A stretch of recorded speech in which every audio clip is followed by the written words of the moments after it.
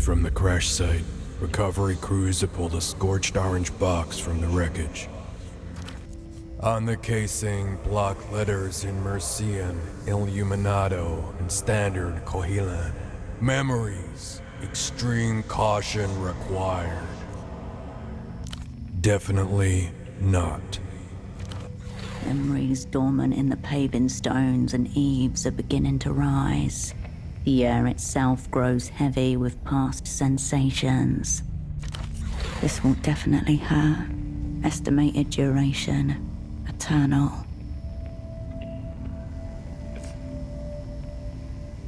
The box isn't designed that way. The past is being kept under high pressure. Pull the release and the hatch blows right off. The metal release handle is cold to touch.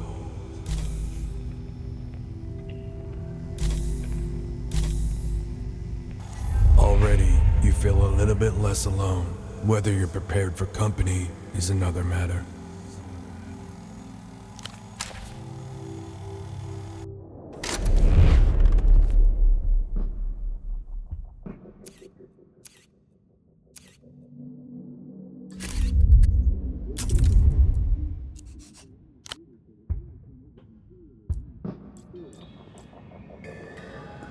Stray spy still wandering around. Look, a spy.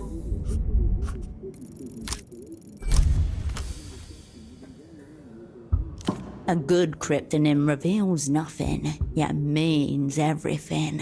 The seeming arbitrariness of the sign only strengthens the bond between operant and asset. Why's that?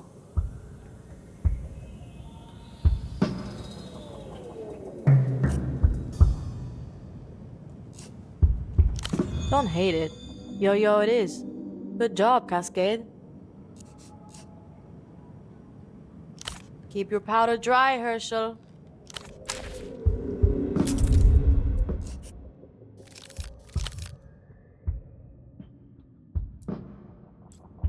Stray spy still. Keep your powder dry.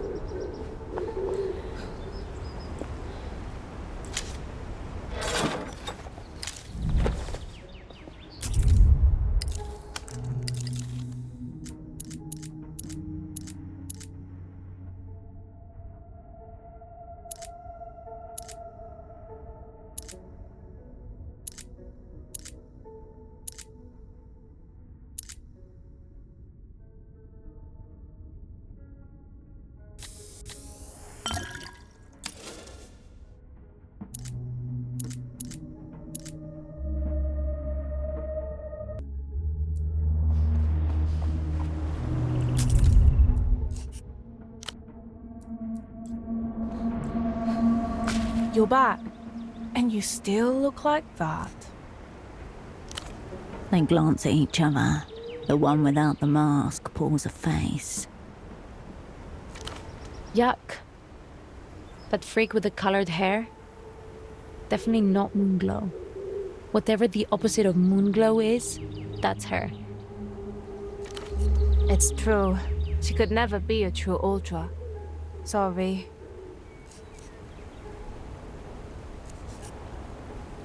She can't sing. She tried at school once, in the talent show. It was like high catastrophe. She died up there. I mean, she should have actually died. If that was me, I would have just died. Why? You're lezzing out together. Nonce.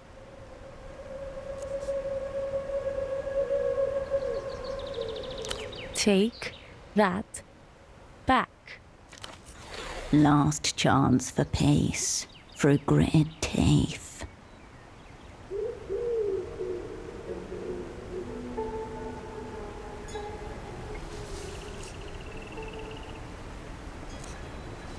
I'll fucking kill you. Stop it! She's just trying to get a rise out of you. Don't listen to the freak. Thank you. Please, don't tell us we should be nicer to her. We've tried. It was too hard. I hate lying. She's just not one of us. Just tell her she's in Moonglow. She knows already, but it's good to remind people like that where they stand. She's like Sun Shadow. That's the opposite, right? Thank you.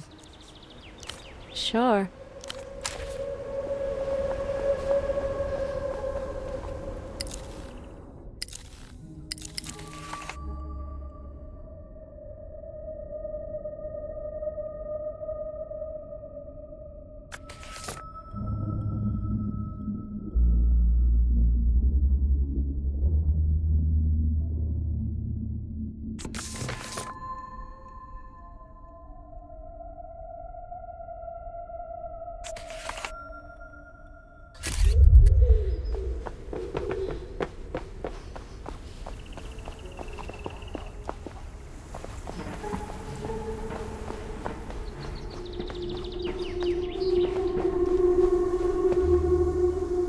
Cobblestones awash in early morning lights. Vespar hovers by the fogged mirror's doors, his cap tilted against the drizzle. Surprise backup. Good. Crime scene's here.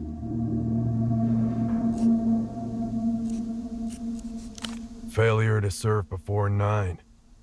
6 more minutes. Then I say we go in and ask questions. Been at it since yesterday. Tying off one last thing. Ugly pelota game last night. Couple stabbings. Work justifies presence. Any liquor is incidental. One of the regulars will talk. Why are you out and about? 6 hours in the back of a tuk-tuk, watching a bordello's comings and goings, cupping smokes to hide the glow. The boy working the door forced smiles through smeared lipstick. 12, you figured? Maybe younger. That seals it. I'm taking you in. For your own good.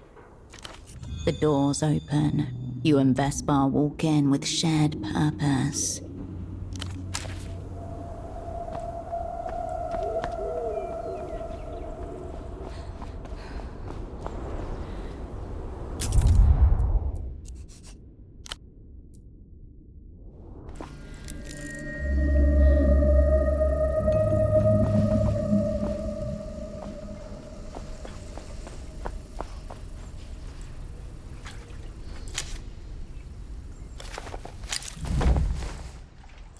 A filthy flyer glued to the wall. A row of bespectacled men stare into the middle distance, while in their midst a lone figure looks towards the viewer. A man with a brown paper bag on his head. Above him in bold letters, the reality situation. The Subcommandante salutes you.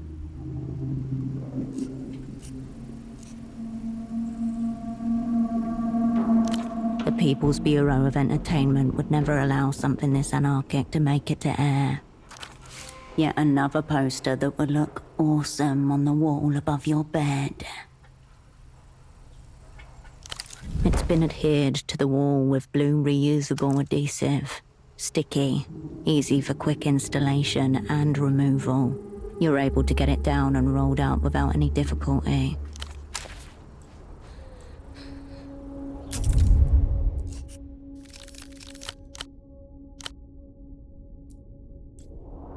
A dusty and disused storefront, closed with a metal shutter. Above, a faded sign names the building, the Animal Zone. Carl was here. M+Y, heart.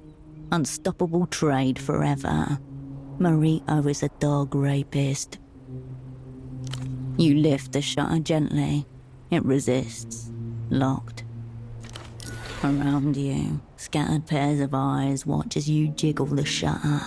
Too many people around for a break-in.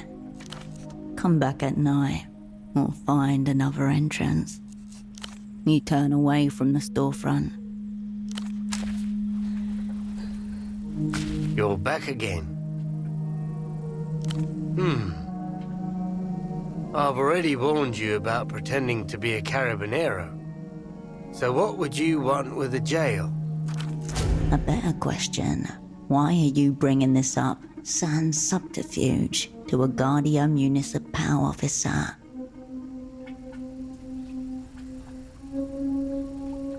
Yeah, we don't have those here. Never understood the concept myself. The GM gives you the most cursory of nods.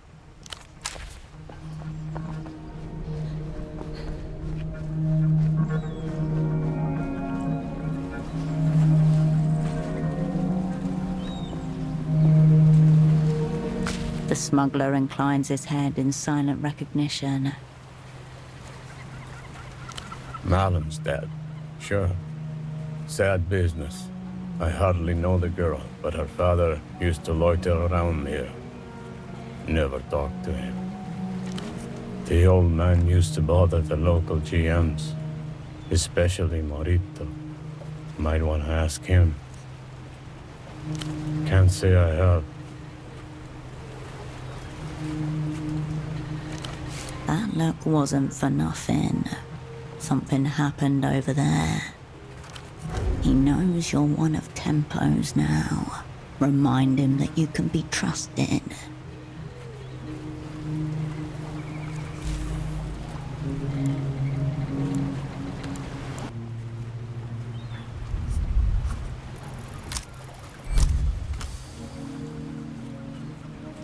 You squint.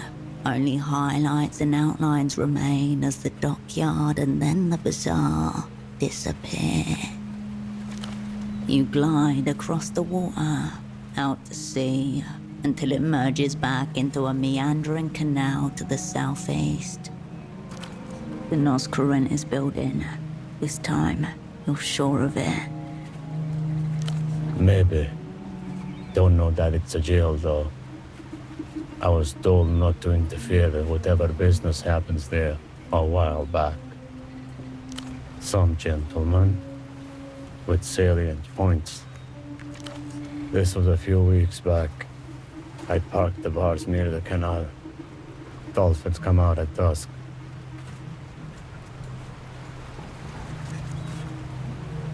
No, not anymore. Couple men came out. Told me the area was off limits due to renovations. They didn't seem the type adverse to islands that I stuck around. Oddly enough, yeah. Not that it justified the attitude. The building in question, a smaller one, off to the side. There's a canal passing under the larger building, where they waterlogged. Fishing spot, I'd heard. I don't know, and I have no desire to find out, but they were territorial enough. It being a jail hadn't crossed my mind until you asked. It felt wrong enough. My advice? Stay away from that side of the coast. He lowers his head in brief salute.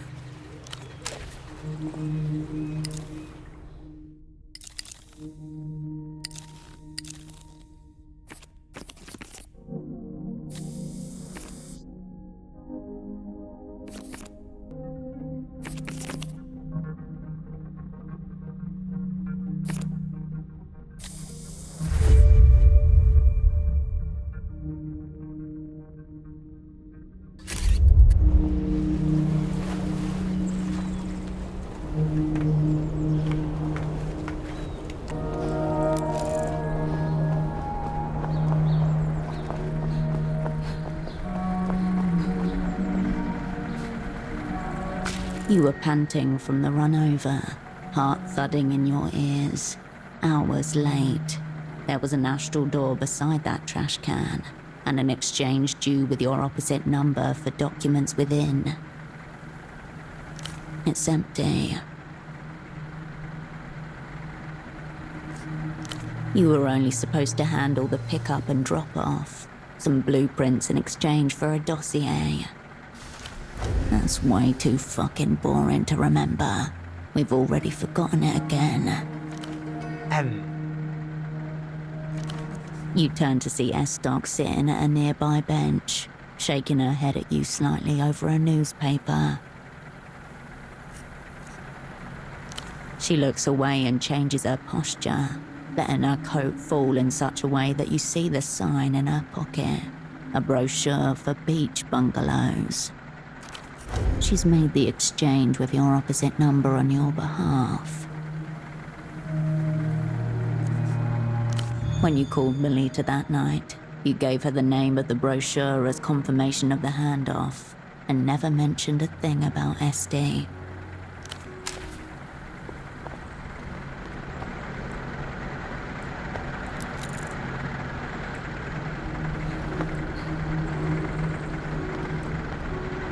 Baby, these I'll be seeing. Baby, with pleasure.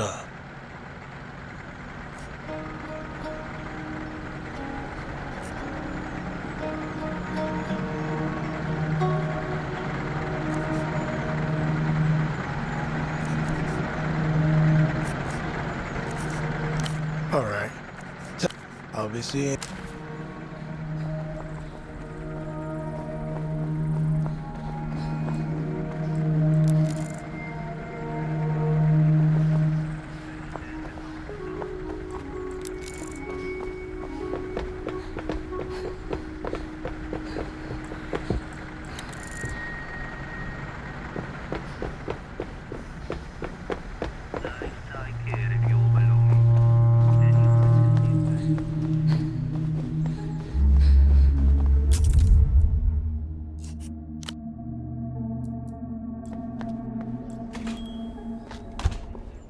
I've moved Pseudopod into the spare room. He'll be safe in there until he recovers. She gestures towards a small room with a small bed inside it. None, sorry to say. He's been like that since I moved him. What about you? Are we any closer to finding out what happened to him? I suppose that's principled of him. Lot of good it does Pseudopod just now. Were you able to piece together what he was investigating before you arrived? Something she should know better than to ask, and you should know better than to tell.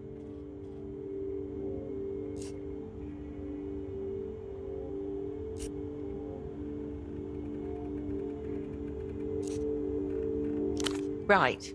Well, you'll just have to come at it fresh tomorrow.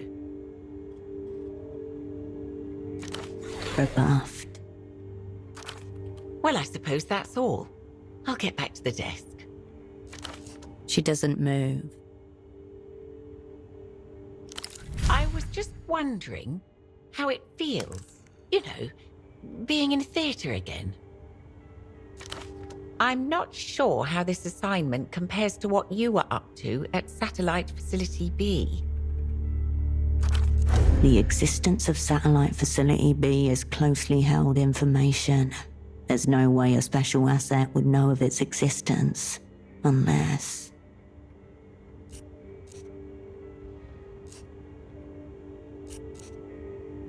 Forgive me, Operant. It was just lying out in the open. I wasn't deliberately snooping. Amateur stagecraft. Somewhere in Novessa, a controller sheds a tear.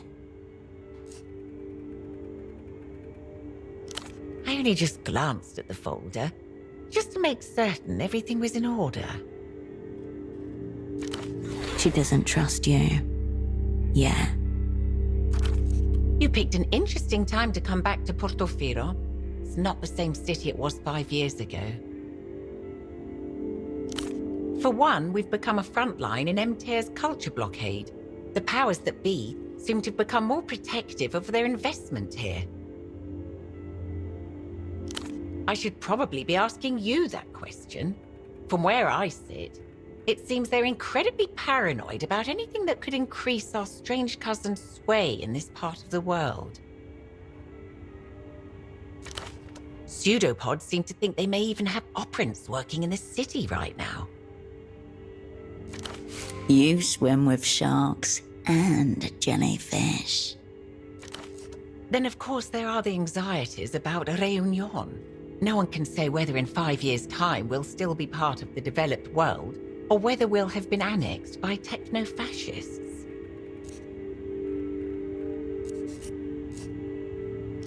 It sounds egotistical, doesn't it? But I suppose I do. Time will tell whether it's the right thing or not. Is this some kind of assessment? Nothing too much to tell. Certainly nothing that would interest an international actor like yourself. I've been running this shop for the last 3 decades. Business isn't exactly good, but it's enough. I just get on with things. No, it's just us. Her, you, and the breathing mannequin. Divorced.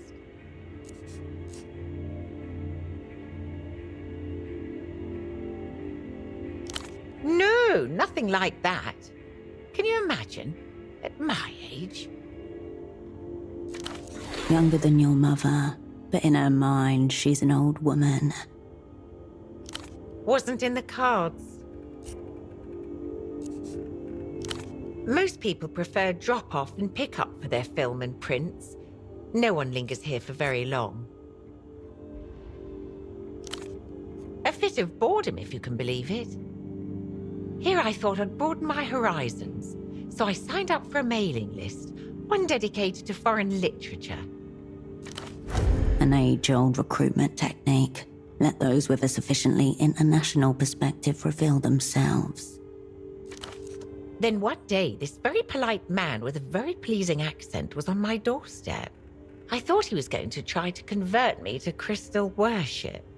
Instead, he asked if I'd be interested in letting my upstairs room. Yes, it was. She likes remembering him this way, in her shop, pretending to discreetly examine her list of services. I don't presume to know the inner workings of the opera, but I have to think I could be better utilized. Of course, I'm happy with the tasks I've been assigned thus far. Keeping a safe house is a major responsibility, but I have other skills, you know. Chemistry, for one. I have an entire photo lab back here with access to all kinds of toxic chemicals and powders. And yet I doubt anyone would suspect a woman like me of, say, poisoning someone. Whatever made this woman a plausible asset, it wasn't her knowledge of chemistry. The disconnected fantasies of someone who only knows how to be alone.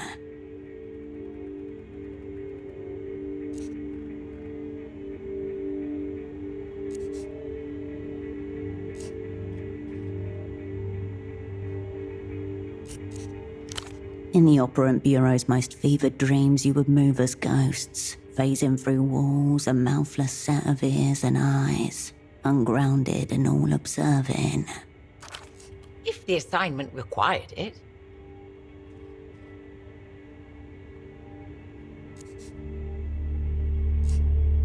I'm not saying I hope it comes to that, just if it does.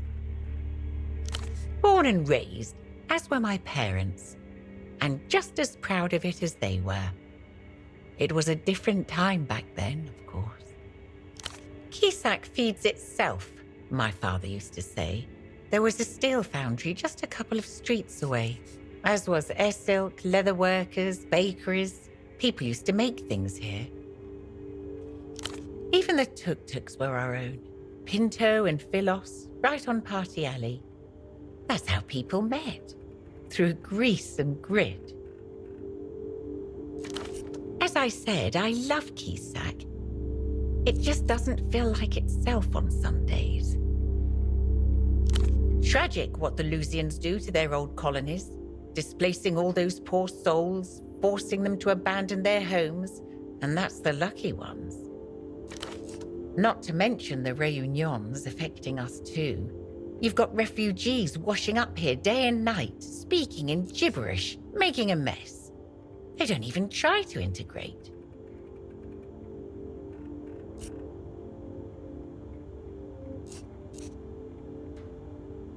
That's not what I had in mind. The Lusians have to be stopped. That's my final word on the matter. No. Actually, to be honest, I find some of the things he says rather upsetting.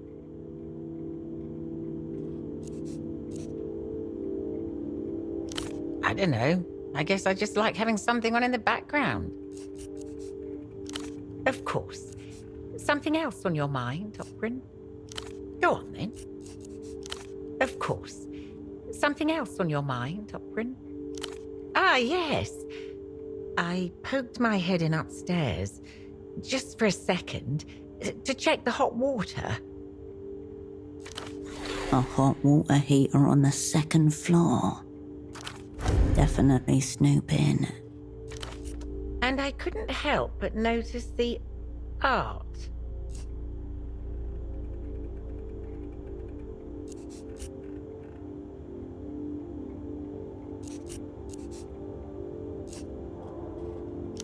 Oh, I see. I'm curious about your choices. You are being challenged to justify yourself.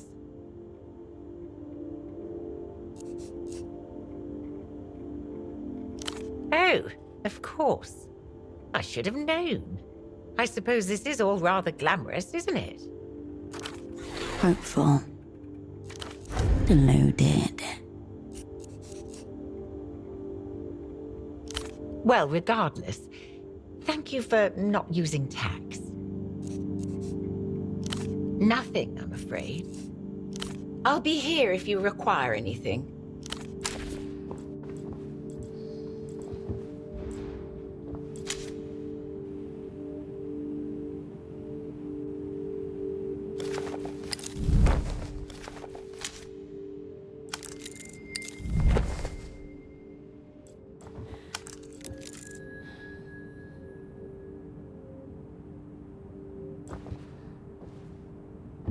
The lenses, camera bodies, flashes, and other indiscernible parts littering the workbench give off an alien and slightly intimidating aura. Nestled among the camera gear, a black cardboard box with a red band immediately catches your eye. Sidewinder, 9mm. Handgun rounds, more likely than not abandoned by a previous tenant in circumstances similar to your own. Useless until you procure the gun. Its future potential noted, you turn away from the workbench. You return to the work. You are not a craftswoman. You have nothing to do here. For now.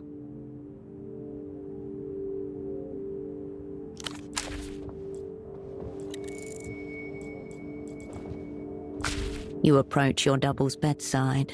His breathing does not change.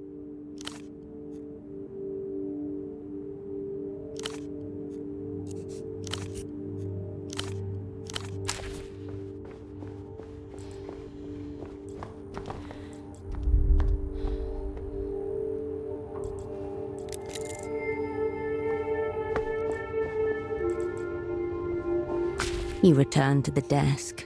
Everything is right where you left it. ZWS. For Cascade. All will be forgiven. You turn away.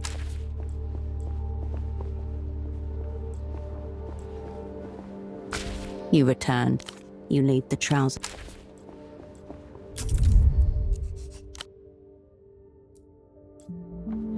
The bed welcomes you for a soft slumber.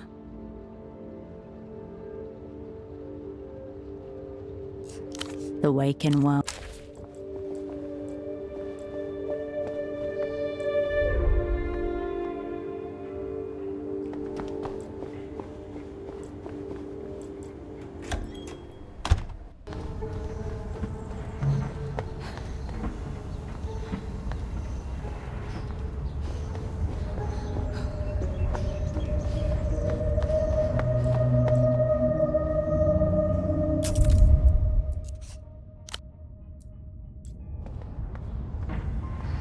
Could I ever see beyond her, only to discover more of her? The middle-aged man stares into the sky, left eye loping slightly. His hair and suit are both in moist disarray. A pink tie hangs open around his neck. A crumpled paper airplane of a man. The smell of alcohol singes the inside of your nose. No. All is lost. Are you looming over me in official capacity? A hedged opening position, exploitable if we found ourselves across the table. But I have abandoned post, delegated all responsibility to my junior. It will hobble him, of course, the fate of our kind. I am Oscar Metamoto, senior negotiator for l'Empire de la Empire Sandu without la EMTERR. I am, or was, and may yet be again. Default to a civilian mask. No need for enhanced theatrics here. Thank you for the offer, but we are far beyond that pale. For immediate release, Oscar Metamoto is hors d'usage until he receives at least 3 apologies. The bank is always open. And always in town. Yet another special condition on the master contract that dismantled history. But I can say no more. I am le négociateur sans corps. EMTERR haunting the city. Could be routine economical gouging. Could be something bigger. I visited an old friend.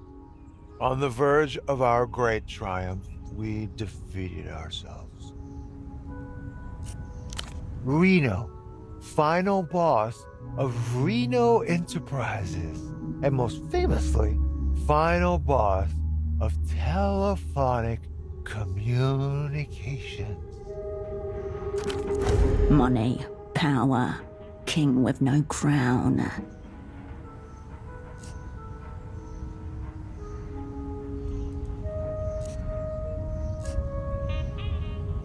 We often do at our rare reunions, but no, some others fought alongside us. Intimate circle. I brought Frederick Lejeune along too, which proved to be an error, but also a lesson well learned. Train incident. Serious. Not the most auspicious start. Fred went weak at the knees because the toy train was Reno's prized child joyous trophy. A terrible fate. You've wandered into some bizarre capitalist shit here.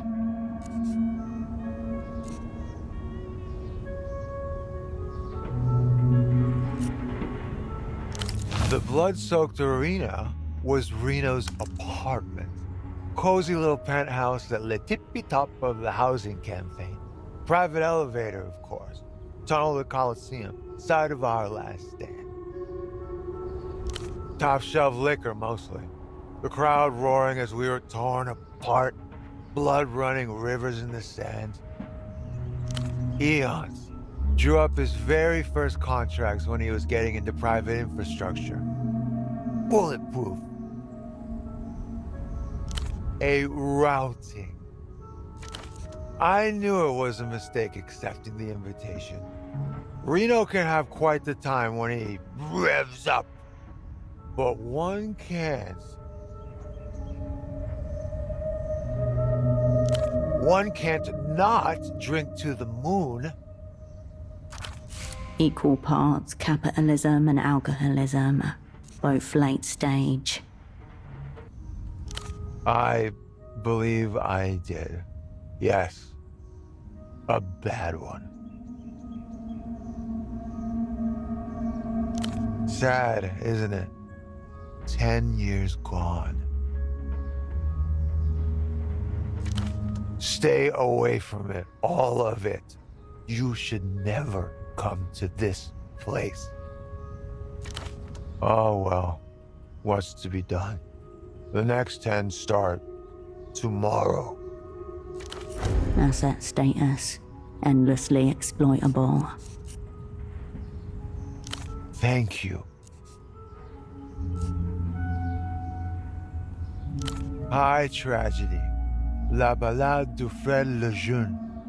I don't care to get into it. The boy's embarrassed himself enough. You could prey on his obvious weakness, alcohol.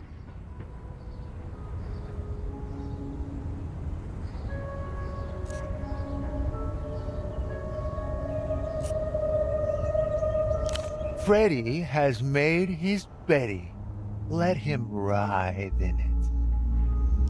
In theory, yes, that's what the manual says. You are correct. This from Herschel Wilk, her of 6 abandoned direct reports. The senior negotiator grows serious and raises a slow finger. There are 3 iron cast rules to economics. A, people respond to incentives. A, incentives alter behavior. B, incentivizing. The deplorable science, terrifying yet always logical. Devious, but not unattractive.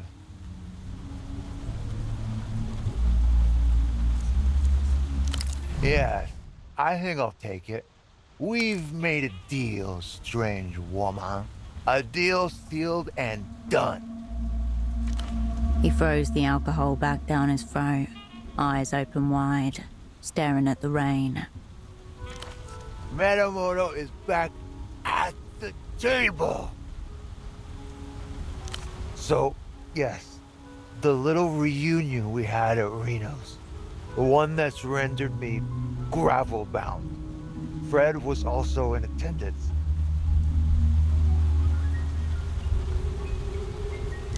There were a handful more high rankers present too.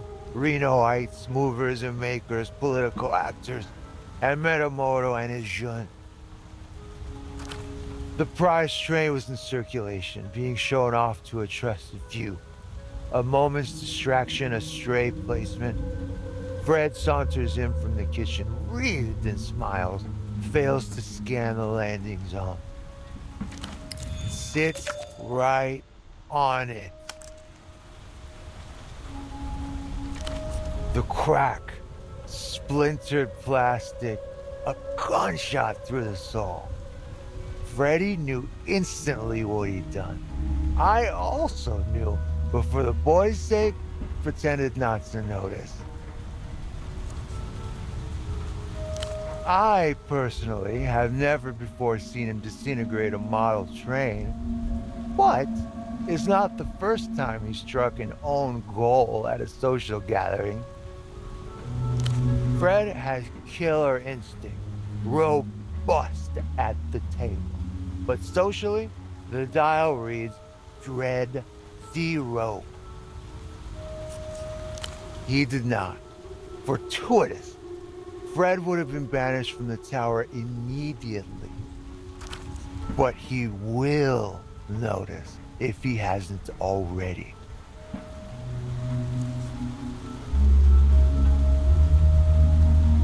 It carries your heart away. The sheer craftsmanship of the model. Exquisite, if mysterious. That will be one of 1,000 pressures assailing the boy, but it will be a significant one. Bigger occasions have fallen through for less.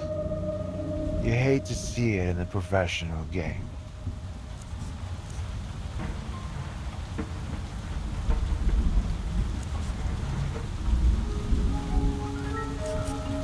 So what? The fascists? The communists? Freddy loves his comfort. He is a creature of them. He bleeds liberalism. No defection there, I guarantee that. The jeune stayed seated on the wreckage for almost 2 hours until things got elucid enough for him to make his play. A tremendous feat of endurance.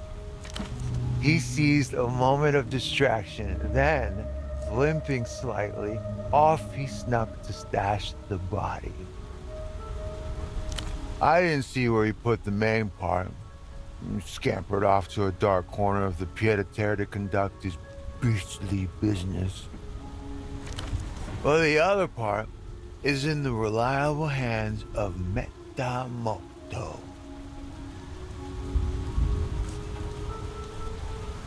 I am, of course, one of his oldest and most financially lucrative double hitter. I took the train for Frederick's sake. Plausible deniability pour le jeune. Major asset at the table. He was holding on to it for leverage.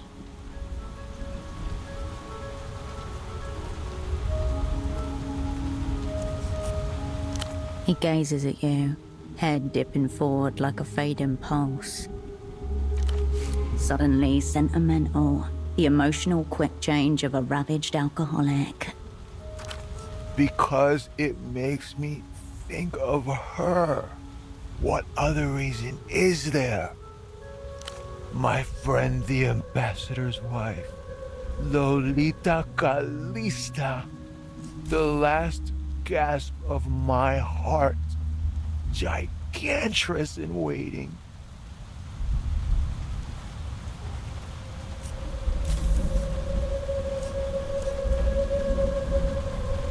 My friend, the ambassador's wife, Lolita Calista.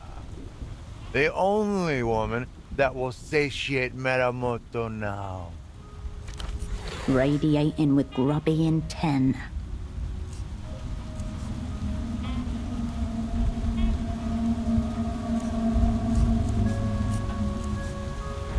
Come closer, then. She is a masterpiece.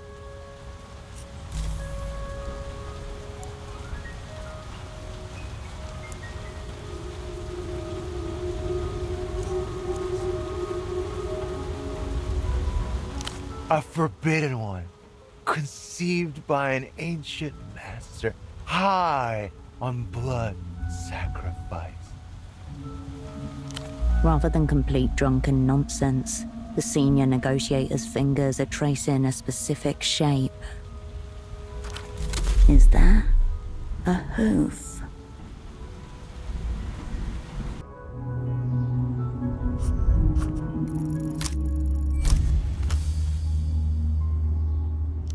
Her full figure comes into view. Lolita is 2 meters tall and almost as wide. An ancient goddess whose frame stirs nothing less than the primal compulsion to drop to your knees in worship. The barriers between your mind, body, and soul crumble as your entire being transforms into a total expression of worship. You take her in, your eyes helpless as each curve and fold leads to another, an infinite loop, a flesh fractal. The giantess sees you, peering up over her acres. She knows you are there.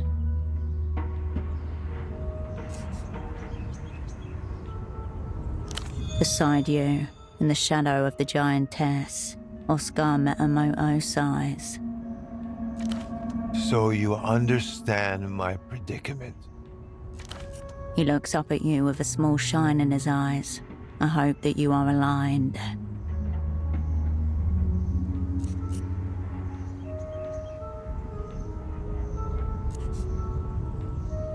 Thank you for the encouragement. Sticky. He rubs the invisible slate clean of his Lolita tracing and softly blows the air. I cannot concur.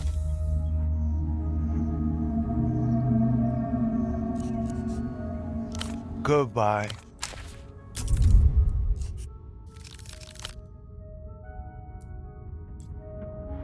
Lonely. His half-hooded eyes struggle to locate yours.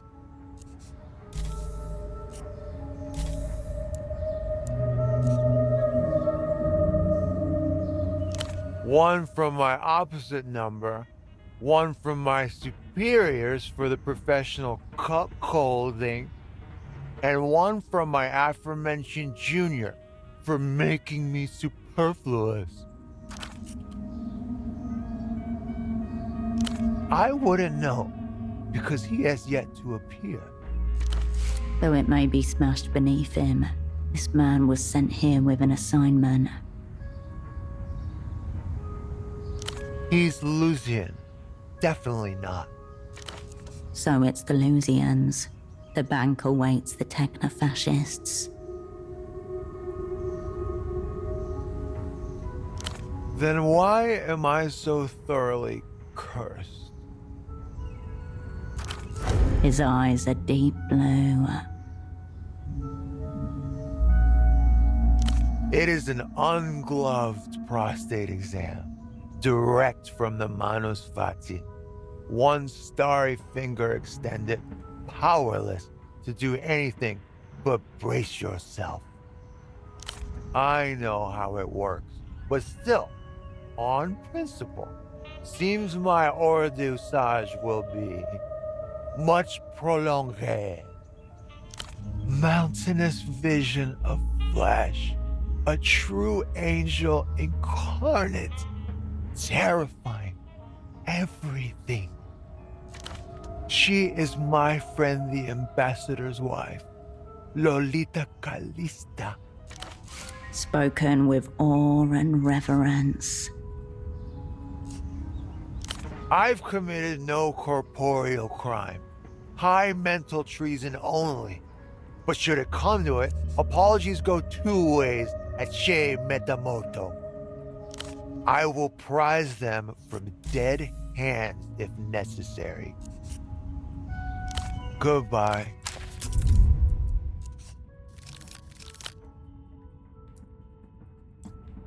Lonely. His half-hooded eyes struggle to locate yours.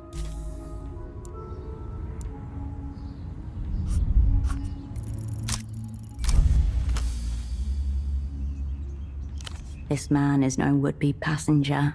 He craves to be the track, to be wheeled and choo-chooed upon without remorse. Am I?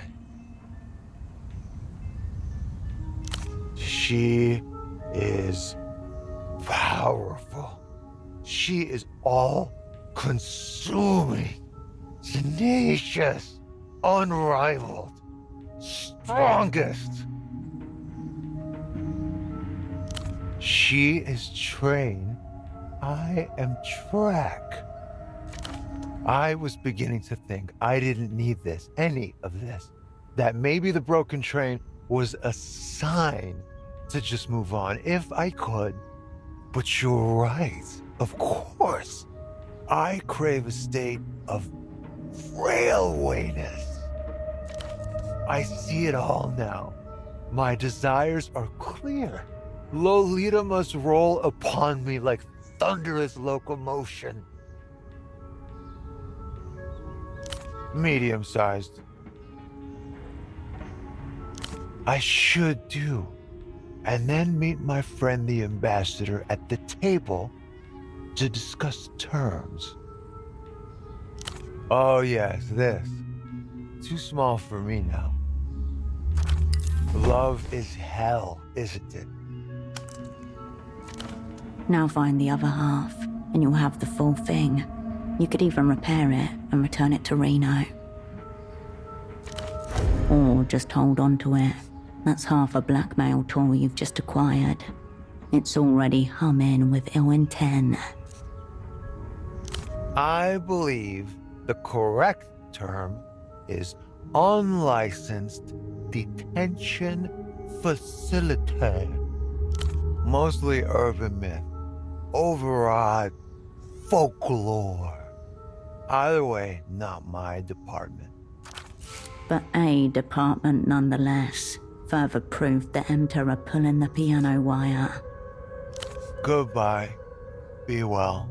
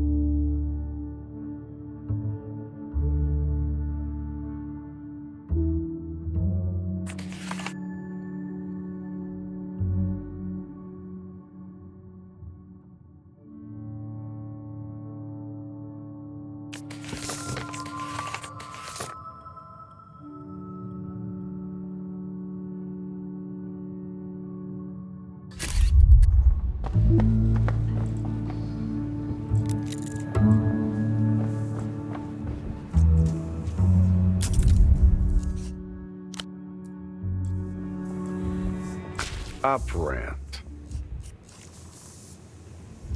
Come around, have you? Bon, let's talk. My offer is this. I share with you a little from my well of shadows. You help me with some personal research.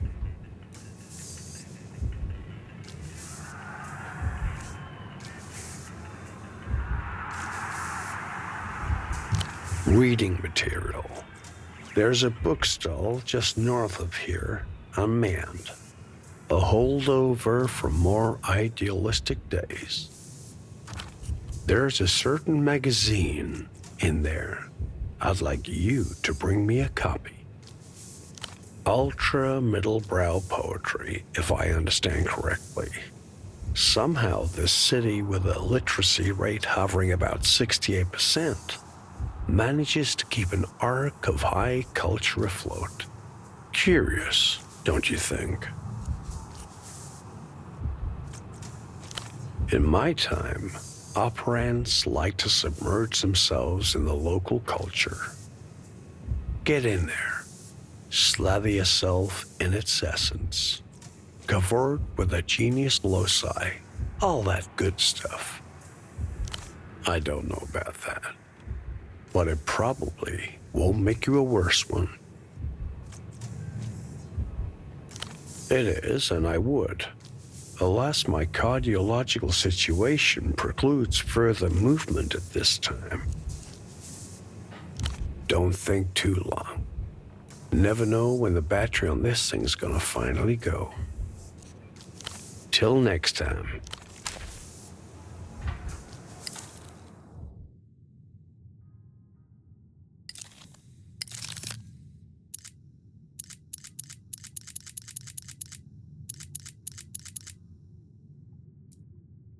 A shade in a leather jacket thrusts a decapitated head towards the reader, its lolling tongue and dripping viscera a promise of what's inside.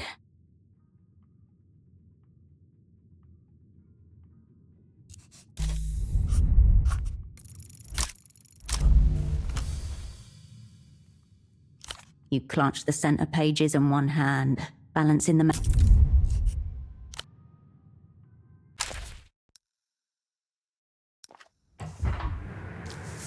Operant. Till next.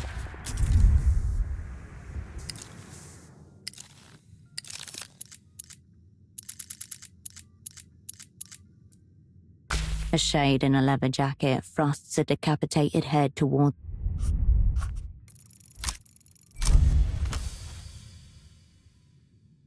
You press the palm of one hand gently but firmly against the magazine's almost non-existent spine. Careful. Slower. The pressure is just right. Instead of the paper tearing around its bindings, the staples themselves bend, open for you, and give way. Pop, pop, pop. Your hand is steady, but the staple's resistance is absolute. You can see the paper fibers gradually surrendering to your onslaught. Your concentration sharpens to a laser point. The staples begin to buckle. With the final staple freed, zinc-plated steel wire surrendered at your hands. The book's spine finally collapses. The pages, loose, unbound, come apart in your hands, the pristine centerfold clutched between thumb and forefinger.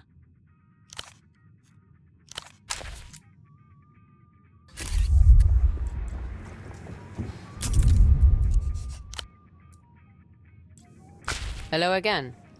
What'll it be?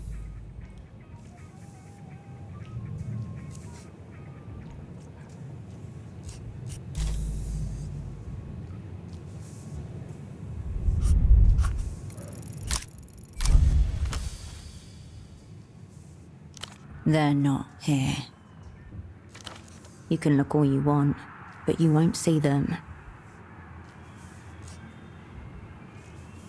He always appeared to be holding court, prepared to do business to his left and his right. He said a lot of funny things. Always waiting when you arrived, always 2 schnaps ahead of you.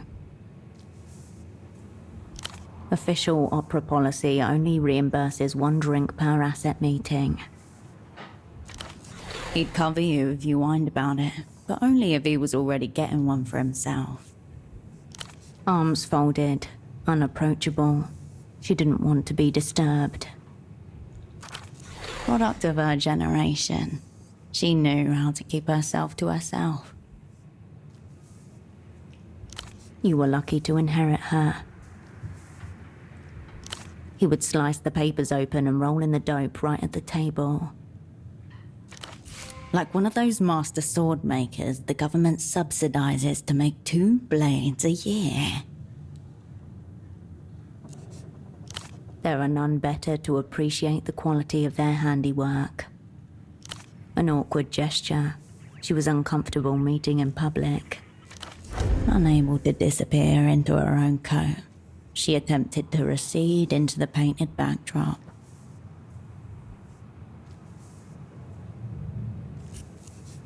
It even caught you off guard. Late every time, he came straight up to you wherever you were, stayed the absolute minimum, and then left without ordering anything. You made an effective pair, Even the opera, with its proliferation of assessment reports, couldn't deny that. The memory of the endless ring when you called to tell him the boat was going to leave without him still itches at you. Despite their absence, the bar seems a little less empty all of a sudden. Let me know if you need something else. She gives the photograph a brief, considered glance. No.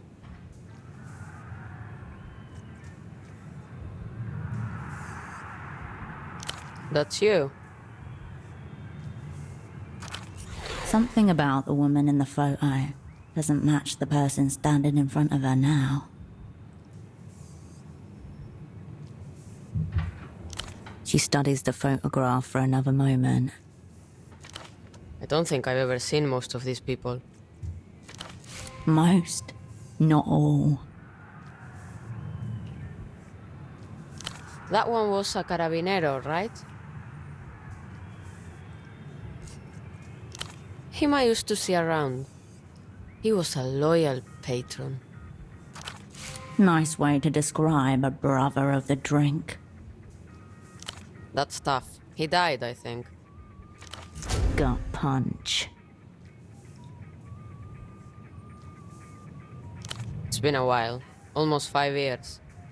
He was nice. He was a drunk, a cheerful one. Probably how he got himself killed. Couldn't have had nothing to do with you. I can see that. How'd you say you knew him again?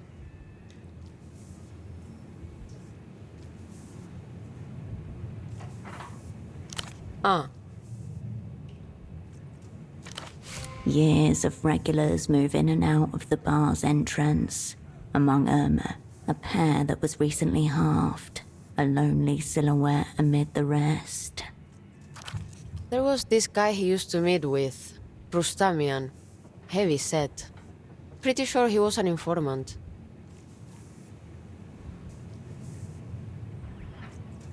I'm saying he might know more, if that's what you want. Yeah, goat eyes. That's him. Happy-go-lucky drug peddler. Among the first steps on the ladder of serious crimes. Beneath all the charm could lurk a stone-cold killer. Approach with caution. Don't forget your photo. See you.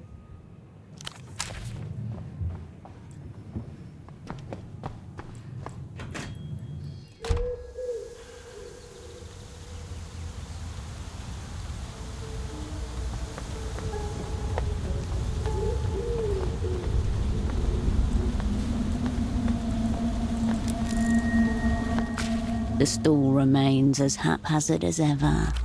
Houseman wanted a poetry magazine from this place, didn't he? You flip through the stack of slim, staple-bound periodicals.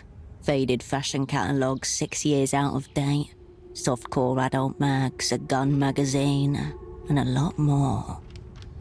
You scan the stall, but find no poetry section.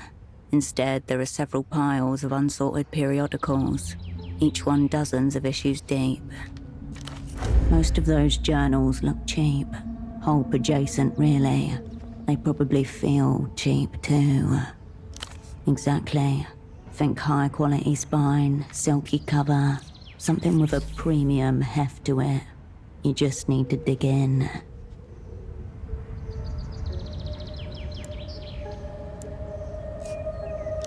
You turn away from the stall remains as you turn away from...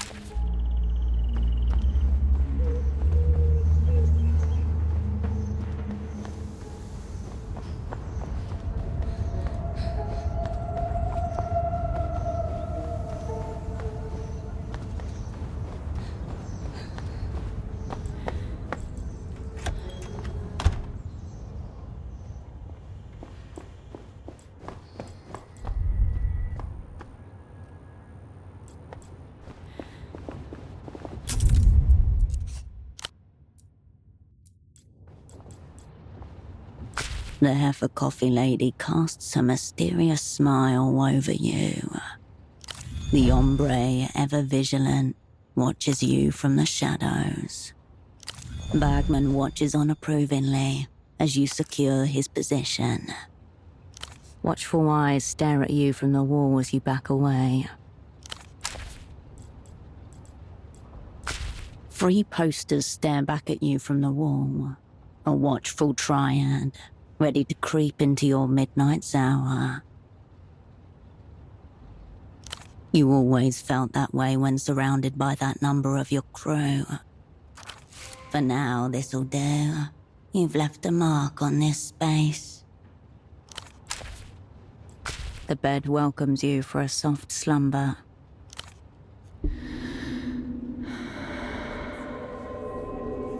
The stillness of the room quietens your mind as you settle down.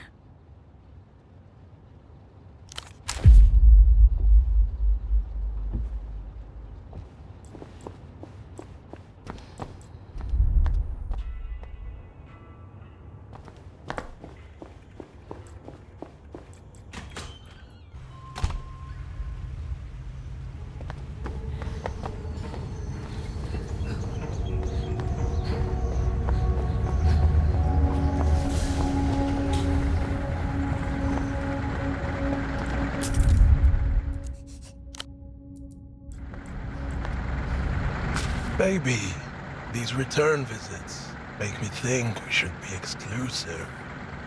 Vespa, friend of yours.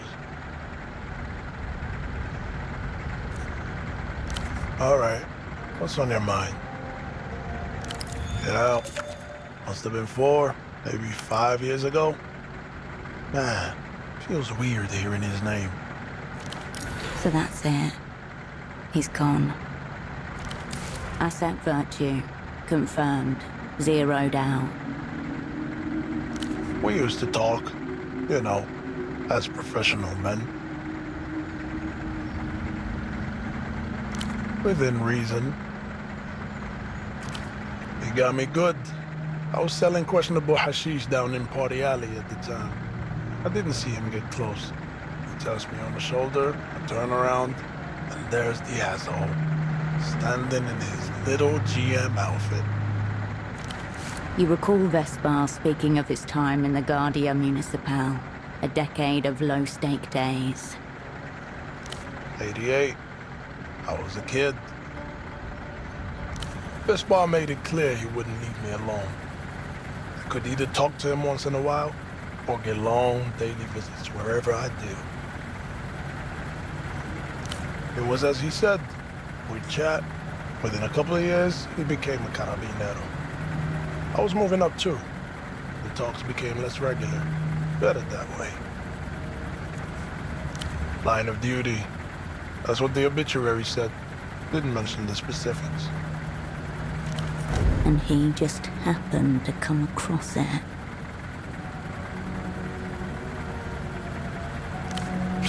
It's been years. But I'm sure it was the usual shit. Mourned by his brothers, fell in steadfast service to Portofino. You know, all that honor talk. It was on all the front pages. Carabineros don't die every day. When they do, they get these fancy pieces published. Only 2 possibilities. His own brothers failing the Brotherhood, or the Azuris. Figure it was the Azuris. His employer. What's he heard? News of a dead carabinero usually comes with jokes and shit talk. Maybe drinks. But sure as the Cape boys were quiet, so were the Azuris. He'd been on the shit list for a while, I'm sure. Maybe he pissed off one of the pecans. Doesn't matter. The uniform's reason enough. And Vespar didn't look too good the last time we met. Like he knew something ugly was coming. The young man stares at you for a long time. As much as Vespar's outfit bothered me, you stand by everything your employer does, Habibti?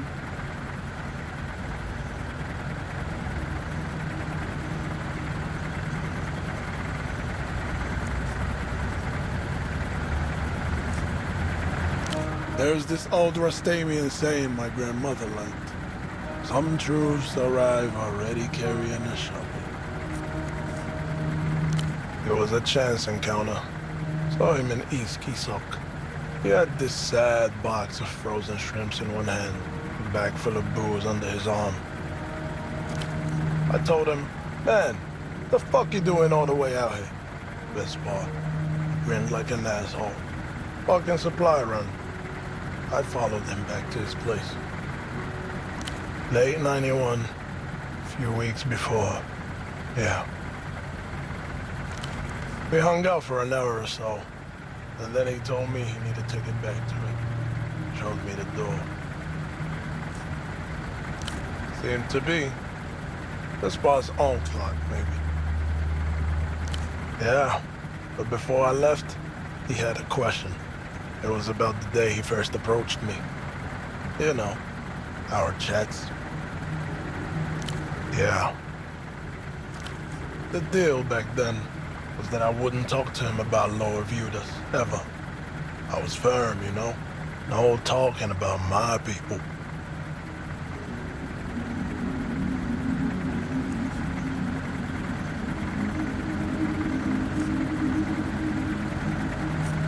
What I would have done if I'd only had two choices that day. Turning on my people, or a gun in my mouth.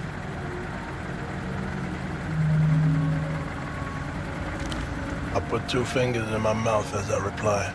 The Spark gave me a hug and just said, my man. And then he pushed me out the door. That was that. We still fuck carabineros every day, as far as I'm concerned. But I'm willing to give him a pass. Yeah. Something more cheerful, huh? Yeah. Yeah. Something more cheerful, huh?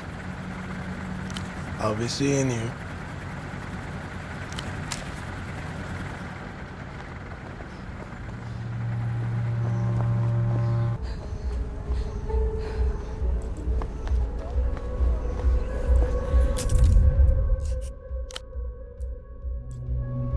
The teenage boy nods hesitantly as you approach.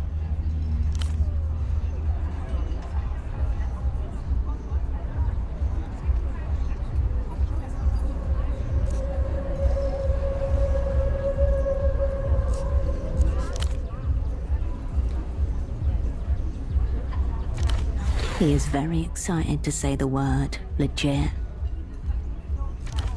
And what do they call you?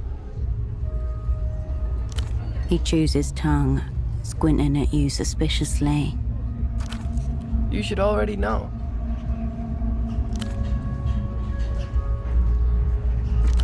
Cool.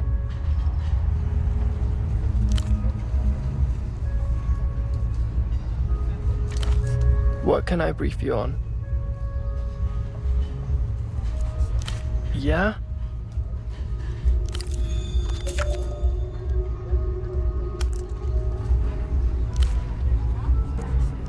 Sweet. What about her? Fine, I guess.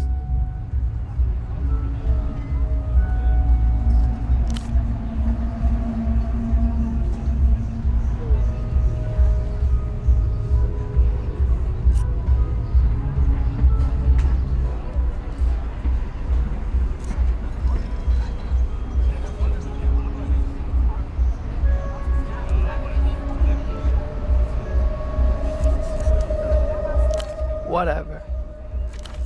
He doesn't know what apathy means. Meet her? Well, we've been in the same school since we were small, but I didn't meet her until last year. I used to sit behind her in history before she dropped out to run the bazaar and all this happened. She was really sweet, shy.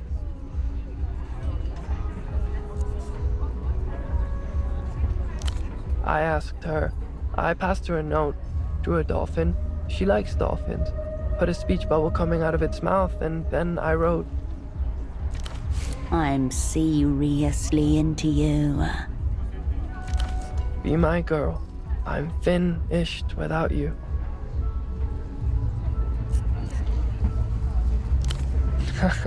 Yeah, you got it. It was nice. You drew me one back that said, I accept your proposal. She's too important for stuff like that now, with the bazaar and everything. But I get cooler presents, genuine name brand shit from Louvre. Cool.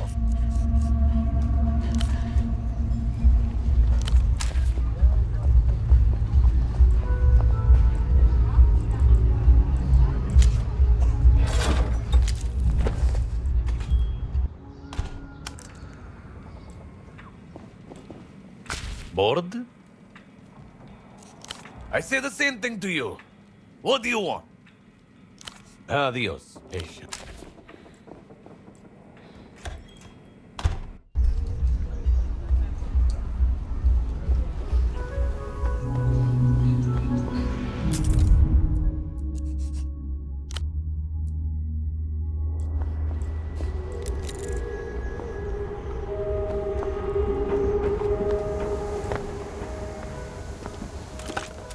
You pick up the payphone's handset. A dolphin emblem smiles at you, its eyes wide. Your finger depresses the squishy shape. Something tense inside you relaxes and unwinds. You step away from the payphone.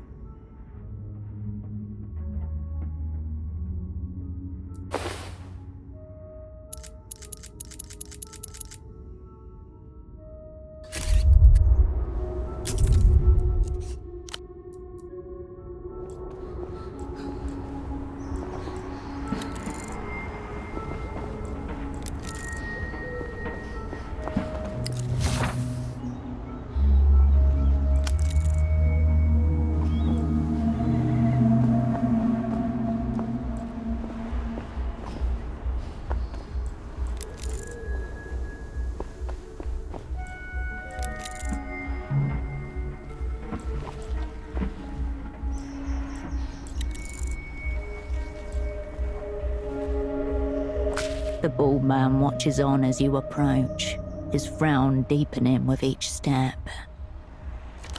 Dressed up like a compromise.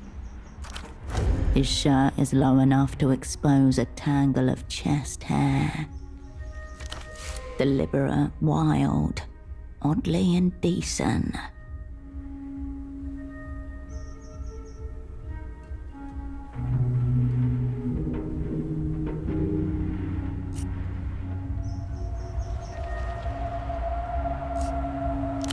Functionalism rarely finds justice in the arts. A wasted figure is a despicable figure. You're from Murcia, yes?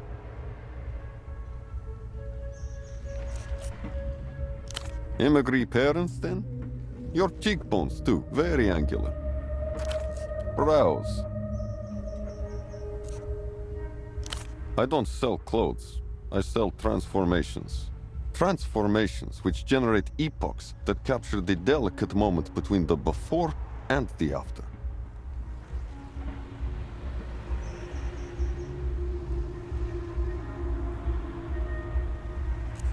You've fallen prey to dissociation. What you need is to reunify your inner and outer self. This is a common mistake, and it must be rectified before any proper tailoring can begin.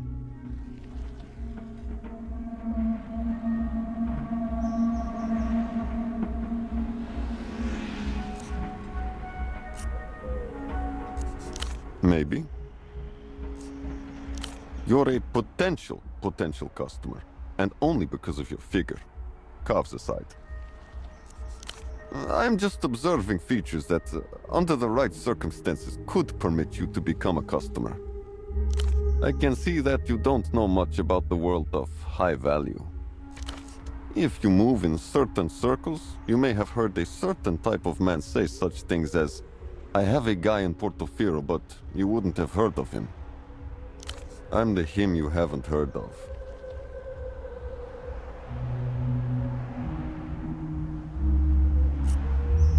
When I say your selection would be an insult, it's your taste I'm criticizing. Allow yourself to ask for help. Bruce, dress me, please. Perhaps once more, with feeling. The tailor swishes his hand through shoulder-length hair that hasn't been there for a long, long time. Normally, I would point you towards one of my regular clients who happens to be in town. A Monsieur Frederick of l'Empire Sans Territoire. Unfortunately, he seems determined to debase both himself and my fine work by standing absolutely still. Moreover, at a phone box devoid of joy. A good number of my clients don't live in Portofino. Some pass through for work, others make an appointment with me, the sole reason for their visit. There's also a Monsieur Oscar of l'Empire Sans Territoire, but he has managed to violate my work to an even higher degree than Frederick. Let us not irritate me any further. Say no more. His epoch is sadly one of mourning and of low self-esteem. He wears my work, innocent and pure, in the gutter. The tailor nods. I'm creating Portofino fashion in the old way, but brought into the modern age. Hand-stitching, salvaged local silks, skirts for men. Tradition with a twist. No. Nestor was a nationalist. I just cater to people who are tired of a world that insists on shoving garbage down their gullets. The main source of the garbage just happens to be invading Portofino from beyond its borders. Set foot in the bazaar and you'll see what I mean. Everything you buy there is designed to disintegrate within a couple of years, at most. Any flaw a man creates in the pursuit of his craft becomes a part of the craft.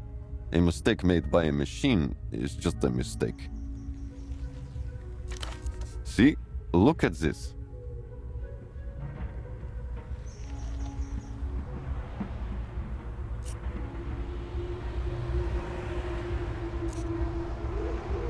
I have a matching skirt for it. I dropped 2 stitches on that one. A silk torched their last sweatshop for the insurance. Most silk you find now is repurposed from old garments. The commercial silk farms in Piaboreto produce cheap garbage. They starve the worms as much as the workers. It can't compare to the remnants of the Portofino method. Nestorismo brought pants, and with them, the mediocratization of men's fashion. The skirt is the perfect utility garment and my inspiration for this evocation of Portofino's past. An ensemble for a star-worshipping priest. He gestures to a loose kimono in swirls of green and cream, and a boxy skirt made from the same material. One of my more daring recent efforts. Not entirely successful. In light of my failures, 15% off. You have some semblance of an introduction to understanding. Of course. You have some semblance of a... Is that really the criterion by which you want to dress? Its value?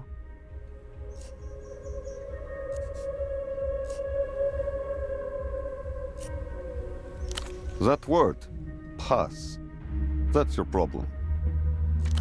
Most people who come to me, they say they want an expensive suit. I tell them, the price of the suit doesn't matter, so long as the person wearing it is high value. So, why do you want the suit?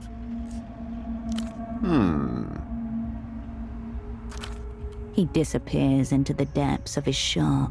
Upon return, in his arms a bundle of fabrics. A pair of checkered shoes dangle from one finger. All right, I've compiled some pieces that might give us a place to start. The trousers are tailored in a loose fit style. The slick, soft black silk slips through your fingers. Blocks of earth-toned silk have been neatly and nearly invisibly stitched together. It's subtle, but you can see the telltale bulge of shoulder pads. Sweat and much strength hide themselves here. The shoes are the most striking element of the outfit. A pop of eccentricity. Diamond-shaped leather cutouts in black and white, with a subtly pointed toe. They say, I'm corporate, but still hip. There's no doubt about it. This is a power suit. You can't picture yourself wearing this. You're not even sure an imaginary woman could pull this look off. The sub-editor of the Nos Correntes review could work it, potentially. An improvement on the cardigan at least. If this style is EMTERR, you'll just have to make the best of it. Inside, a small cathedral of pristine jackets, dresses and suits, impeccably arranged. Your vision darkens at its periphery. Unpadded jackets with their sleeves rolled up, just a bit. These are high-end power suits for business or formal soirees, thinner than what you find in Novessa. None. It's as if the space was arranged to reject sharp cuts and high-contrast neon. There are no price tags. That's the polite way of saying astronomically. He offers a brief smile. I see it as essential to safeguarding Portofino culture. Nothing less. You've seen what it's like out there, I'm sure. Cheap polyester and gaudy neon colors, mostly. These Lucian imports, they're not even culture. Culture has never been, and cannot be, state-directed. It has to come from inside. It's personal first.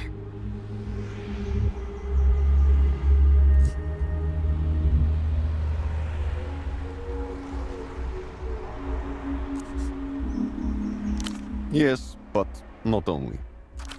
Culture, authentic culture, emerges from the friction between the artist's hand and their chosen medium. And you too, why not? And them, and them, and them. Anything else is just logistics. I could offer some critique, yes. You may not like it. He circles you with his gaze alone. His brow furrows. An attempt at whimsy. Or is it gender subversion? Enigmas never age, have you noticed that? Turn your head to the left? Perhaps you really could fit in with the high-value class. You have the structure for it. Inherited from your mother. The only decent thing she ever actually gave you.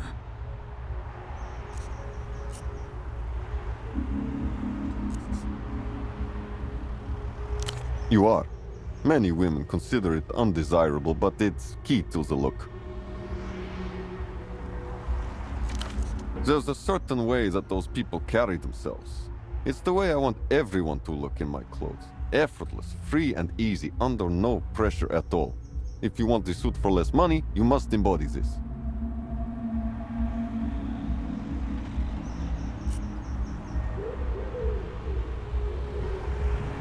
It's beyond relaxation. It's tranquility, serenity. The ultimate representation of a consummate professional on the go. It's cool.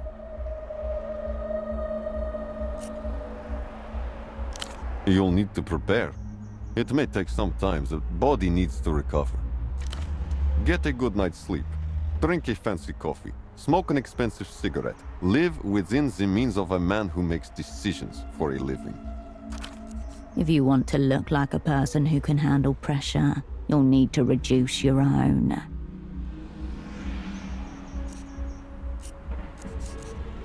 This is what's there for you.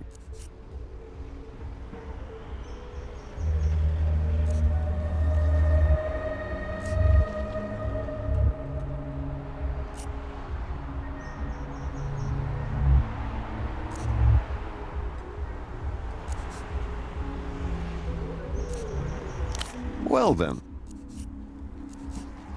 Of course you will.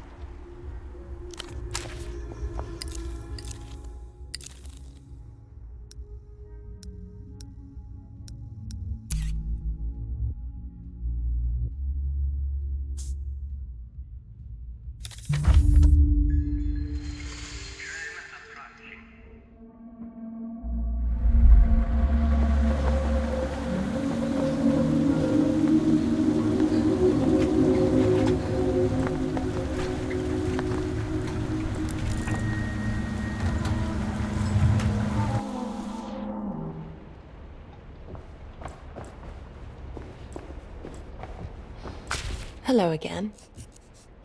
I will. Ah, hello again.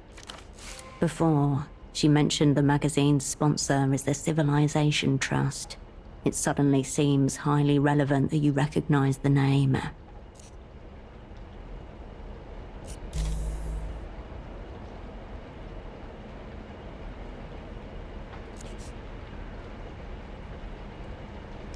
To our private office. Oh, and the basement, I suppose.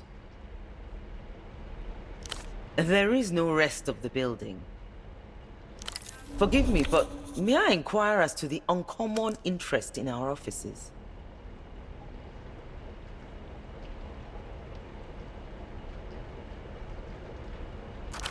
This direct line of questioning is drawing far too much attention to you.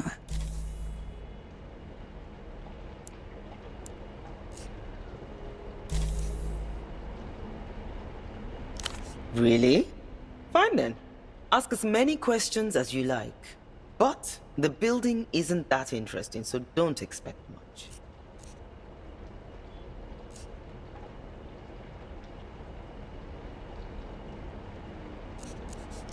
Not really. Unless you're interested in reading through hundreds of rejected poetry submissions. Forever consigned to the back room. The worst fate for any labored words. Nothing. I'm afraid the lower level is entirely out of use at the moment. Even I haven't been down there. The lower level was the jail, in other words.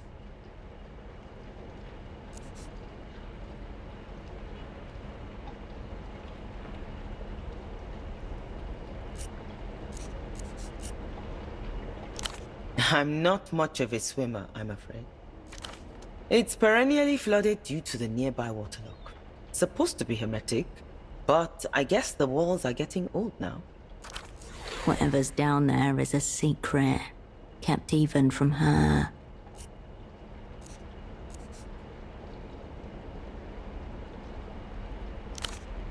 This space had been abandoned for several years before we moved in. As I recall, it was once a sewage treatment plant. Institutional requirement. One of the few conditions of our generous sponsor is that we abide by certain security guidelines. Naturally. As I already said, only staff and contributors are granted that privilege, as it's our collaboration space. In your case, all you need to do is submit a poem for the next issue. If we accept it, you will become an official contributor and be invited in as part of the editing process. If you say so.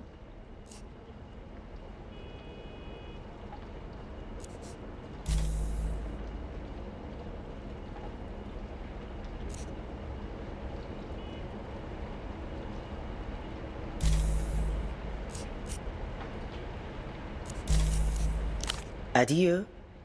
May you be there.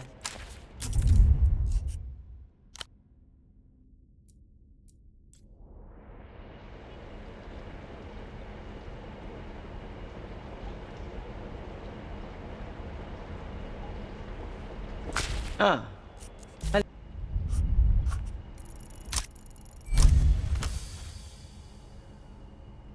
The Trust is a well-known front organization founded and financed by it. Ding, ding, ding. Correct. The Trust is nothing more than one of the many fronts for l'Empire sans territoire. Patrons of art, for any other sake but the art. Yes, the EMTERR people. You can't move in the art world without brushing against it. The patronage of the Trust is the sole reason for the existence of dozens of magazines, theaters, and newspapers.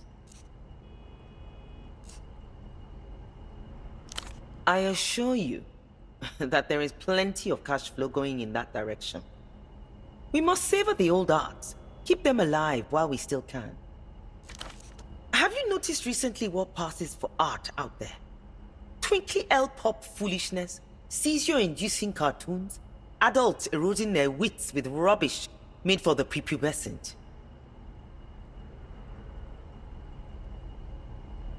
Let's just say that it allows for the existence of art that doesn't have to impress a teenager.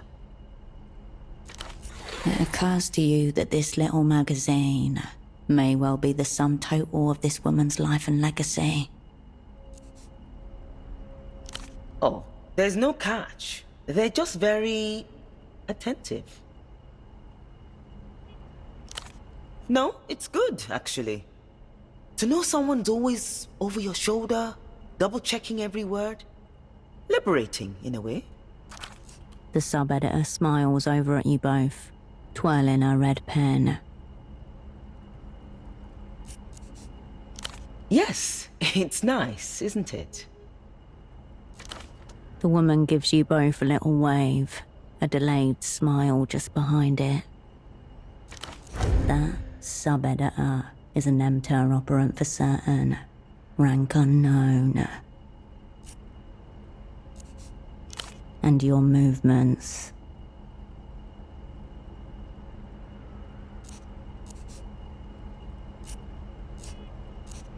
Ah, well, naturally.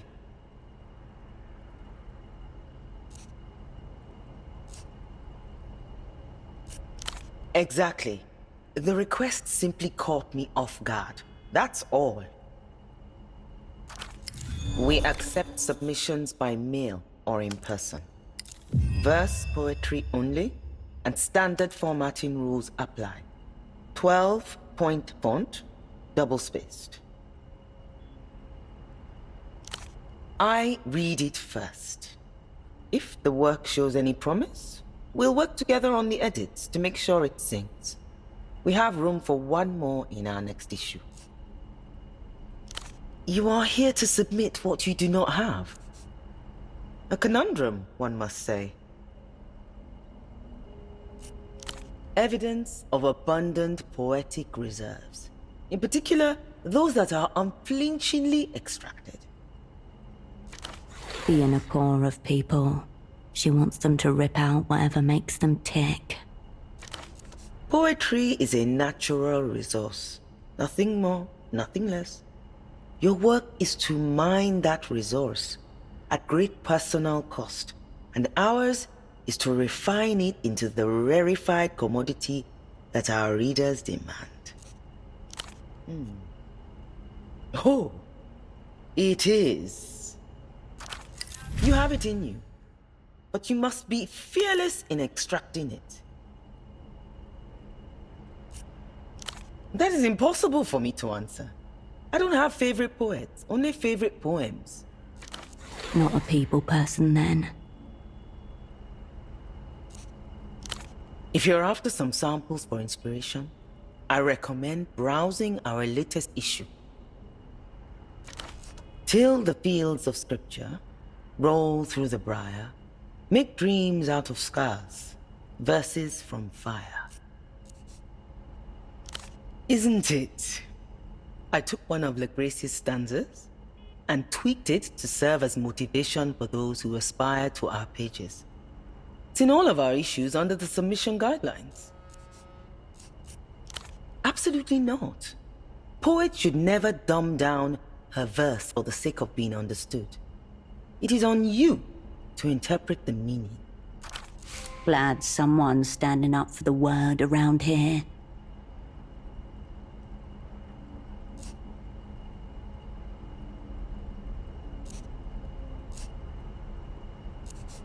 Ah, the usual argument. No. The poets should prioritize expressing themselves on the page. Trying to do anything else only blunts the art.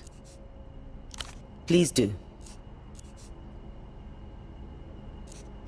This is a publishing house, not a writing room. Besides, this kind of environment is not conducive to the kinds of inspired verses for which we hunger. I would suggest you find your own desk to write at. You must have one at home. There was a desk back at Photo 24, the one with the red folder on it. That would work. My advice would be to make sure it's quiet and allow yourself time to contemplate before you commit to paper. Adieu. May...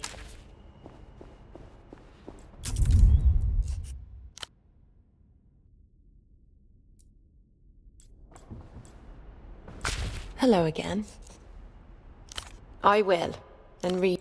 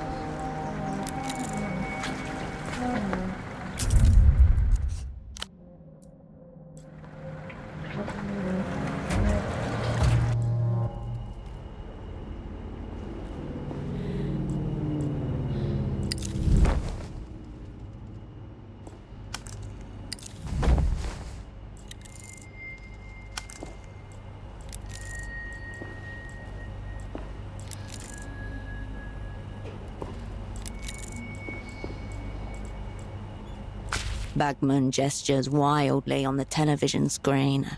This is the ad for the realities, the sound.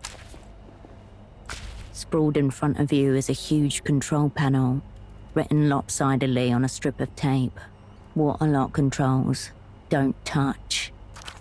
It looks exactly how you imagine the cockpit of a flying machine would. Work this out, and you should be able to drain the water outside. The controls before you are unlabeled. There are 2 glowing buttons, a switch, and a single large lever. Push the buttons. No, wait, the lever. Whichever goes click-clack the loudest. The sound of water outside. Use it as your guide.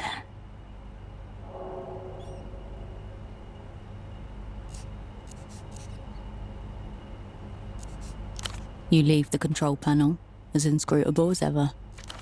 The large pipe outside the window catches your eye again as you turn away from the console.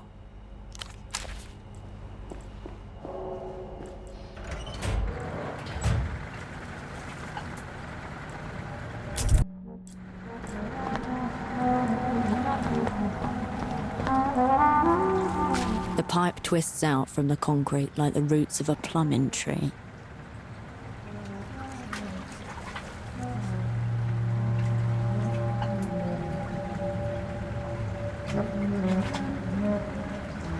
It's a central part of the waterlock mechanism.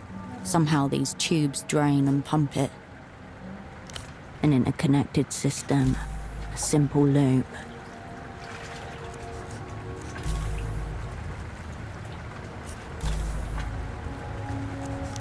They are just... The pipe twists out from the They are just... The pipe twists out from the concrete like the roots of a plumbing tree.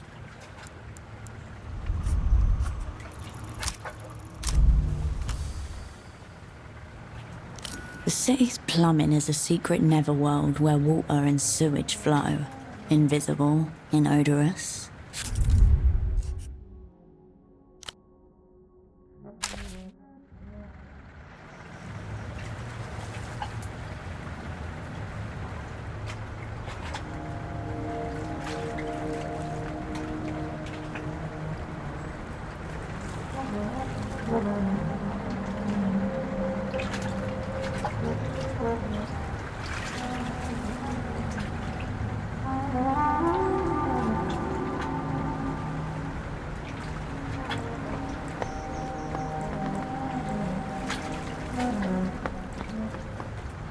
The pipe twists out from the concrete like the roots of a plumbing tree.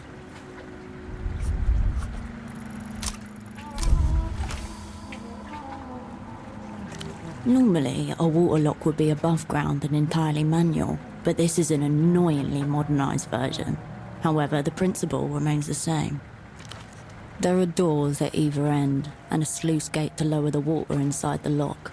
The latter is probably located inside the largest pipe, the one you're staring at right now. Correct. The water level is up right now. If you can close the gates, it's a simple matter of figuring out which control releases the water through the sluice pipe. Indeed. And an operant should always be thorough when searching for clandestine spaces.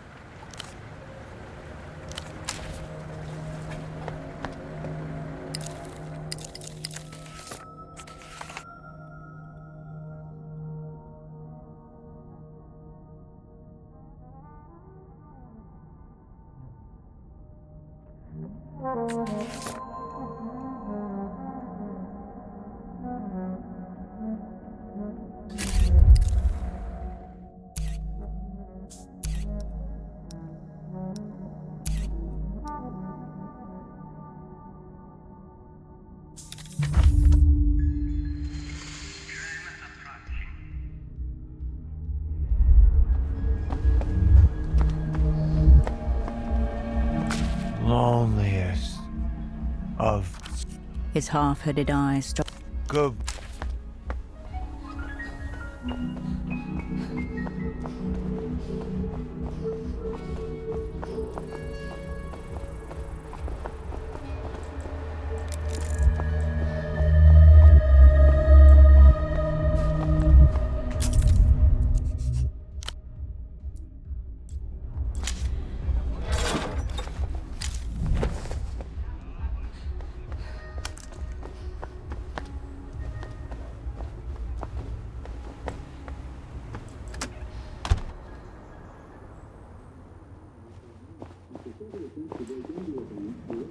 Stray spies still wandering around, looking for their forever home. The girl takes a long drag and raises a slow middle finger at you. Keep your powder dry, Herschel.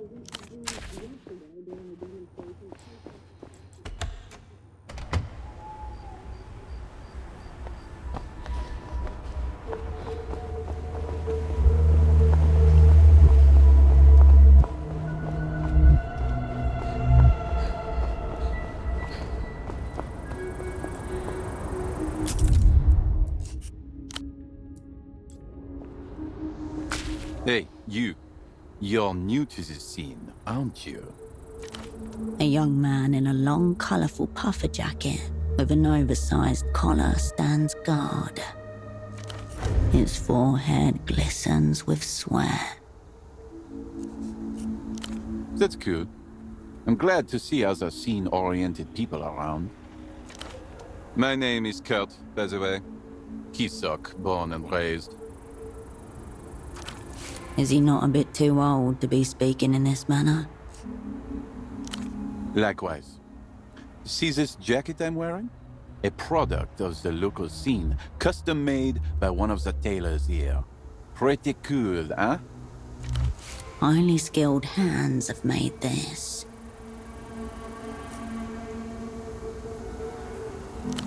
That's the point.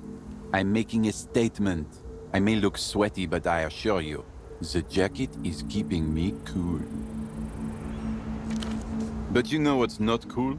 Some of the official heat I've been feeling as of late. The man stares at you with a long, stern look of hesitation. I've bowled too hard. The streets of Portofino have not been ready for such a display of style. And to be honest, I haven't been ready either. This cool jacket? The party alley tailor made it for me, but I never paid for it. I owe him money, I have no money, and I cannot show my face around the art of the scene. Exiled.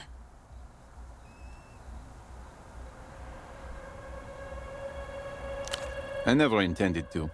Ever since some new faces started popping up, I felt an undying need to improve my game for any potential scene crossovers. This man is enamored by aesthetics and lacks fundamental awareness of anything else. Yeah. You've met Bruce? That's the same one. I'm a local guy. Been around here all my life. He knows my dad as well. And we signed a contract. I know fuck all about contracts. But I got the jacket. I felt exhilarated even. But I haven't been able to come up with the money. Haven't even had a single crossover. These days, the scene has deemed the notion of work out. So no. We signed a contract, as I said, but I was too excited to remember anything about the total cost. Maybe it was a lot, maybe it wasn't a lot at all. But the jacket is baller. I suspect and fear it was a lot. Can you find out how much money I owe him? Wow. What if it's impossible to pay back? What if other people find out that I am bowling on borrowed time? It would spell disaster for the scene. Double wow. Thank you so much. Go to the Party Alley Plaza. It's east from here. There's a tailor named Bruce. Maybe you can ask him, like, quietly, diligently on my behalf about the, the price of the jacket. I'll be sure to make it worth your while. I'm checking out the scene, inhabiting the streets, thinking about the past and the future. He's doing nothing. Crop tops, monuments, and communism. Nothing's wrong with crop tops, it's all to do with belly buttons. In the current year of 96, the scene has deemed them out. This decade is all about portability. It's not feasible to take a monument with you. Maybe like a brick from the foundation or something, but not much more. Look around you. They tried it here, but it didn't work. All that remains from it are monuments and crop tops. Well, now if you put it like that, this solidarity sounds kind of cool. Yep. Lucian everything. Full reflection clothes, high-speed synthesizer music, and tiny attack dogs. The scene thinks it to be some kind of a power move, just for laughs. It's not like you'd see or hear them coming, right? They intend to overwhelm your eyes with brightness, so you wouldn't see them coming. Cool, but also menacing. A wall of electronic sound punctuated by low-end rhythm designed to misdirect your sense of space and time. L-pop is just the introductory lullaby to make the people, ballers included, drop their guard. A song of impending decomposition. They must have some substance, given their success on the global scene. A lot. Look at those people over there.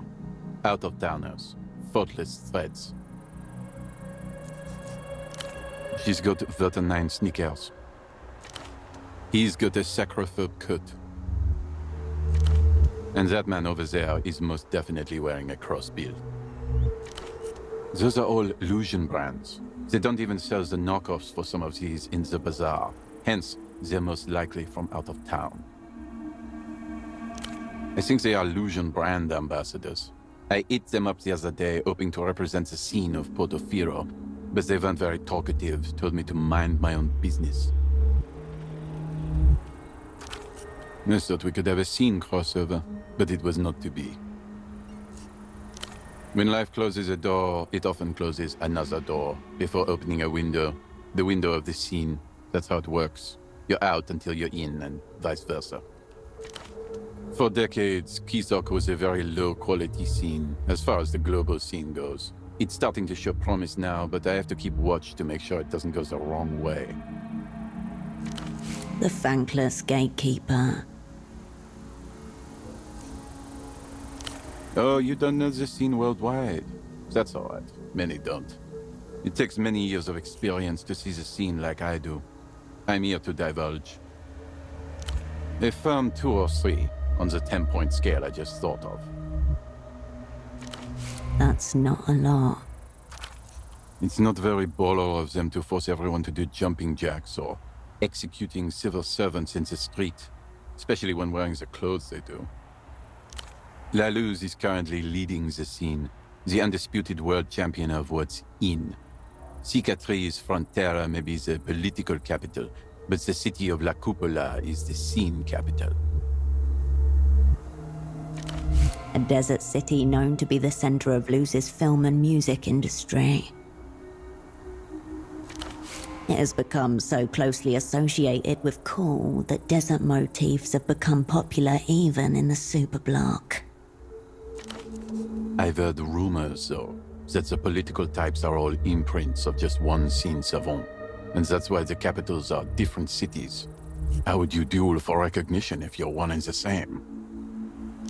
The scene rage is real. I've seen it drive ballers mad and straight into the relegation zone, where they are deemed out. That's where they get deballerized. Cool older guys would tell you that Kisok once ranked #1 on the global scene hierarchy. The Palace of Culture used to be the center of scene operations. Chief Baller ran the Communist Party from in there, but they couldn't keep up with the changing scene. In short, Kisok has ranked low for decades now, but new ballers rise from its ashes all the time. Ballers like me. This place is on the up. Only the culture, or rather, the baller blockade is holding us back. Never said anything about copying them, but the scene is ever-changing. Eyes on the prize at all times, all times. Balling in flux. He pauses, watches you a moment, and shuffles something in his pockets. I protect my sources. Yeah, cool. See you on the scene.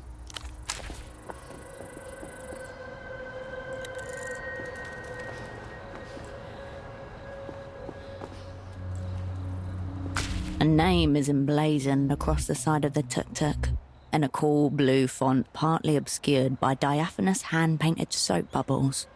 Limfadores are Swiss, cleaners for hire. Around the back, an aluminium roll-up door shields the contents of the trailer. Evidently the expensive kind. Sterile, discreet, professional.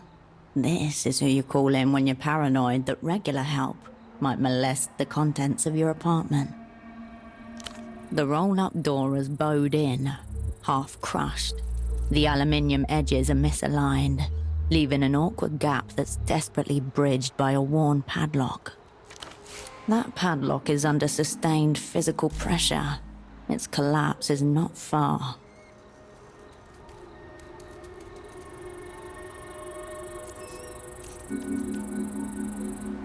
The leather-upholstered bench is barely big enough for 2 people to share.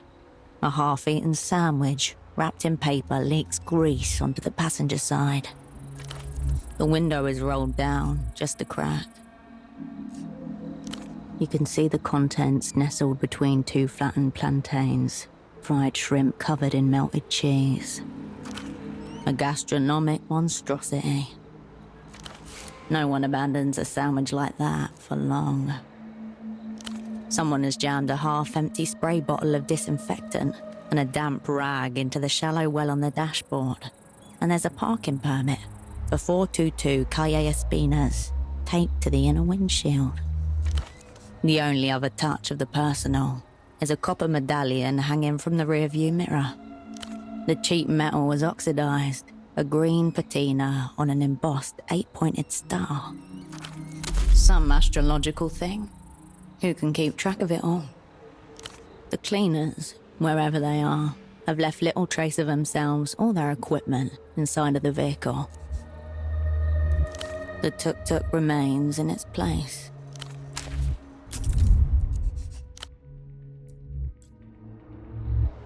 The cleaning tuk-tuk with its soap bubbles and secrets seems almost prestigious now.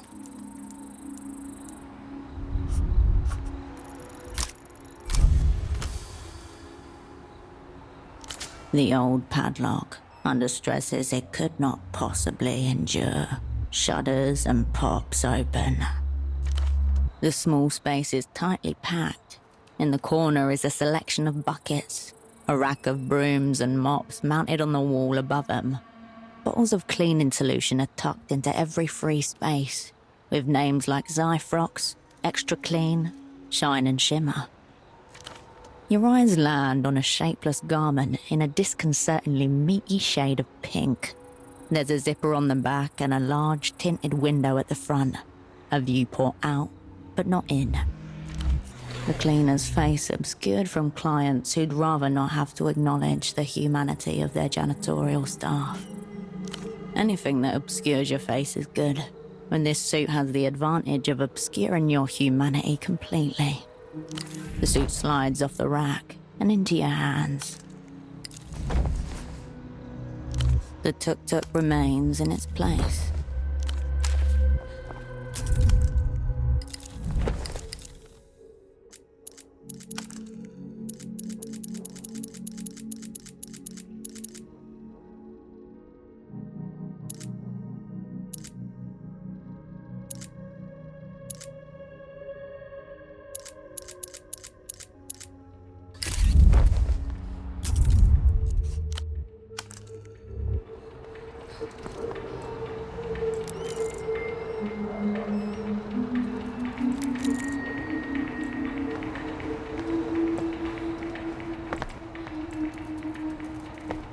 At your approach, 3 heads turn in your direction. Through Kurt's insight, you can see it now. Everything they're wearing is the genuine article. No bootlegs or knockoffs here. And much like their clothes, the trio blocking your path is genuinely Lusian. You are a highly skilled individual, and the money that the opera spent to train you was not even a little bit wasted. Also, they really are flaunting it. If they're not concerned about subtlety, that means they're not operants. Private security, maybe. Your eyes scan the trio, trying to separate the individual from the collective. Look. When in doubt, it's always safe to assume the answer is yes.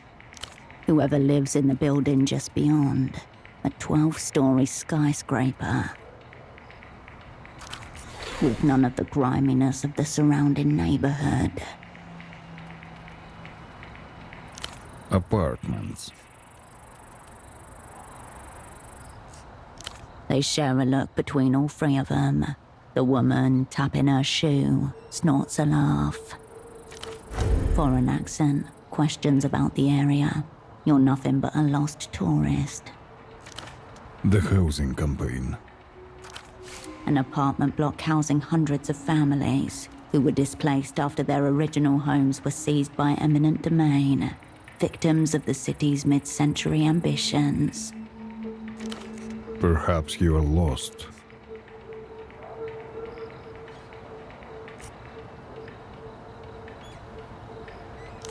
That young man over there is a bit confused. Street's blocked. Go another way. Nothing that concerns you. You can ask the GMs. We're not doing anything that isn't permitted. They weren't interested in Kurt's proposal. Why would they respond to you? She flashes a glance at her feet, uncaring, and scuffs one side of the pristine shoes against the pavement. Your attempted power move has backfired spectacularly. Now the Lusians are even more high status than before. You just need to say the right thing, the right way. He grunts. He couldn't care less about your opinion. No dice. You just need to say the right thing, the right way. Do you now? I'm sure it's very close to the real thing. The way you phrased that makes it sound like you're in possession of a knockoff. There's no shame in retreat. There is shame in being uncool, however. You can feel 6 eyes on your back as you leave.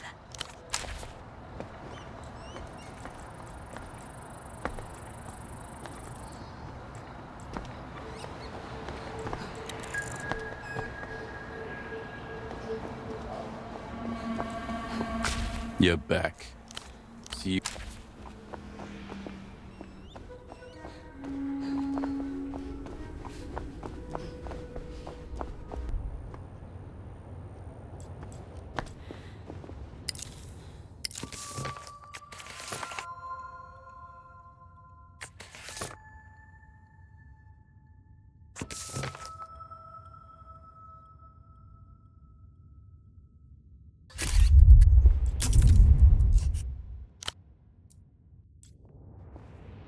You return to the desk. Everything is right where you left it. A flat surface, a folder with some loose paper. There's even a pen that's been left behind. Yes, it seems suitable. The real question is, can you write poetry anywhere?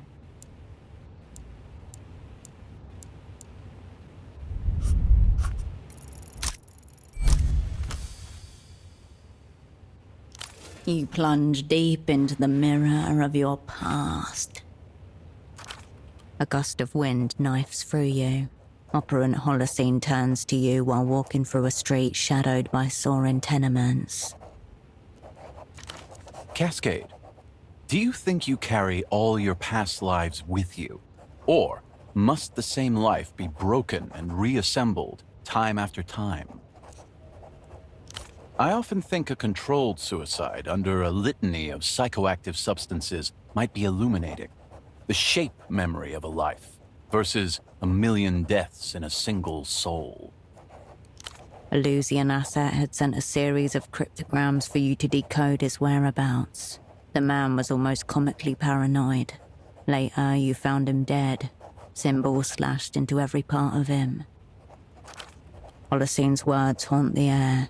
A hypothetical that perhaps he would soon after be tempted to answer in the flesh, along with the rest of your crew. No. This file was supposed to be destroyed. Don't bring it back.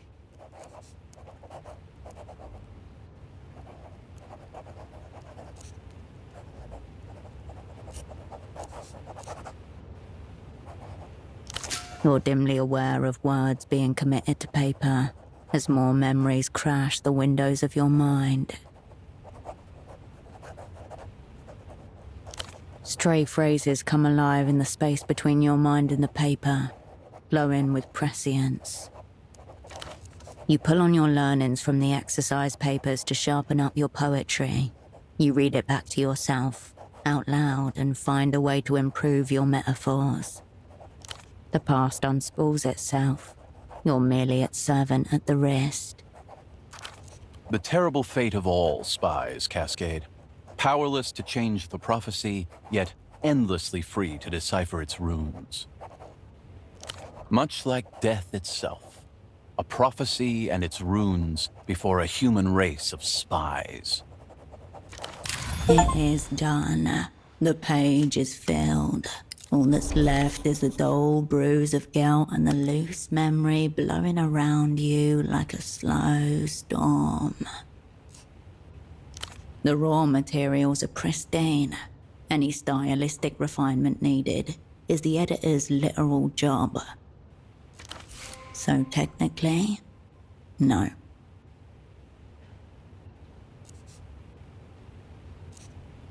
Believe it or not, there are people who do this for free. You turn away from the desk.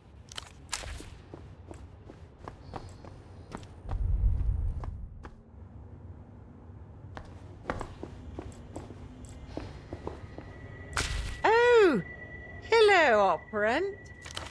She doesn't seem to have been expecting you. Strange smell about her. Chemical. You remember it from somewhere. Of course, all good here. How may I support you this fine night?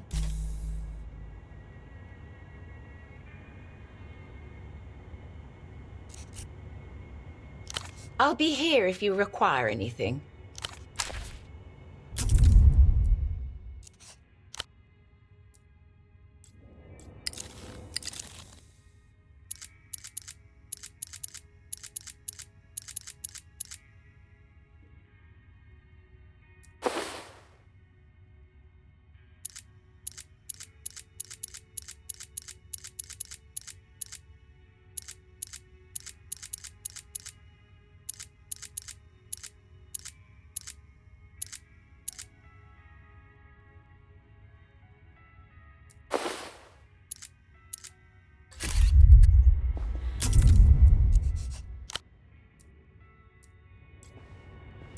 I'll print.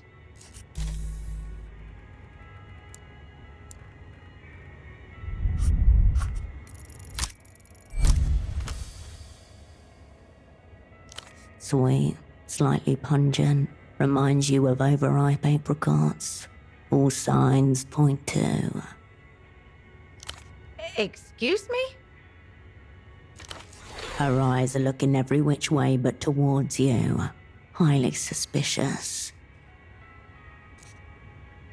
I've been rumbled. She produces a small brown glass bottle and sets it on the counter. It used to be a respectable habit, you know. Prescription. I don't see why a little rag now and then should be a big deal.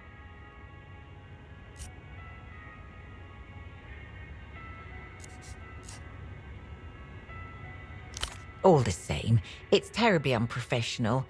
I should really quit.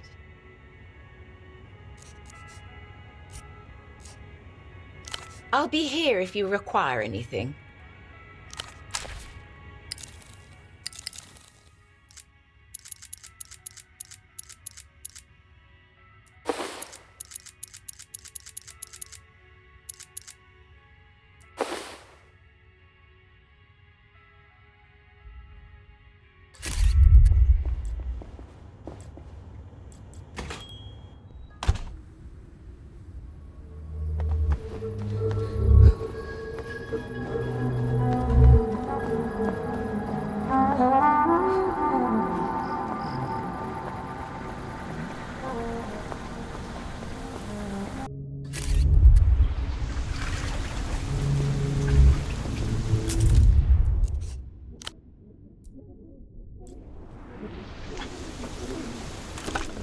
The now unoccupied payphone stands half embedded in a concrete pedestal, its frame weather-stained and dulled. You lift the receiver to your ear. No dial tone, only a crackling silence. Now there's a voice I've never heard before. Hello, darling. I like how you sound. A soft, excited laughter folds into each word, like sugar melting into warm cream. Lovers call me Duchess, but you could think of me as the miracle. I'm glad you called. I feel like I've been waiting for you.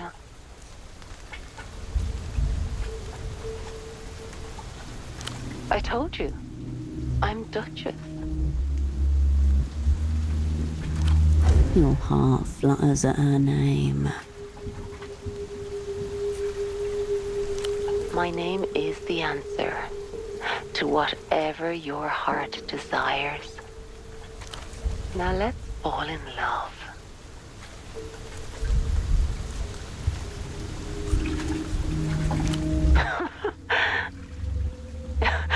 Is that a type of person? It's only pleasure, darling. I'm here to serve you however you'd like. Enough about me. Tell me who you really are. That's right, darling. You have control of the map of the world, changing it however you like. Will you control me too?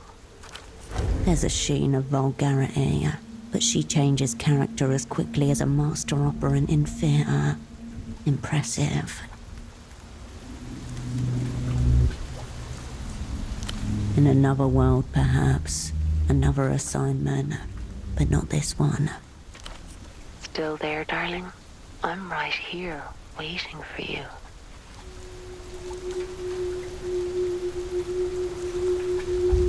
I have to be away sometimes, but I'll try to make it less frequent. Now I know it might be you on the other side.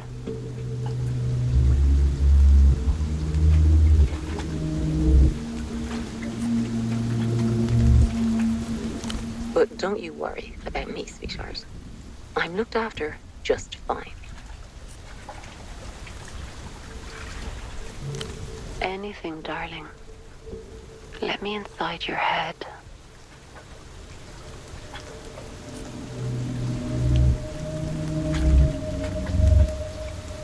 You feel an odd, tingling lightness to your mind as she takes this in. Hey, Mel. It's me. Her voice tired and distant, laced with lazy confidence. It's you.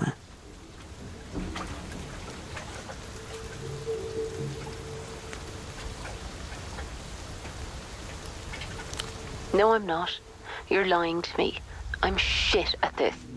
I'm going to be punished. What are you going to do to me when I get home? No, don't tell me. I already know.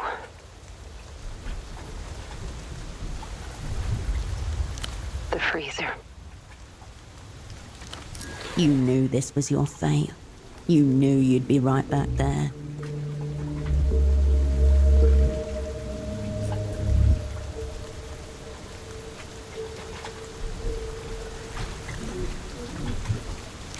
I didn't listen. I thought I knew better and I went out on my own and I fucked it up, Mel. I'm going to the freezer. I'm going to sort files. I'm going to sort files forever. Shall I tell you what it's like when I sort files? I wake up at 7 in the morning, alone. My alarm clock sounds like a lame cicada. I hate it. I'll never get it fixed. I commute on the bus. So does everybody else. I catch them looking at me. I wonder if they can tell that I'm different.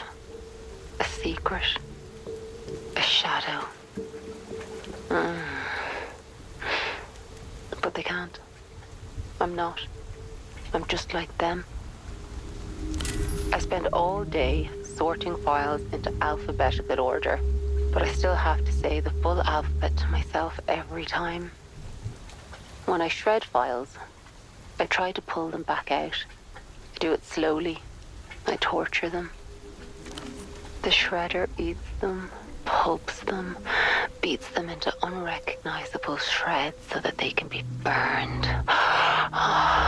Incinerated. They burn for me. They sizzle and smoke and disappear into ash. I watch them die. They burn. All the paper is gone. All the records of my mistakes just dust.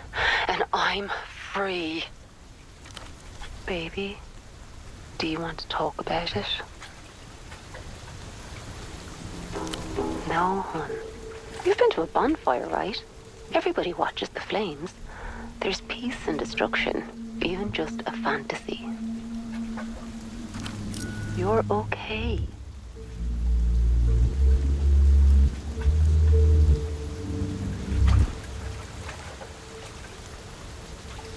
A sock importer? Is he a friend of yours? An enemy? Do you want to hear about him fucking me?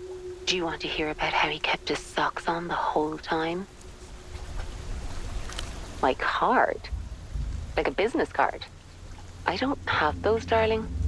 Maybe one of my lovers printed it for fun.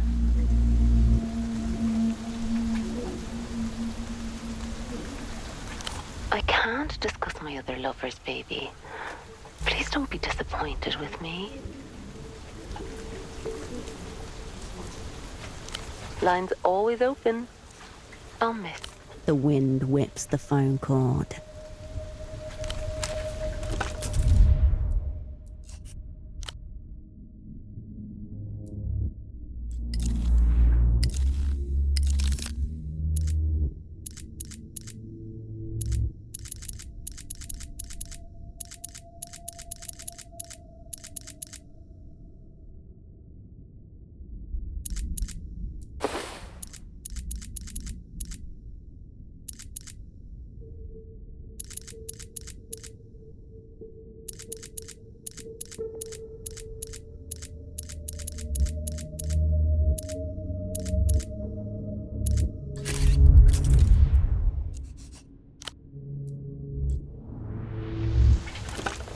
And now we're not. Hello there.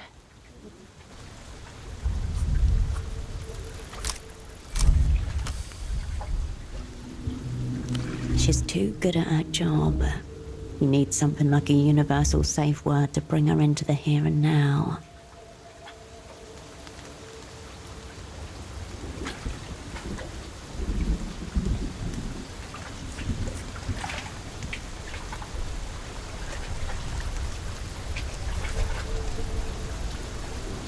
Suicidal?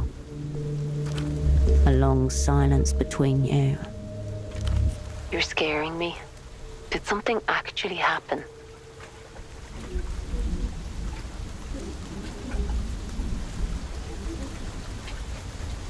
Oh, this isn't a fetish, right? I'm sorry. A sock importer. Yes, he did call. He told me his work partner let him down. The words slip in like broken glass under a fingernail.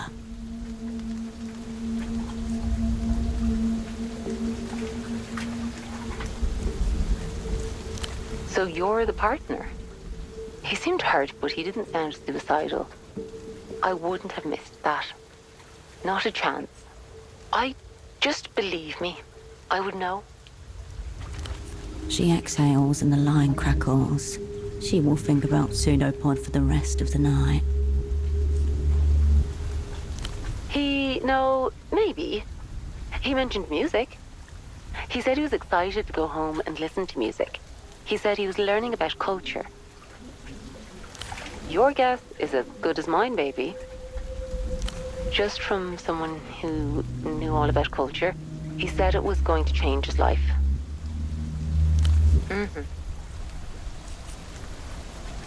Line's always open. I'll miss you.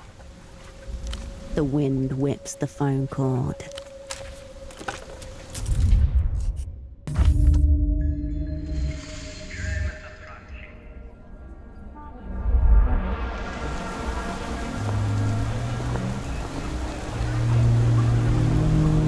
Iron Petal 4 was playing on the television. Our heroine finally had Johnny Chasm at her mercy on the peak of Mount Ra. Carolina's foot bumped yours under the blanket. She's going to destroy him.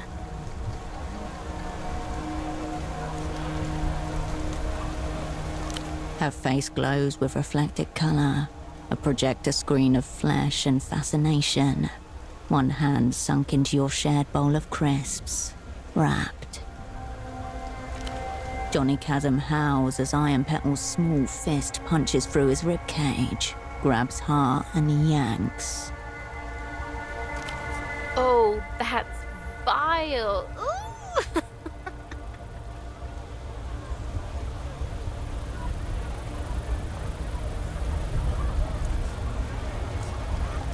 How many times have you seen this one?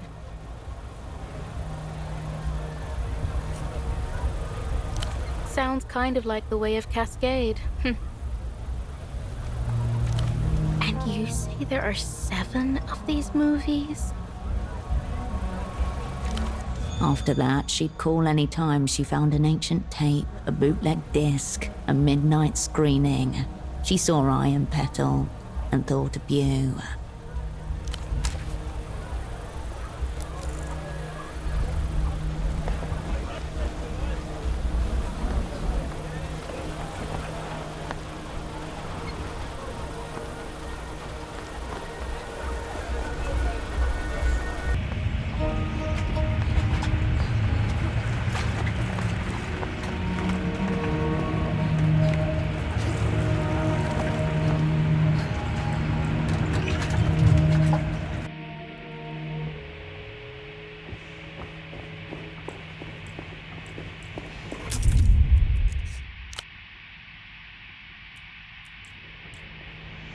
Ah, hello again.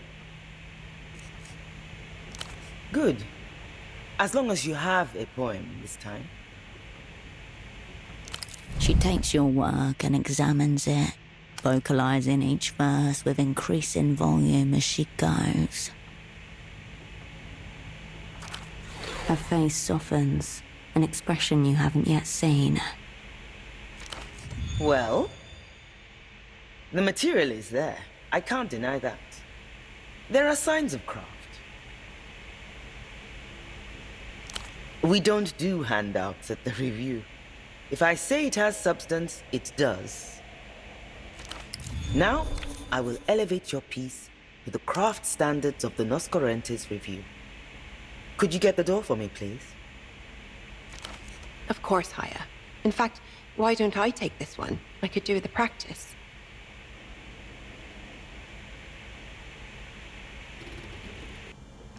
Of course. I've been shadowing Haya for a little while now. I can handle one little poem. Oh, okay then. If you're both sure about this. She's holding back, as if not doing so would not be good for her. I'll make sure I pay special attention to the syllable length and stress patterns, Haya. Why don't you head to my downstairs office and I'll be with you shortly. I'll just make sure my pen's working. She touches the red pen around her neck and smiles. Why do you think she wears those rain boots?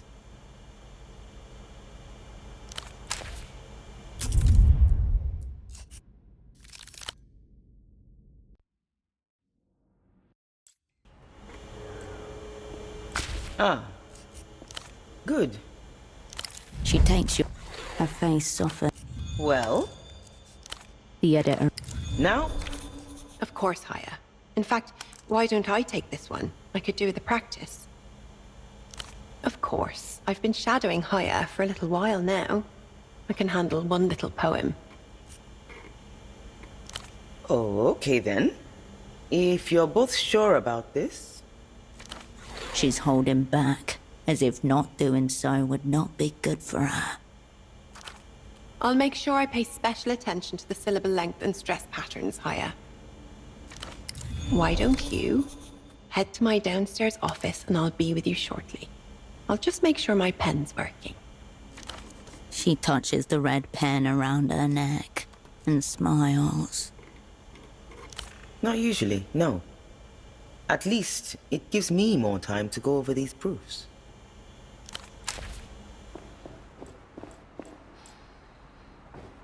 Hello again. I will. And reading.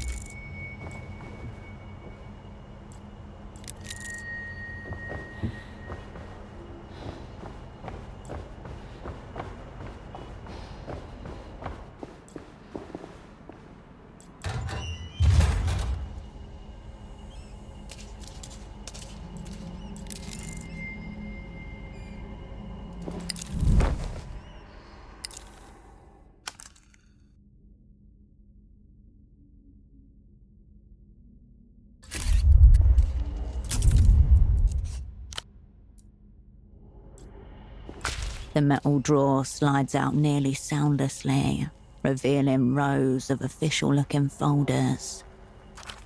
Be fleet of foot, operant. Your enemies are onto you.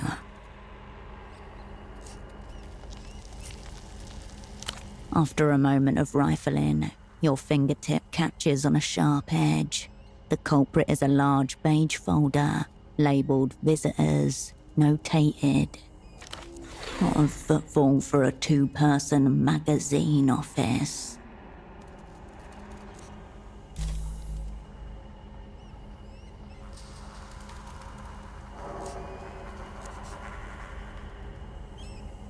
Strangers in grainy black and white stare back at you. Under each photo, a terse itinerary. Visitor, date of arrival, date of departure. Each of them seems to have left the same way. Flight D153 to a regional airport in Ile-de-Serres. Perhaps they're running a writer-in-residence program on the wasteland mesas of Ile-de-Serres. Prisoners often compose very compelling poetry. Are you sure this is even a prison? Could just be a very deadline-oriented working environment. You skip through the stack until your eye catches on a man's face. Mid-60s, eyes blown up by milk bottle glasses. The last time you saw him, he was smiling at the camera. He isn't smiling here. He looks exhausted and grubby, crumpled at the corners. His glasses were still with him when this was taken.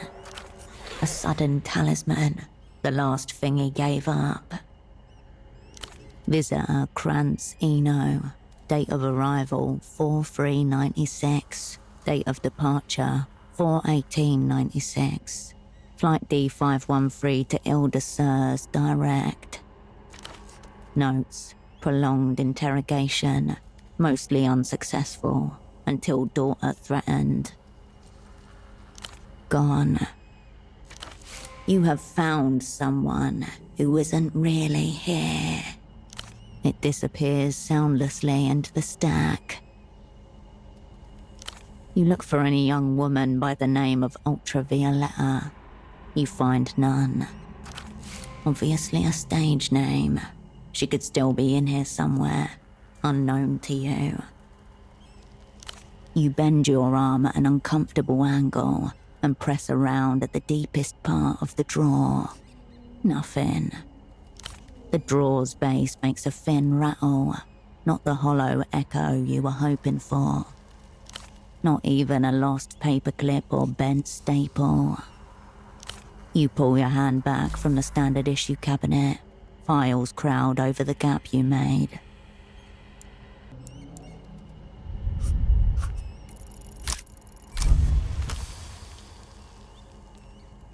Enter Cascade, delver of secrets, dismantler of clerical assets. The files blur, then your fingers pause, your conscious mind catching up a split second behind. SD Newitz, head of human capital, EMTERR, a familiar name, stamped in green ink. The past descends with talons. Your old asset, S-Doc, still draped in the same cover you left her in, with one new styling. She is fastened to her cover, mutating with it. The mask has become her face. But at what cost? To become the High Arbiter of human capital, you no doubt have to trade in some of your own. S-Doc, status alive, alignment unknown, presume bad faith. Something about unreturned phone calls, abandoning your assets, record lows in cowardice, that kind of thing. A telephone from 5 years ago startles in its cradle, waking you from the thin end of a dream. Herschel, it's Esty. I'm going to talk fast. Something is dreadfully wrong. Her phrasing that day always stuck with you. Dreadfully wrong. The most wrong a thing could ever be. The memory bleeds away. Your eyes refocus on the filing cabinet before you. An address listed in the housing campaign to the north of Party Alley. No house number given. Existing in plain sight. Courageous. You store the file in the cabinet and the information for later use. The metal rattles against itself as the drawer slides shut.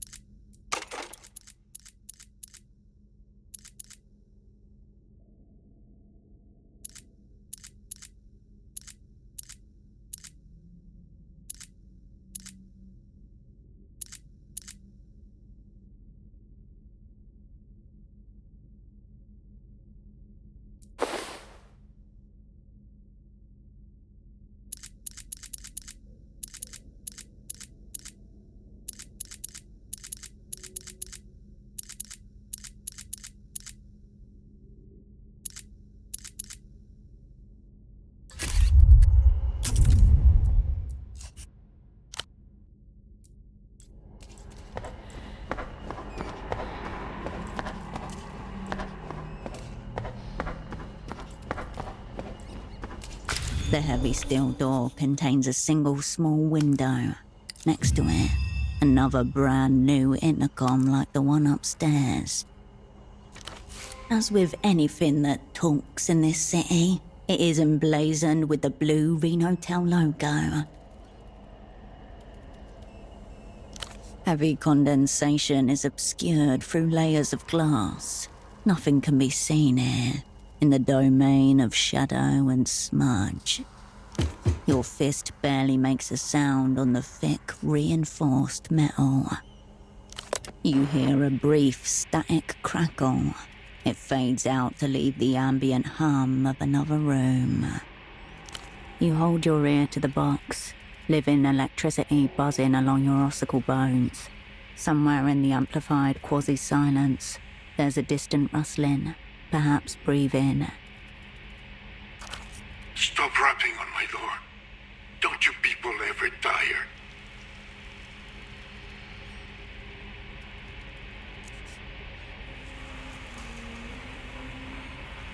The communists. Intriguing. I can barely make you out through this little viewing slot. All right, Spirit. Do you have a name? That's not a name. That's a falsehood. I agree. Absolutely superfluous. No, it still matters a great deal. This little corner of the outline refuses to be filled in, for now. Hello, oh nameless one. If you're from the opera, you must be Tempo del Sur's well-connected friend. You can practically feel the gaffer up in the rigging, guiding the spotlight along your path. Where is that sub-editor? When is she going to spring the trap? No way out but through. The deal. You're here for the deal. A wave of static crashes over the line.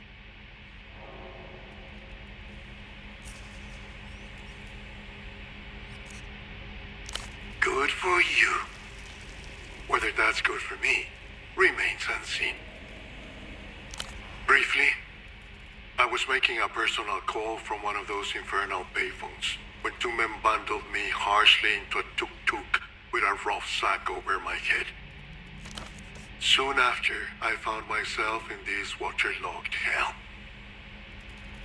I might have gathered, for an entity devoted to human flourishing, EMTERR seem indifferent to the conditions of actual humans. How very liberal. Briefly, soon after, I found myself in this waterlogged hell. Difficult to say, what with the lack of natural light, and the irregular interrogations. But unless I'm hallucinating this exchange, I don't believe I've gone insane yet. I'd say more than a few days, but less than a week. You could say we're both servants of culture. The Ministry maintains relations with a number of men like your unfortunate friend. Allies against EMTERR's ridiculous culture blockade. Boo-hoo-hoo. That's what I say to that.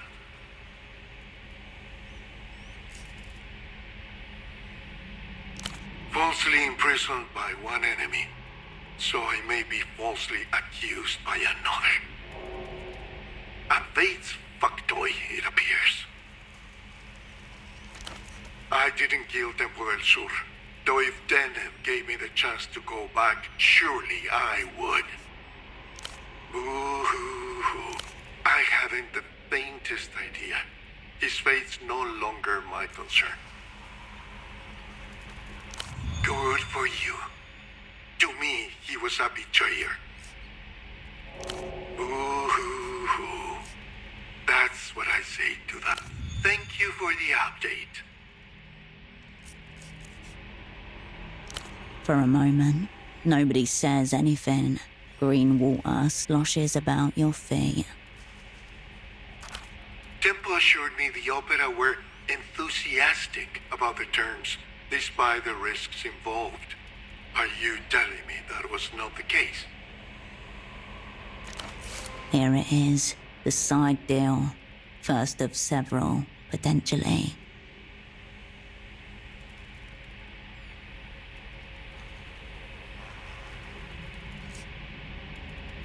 A long, crackling sigh fills the room. I procured for Tempo del Sur an extremely rare device. The only one of its kind outside the Illuminated Empire. That is what he called it, yes. I told him not to repeat it. It's a prototype for a new bootlegging device. I would tell you all about it, but really it's best to see for yourself.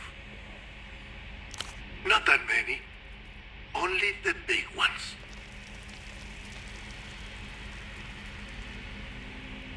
Of course you did. I smuggled it out of the Empire in my own diplomatic bag. Our friend was very insistent on this point. His end first. A detail the girl Yana conveniently left out. You need to confront her about this. But tell me, if Tempo is no more, what has become of this extremely rare device?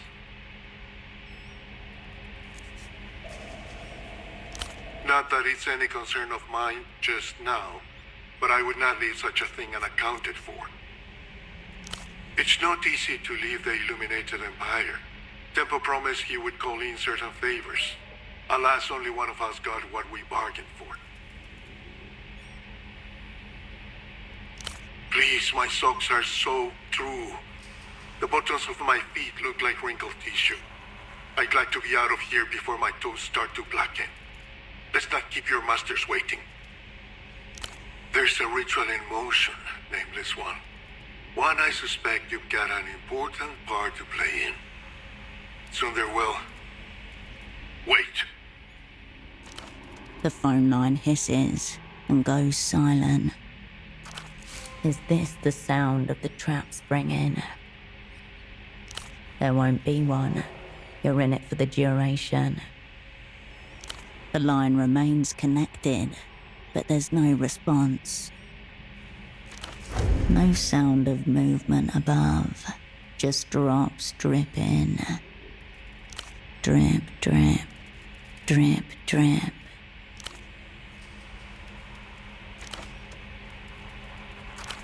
Apologies. I had to attend to a personal matter. A large rat swimming along the floor of my cell. It's not so hard to drown them usually. This one was just very oily. the reason you're here.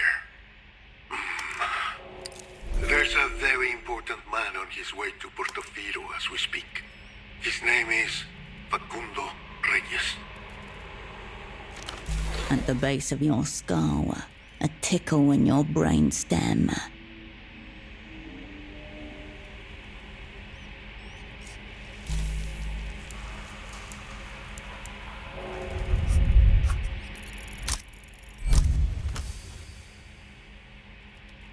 Minister of Mass Culture for Lalouz, political theorist, suspected war criminal, architect for Lalouz's meteoric cultural rise.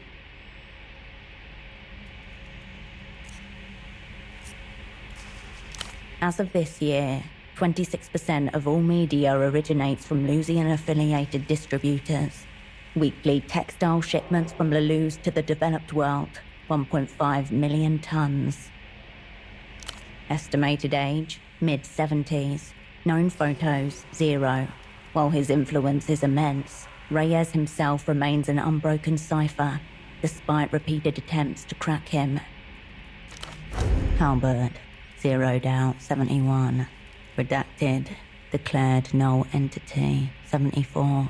Sediment, zeroed out, 76. Vapor, lost, 81. Comfort, zeroed out, 86. Like all the opera's great enemies, Facundo Reyes is referred to primarily by his epithet. To his friends, he's still just Facundo.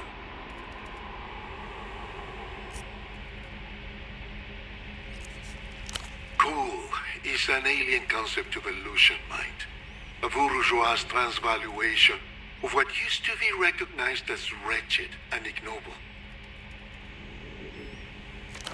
But then I become wretched and ignoble myself. So perhaps I'm cool as well. So we've established.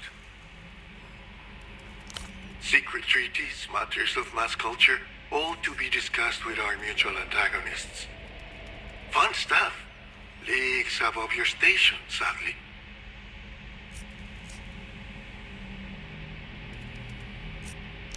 Missing pop star.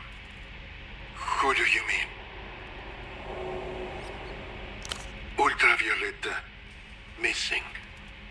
This is grave. Very grave. An incalculable blow for humanity. Spoken like one with the emotional register of a child. Sad doesn't even begin to encompass the loss. Just one question before you scurry back to your masters. Will it be you escorting me to the superblock? Or should I... What might have begun as an inhale of breath transforms into a static roar that fills up the audioscape. The edges of your eyes begin to burn, pooling at the back of your mouth, an unpleasant taste, petroleum. The audio assault gradually dissipates, only to be immediately replaced by another invasive sound. Footsteps, right above you, coming this way. In the crimson dark of the room, it's hard to make out much of anything. You'll have to focus your efforts. Disused office equipment stacked in a clumsy pile, along with various packing crates.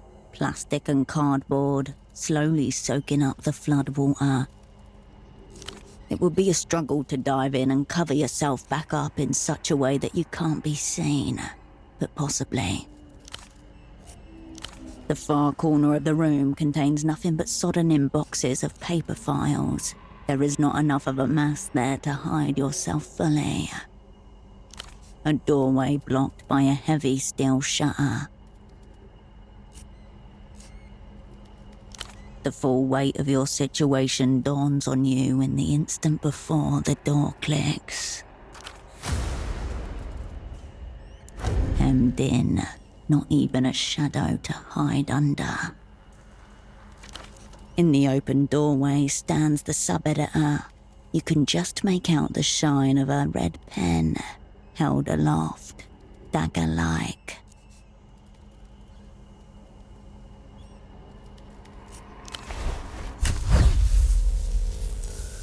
Cold liquid snatches at your steps like wet hands as you run towards your only hope at escape. A crackle on the water's surface, then something seizes your ankles, then your whole body, as the world blackens.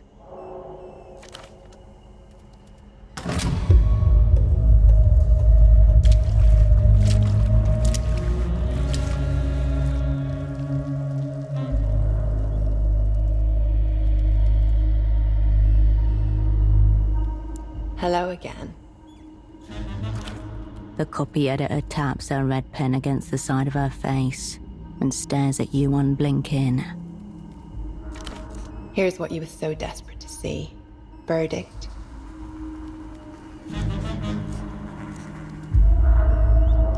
I don't think that approach will work very well. Malheureusement. Let me try something. Does this feel good?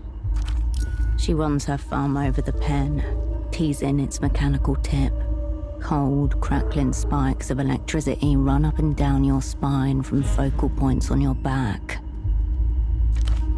10,000 needles across your skin. You're wearing epidermal electrodes, contact points for a remote electroshock device. Sick. Good girl. You look very tough.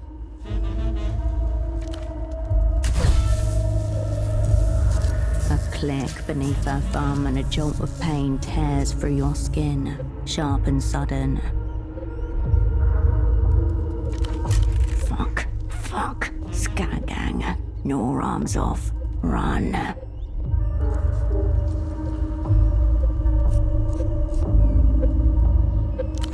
Still?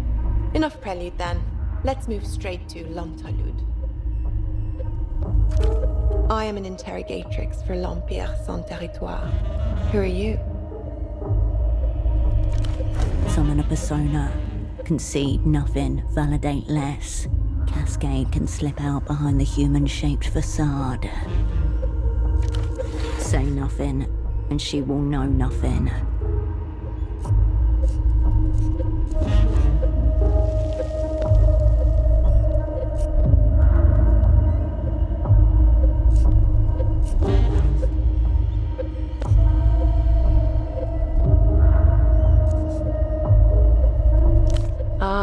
Socks.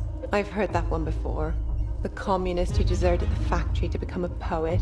It might be the most adorable cover I've ever seen.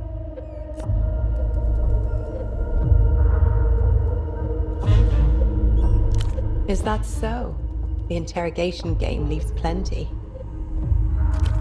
How many tons of cotton did the superblock export last year? At least one.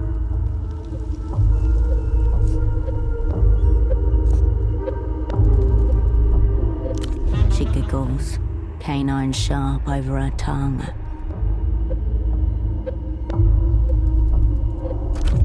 What's the cuff length of your biggest sock model? 4 inches. How many different grades of cotton do you offer potential buyers? At least one. You could have guessed that one from ideological context. Of course, the superblock produces only one grade. Her thumb hovers over the pen, taunting you. No, not again.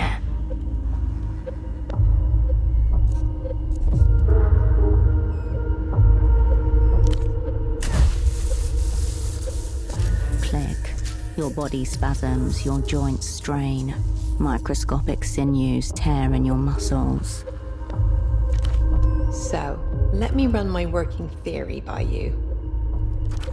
You're opera, right? A depth charge at 5 fathoms, but your surface remains glass smooth. I let you talk to our prisoner because I thought he might be chattier with you than with me, and that you'd break more easily than him. The situation is dire. An advanced cognitive maneuver could turn her own weapon against her.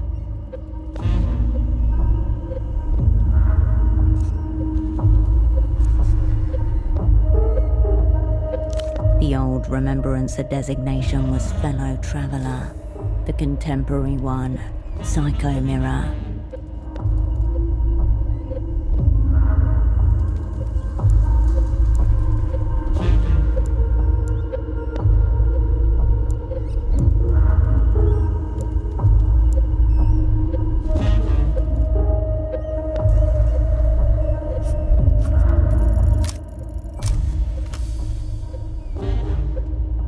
Ancient files hidden in the Remembrancers division speak of a bonding process, used in theatre to braid one's fate with another.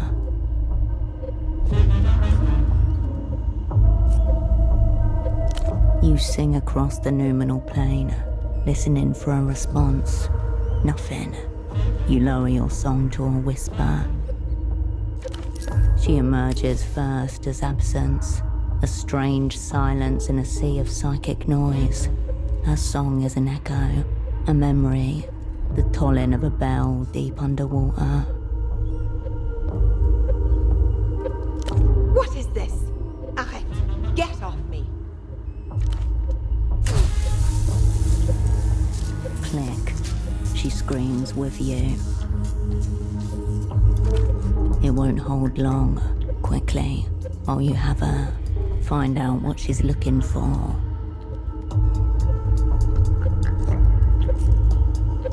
Information. Rhea's visit. The talks. You feel the bond break. She gasps with relief. But now you know the prisoner was telling the truth about Reyes.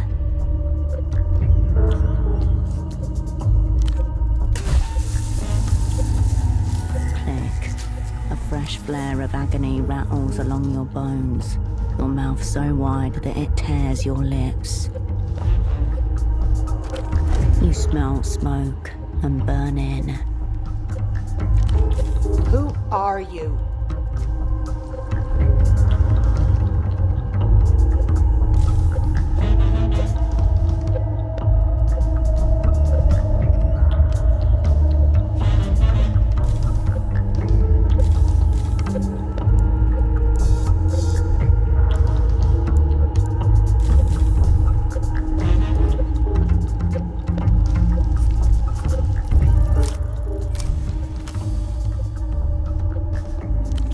Your mask firm and remember your lines. No, you are not. Her thumb hovers over the pen. She hesitates, then snarls. Pardon. It's been a tiring day, Lapinette. 2 missing negotiators, 1 found operant. EMTERR's lost track of 2 negotiators. Very good to know.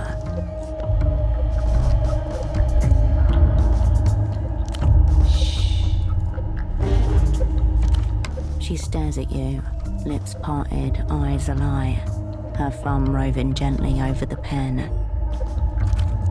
You are a communist spy.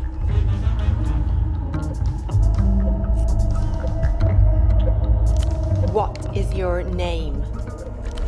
Give her nothing, operant. Do you have any affiliations outside the Operant Bureau? Strange question.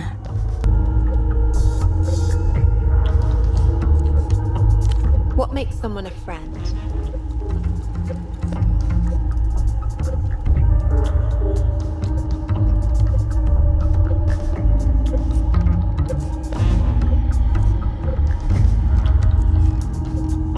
Are you currently on assignment in theater?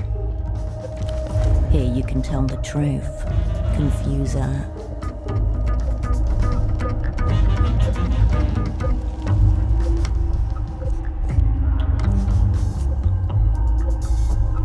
She frowns, taken aback.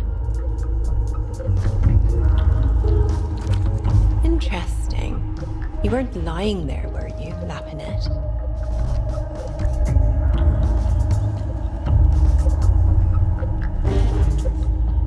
That face under your mask, is that your true face?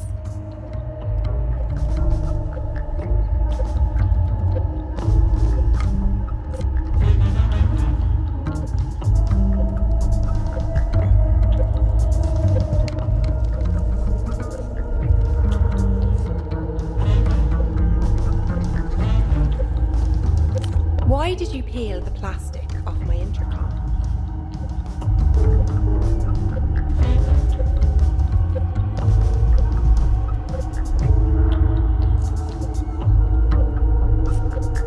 Do you really believe the things you say?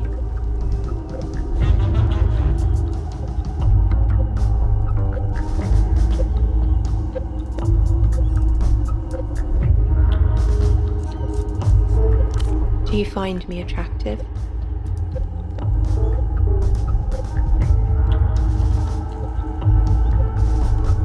What does the opera want with the prisoner? Don't let her know how little the opera knew about this.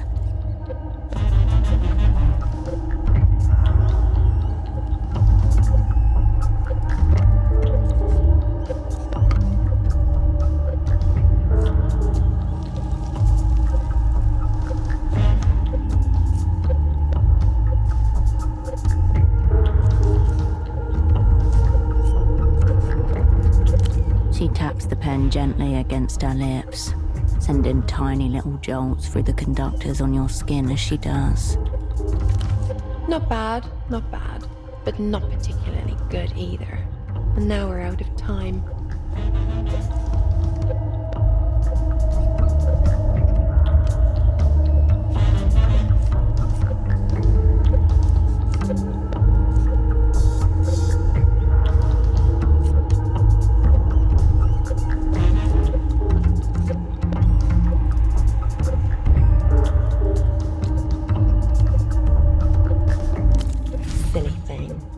I'm flesh and blood, just like you, but I don't get to see any more of yours just yet.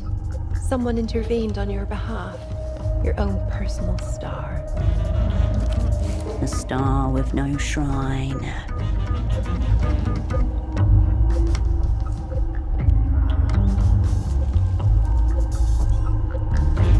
Toute chose qui existe en dehors de l'Empire est une chose sans valeur. Goodbye.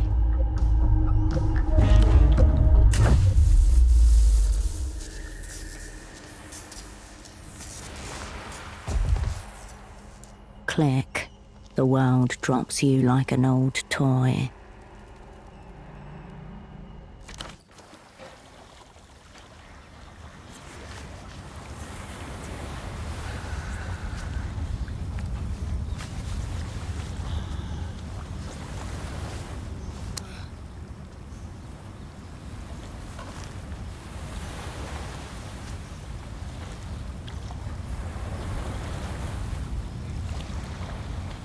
You wake to blurry vision, thudding ears, and a dull ache in your lower spine. The setting sun is hot on your face. Purple light spots are burned into the back of your eyelids. The sound of the canal water lapping the sand is soothing through it all.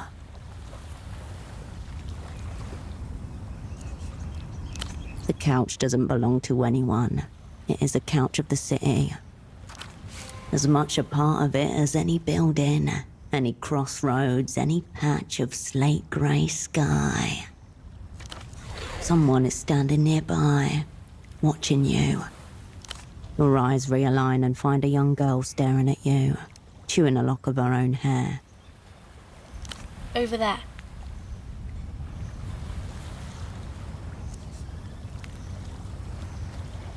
The girl nods seriously and gives you a little thumbs up. I don't know. I just found you asleep.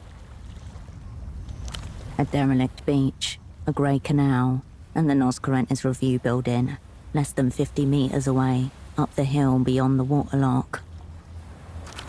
The city looms behind you like a titan. This is the Keysot Quarter, by way of the southeast roundabout. You didn't move at all. Someone else did it. Lifted you up and dumped you here. I was with my dad, but he had to go grown-up fishing. He said I could take the tram home all by myself. It will be dark soon. Can you help me with something? I need to get this knot undone. The girl holds out a small hook tangled in fishing line. Bind in. No, not again.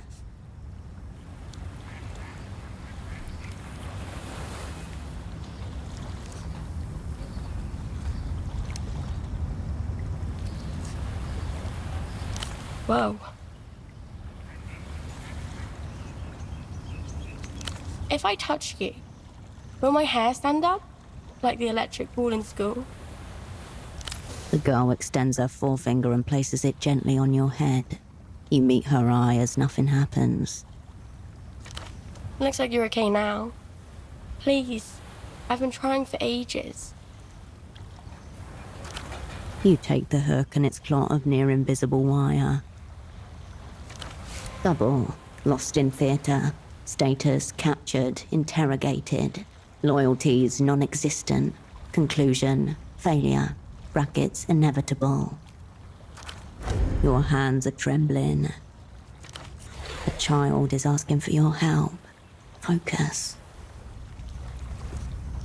It's a haphazard tangle of wire, formed on the universe's whim. Still, it conjures up an uncomfortable feeling in you. Your wrists burn, the skin chafed, your shoulders ache from the pull. Mantis shrimp, but they move pretty fast. Faster than you. You pick at the wire, your fingernails slipping off the fine thread. Here and there, you make progress. Tougher than it looks.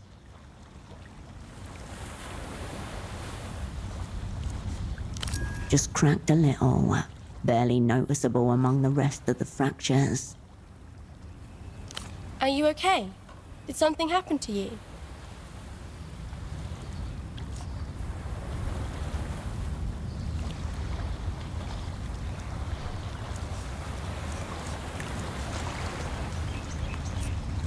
Oh no! You can't say that word. But you seem so... You tug on the last loop of thread. The tangle vanishes as the hook slips free. I don't know. Very... She knows the feeling, but not the word. Cool. Thanks so much. Oh, yeah. The man told me to give this to you. She holds out a clot of folded paper. The man with no heart. Houseman, the null persona. Yeah. Is he your dad? Oh. Maybe you're old too. It appears to be an origami rendering of some kind. An anatomically correct human heart. Easier, yes, but less fulfilling. The flattened paper reveals a handwritten message within the shape. Big ticket item about to hit the organ block. Opening bids already coming in by payphone. Party alley, west side. Who will we say is calling operant? Below the scrawled text, a childlike drawing of a heart, coloured in red. Houseman no doubt organised your release from the jail. This message is no courtesy. It's a debt slip. The heart is pretty. He drew a heart, so he must like you. Nope. Okay. But how would I know? I can't see inside people. For what? Your gaze instinctively turns north, towards the fog and colour of Party Alley.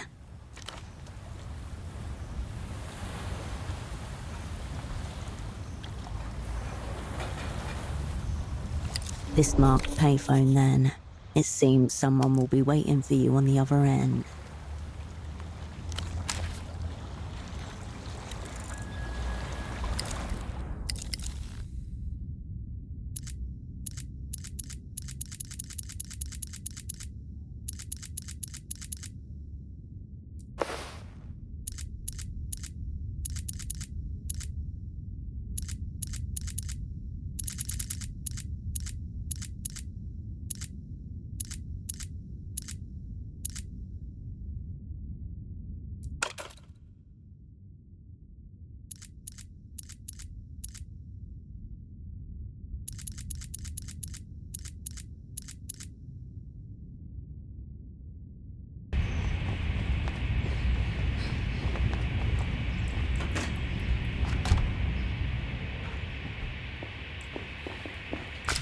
Operan, there's a fact in the output tray of that accursed machine.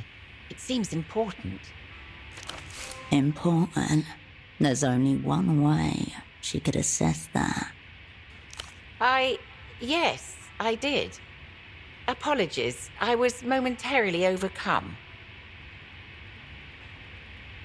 She gives you a small nod. Caught out for her nosiness. She doesn't dare do anything else. I'll be right here. The fax machine hums faintly. A single sheet sits in the tray, edges curled like a beckoning finger. Big ticket item about to hit the organ block. Opening bids already coming in by payphone. Party alley, west side. Who will we say is calling Operan? Below the scrawled text, a childlike drawing of a heart, coloured in red. No doubt, it was Houseman who organised your release from the jail. This message is no courtesy. It's a debt slip. Everything in order?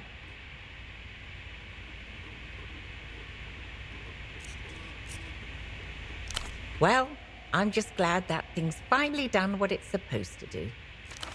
To this marked payphone, then. It seems someone will be waiting for you on the other end. You turn away from the fax machine. I'll print.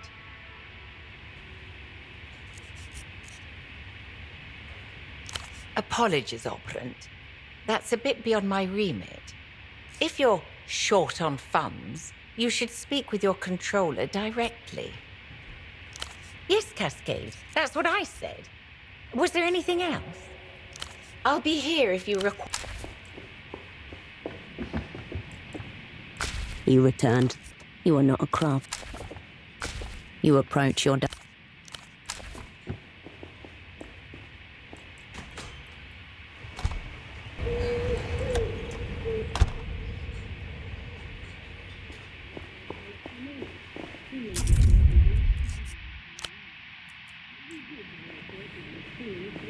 Stray spies still wandering around, looking for their forever home.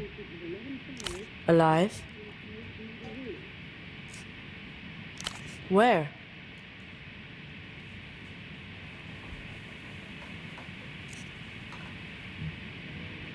Last place he expected to find himself, I bet. Would be funny if it wasn't. So, not the Weeping Eye. EMTERR. That one's the big bank, right? Seems like they found some territory then, if he's currently chained up in it. What's he giving them? Are we fucked?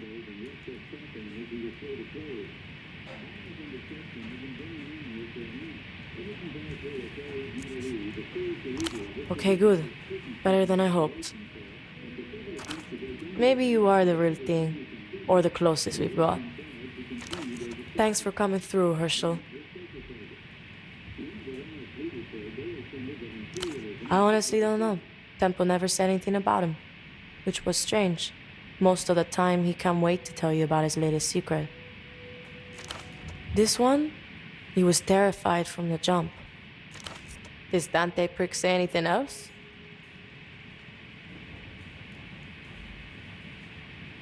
Join the club. You'll get a jacket. And what's that gonna cost you?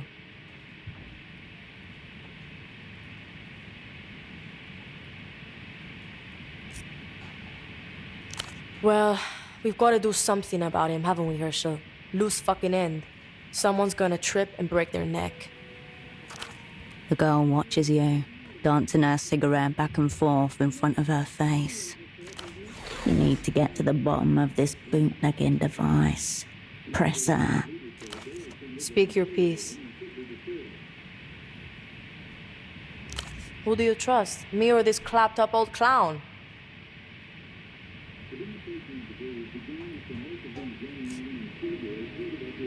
Oh, that mega violator. Yeah, sure, I've got it. No backhanded retort. No reflexive insult. Rarest you've ever known. One of a kind, even.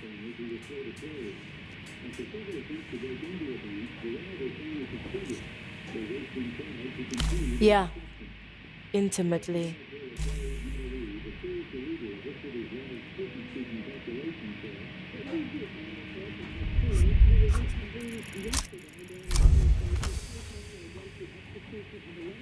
A memory passes through an older memory, and each calls the other a ghost. Both leave a little of themselves within the other. When'd you get so slow, Hirsch? Me. I'm right here. Always have been. Course it can. Why not? Some shit about the laws of reality. Don't be a boring cunt. You never were before. You think Taxman, prized fucking asset, wouldn't hold up his end of the promise? I told him, Cascade or nothing.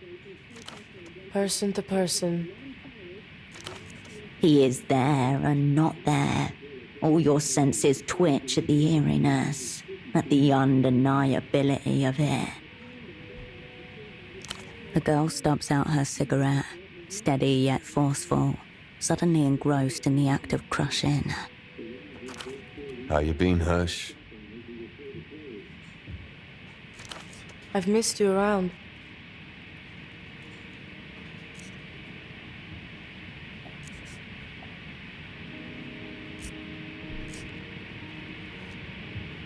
Because Tempo was scared of everything. He wanted the backup. He thought they were gonna kill him. Keen prediction. There's that they again. The oft-invoked nemesis of you.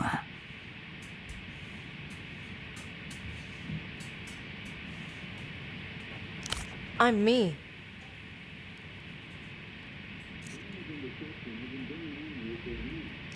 I'm a work in progress then. At least I know what I'm aiming for. They're more like bootlegs. Imprints, I think they call them. Sounds impossible, right? I thought so too, but clearly, a little bit possible. Leave the door ajar. Do not lock yourself within the tyranny of the rational. Witchcraft. It's like a bad mirror. A wishing well for your loose dreams, for all the inner colors of you. It starts with a memory or something. But don't ask me, I was considerably fucking hypnotized for most of it. Kind of. He just gave me a load of ketamine, which I'm pretty sure isn't in the official manual. But you have to be like a blank slate, totally receptive, basically comatose. A weave of city away. The being formerly known as Pseudopod twitches in his dream. There were pictures on the wall projected from the machine, and I think an image of Tempo as a kid. Like I said, fucking witchcraft. Darker than I remember them. I don't have shit of his memories either, so let's not play 20 fucking questions. I'm just him now, and that's it. Yeah. Curse go forward, curse go back.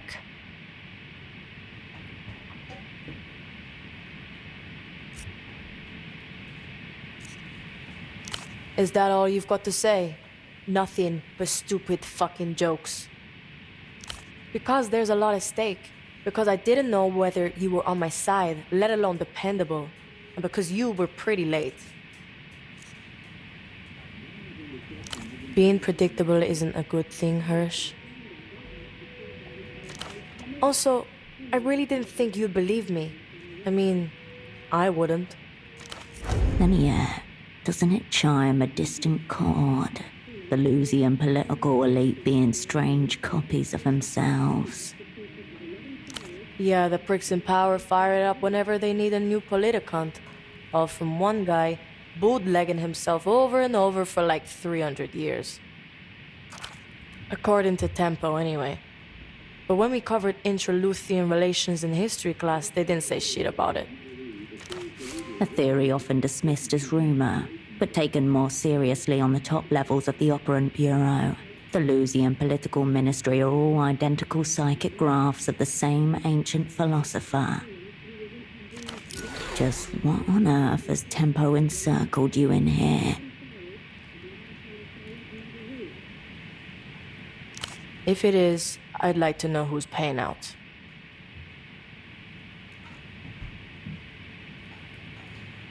I'm not going to either. Gives it too much legitimacy. There was rain in my head, Hirsch. It was always raining, and it was always midnight beyond the clouds. I wanted an ordinary night with ordinary stars. I don't know. Not that.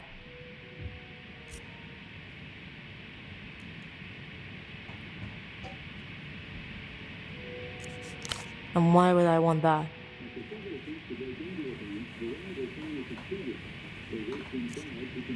Haven't yet. I'll let you know. Anyway, this is a forever kind of deal. And the deal is, I deal with it. Move the fuck on. It feels like I can't quite remember myself. Like I'm watching myself through dream glass. All smudged and smeared.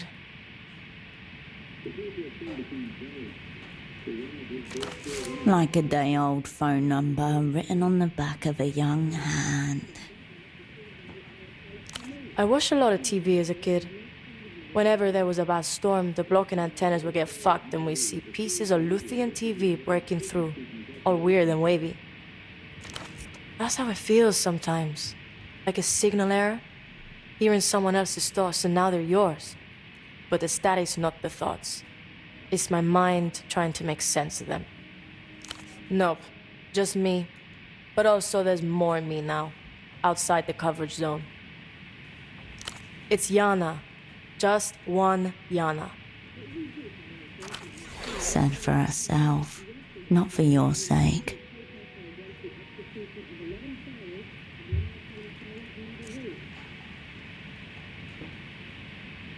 Thanks, Hirsch. New World Order. Still getting to grips with it. Right here. It's mystical fucking gear, Hirsch. I hardly threw it out. From beneath her chair, she pulls out a small console device, about the size of a dinner tray. Coloured buttons flank a large, dark screen. Fuck are you talking about? It's not even switched on.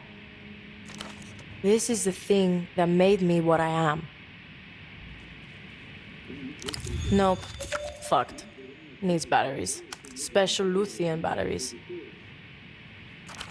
Might be better for you to, hang on to it or something.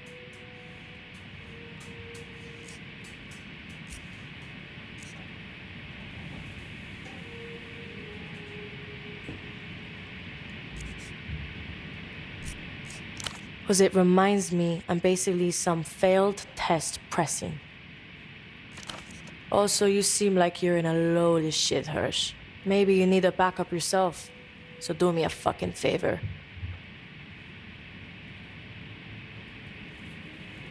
And no, it did not come with an adapter. But it does have cocaine in the seams. And a little bit of nose blood. Speak your piece. And yo, Hirsch, that operation with Acid Scarf, tailing the weird headphones guy, I'm pretty sure it's about the imprinting device. I don't know. Maybe. Probably.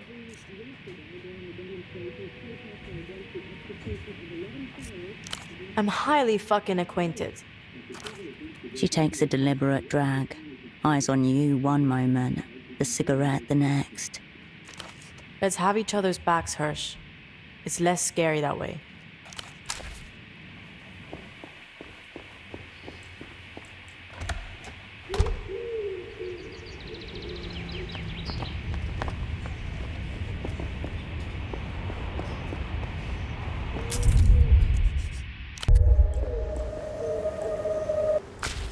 The two teenage girls refuse to look at you. Don't make eye contact. I can't. Don't worry. Yeah, the Habermal is cool if you know what you're looking for. Thank fuck. It's leaving.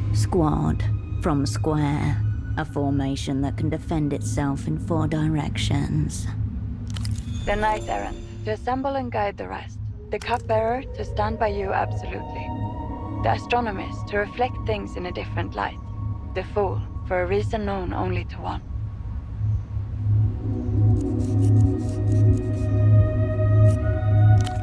Right. The stress of the job seems to have left your double somewhat. Fucked. Impressionable. Inert. I would probably count him out for this assignment.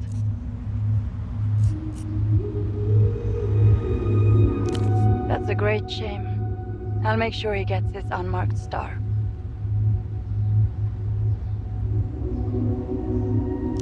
Much like your old friend himself.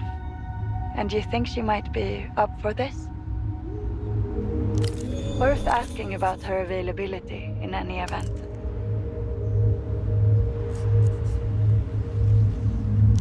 Another unmarked star. What a shame. Really? You're certain of that?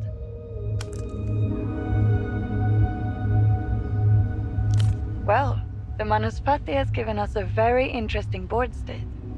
Well done.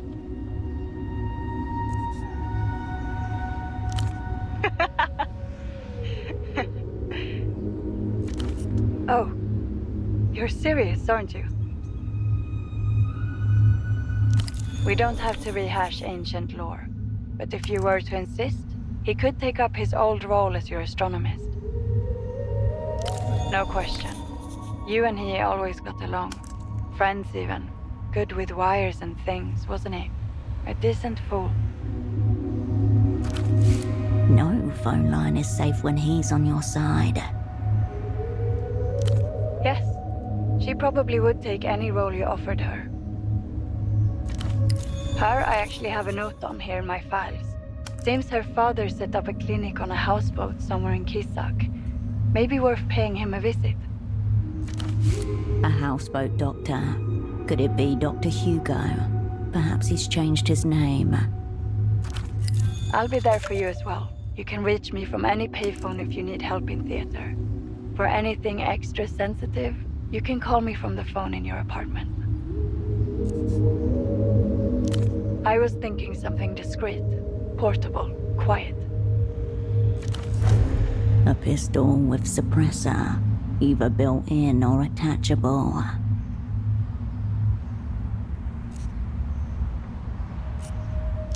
No, your task doesn't call for a room sweeper.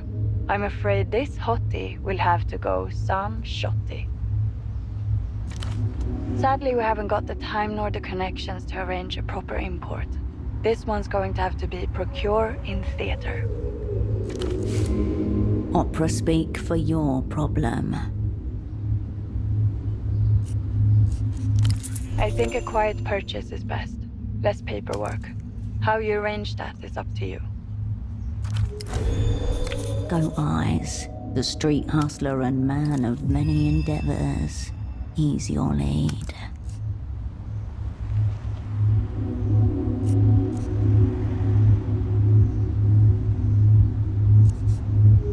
You will.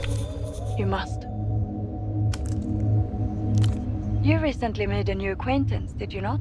An older foreign gentleman. Dante, the old prisoner. He seems like a highly knowledgeable individual. I'm sure he could help you find a suitable time and place for your purposes. Then you need to speak with someone who can dispose of him, the head of human capital. If there's a deal to be struck, your old friend will be the one to approve it. How wonderfully convenient.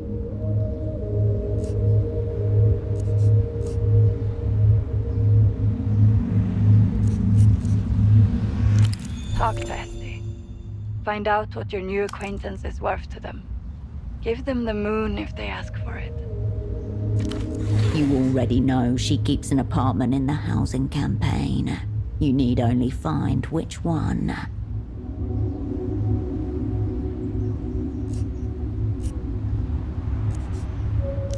We'll make it up as we go along.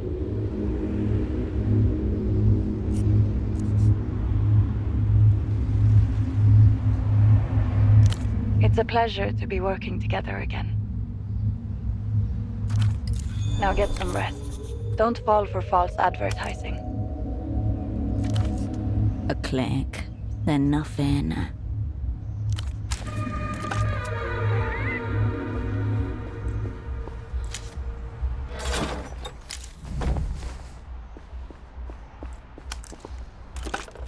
You pick up the payphone's handset.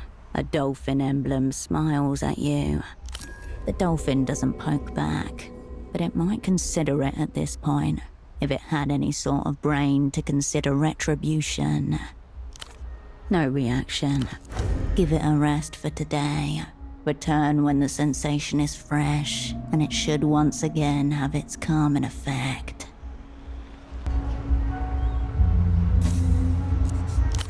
You step away from the payphone.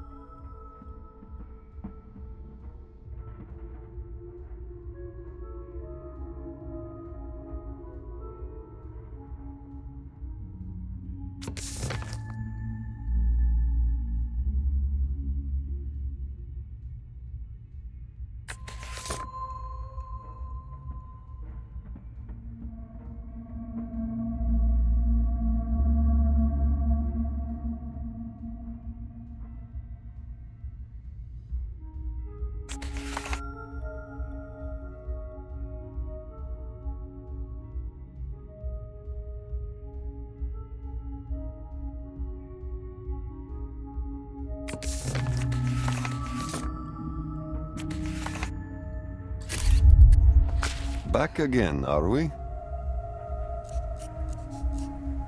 Ah, my young friend of the avant-garde, the savant of the scene. Has he sent you for another high-end piece of mine? There seems to be no creditor in this man.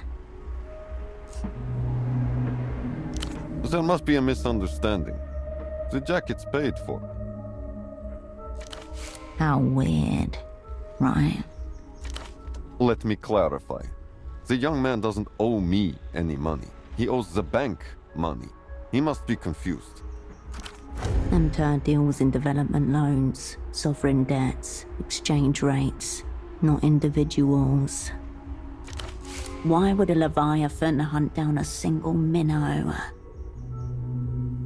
One of their subsidiaries recently launched a new scheme called the Financial Citizen. It allows people to buy things, art and services here, in the now, but pay for them later. We live in freedom. Their subsidiary is right here in Portofino. The customer signs an application, which I send to my creditors. I am paid shortly after. Life goes on, we all smile. You can bet that EMTERR developed a fault-free process for this. Of course not. I bear my young friend no ill will. However, I am saddened to say that the Financial Citizen may feel differently. Very little. I make use of their services, and that is where our dealings end. My EMTERR client, once off the phone line, could probably tell you more.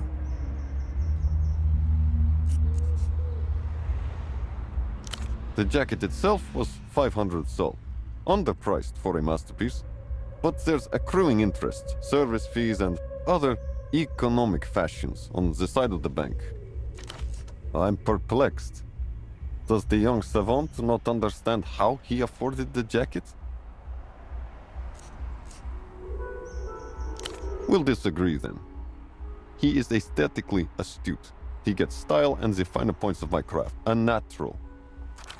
Please tell Kurt not to worry about me. We are settled. But do remind him of his arrangement with the bank. I'd like to keep making pieces for him. Of course you will.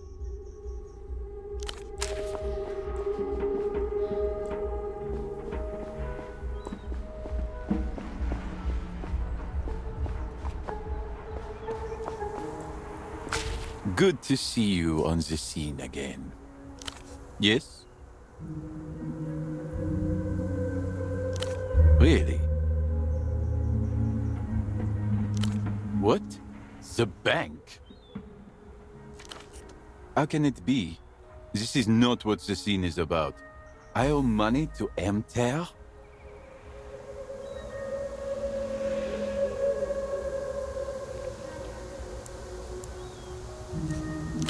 See you on the...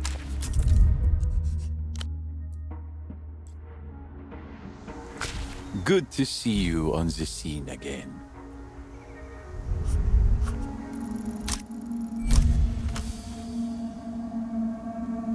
Money. Some say it is real, others say it is fake. But it definitely has an impact on the world at large and the individuals within. For this young man, the explanation should be as simple as possible.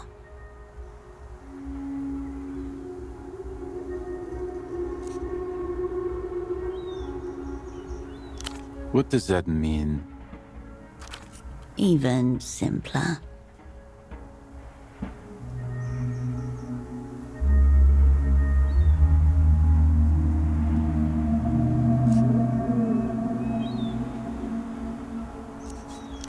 But how can it be? I've never even met anyone from EMTERR. How would they know of my desires? You can do it.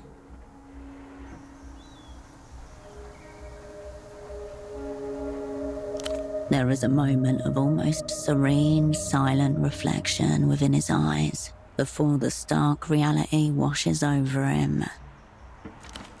Oh no. So I'm in a lot of debt.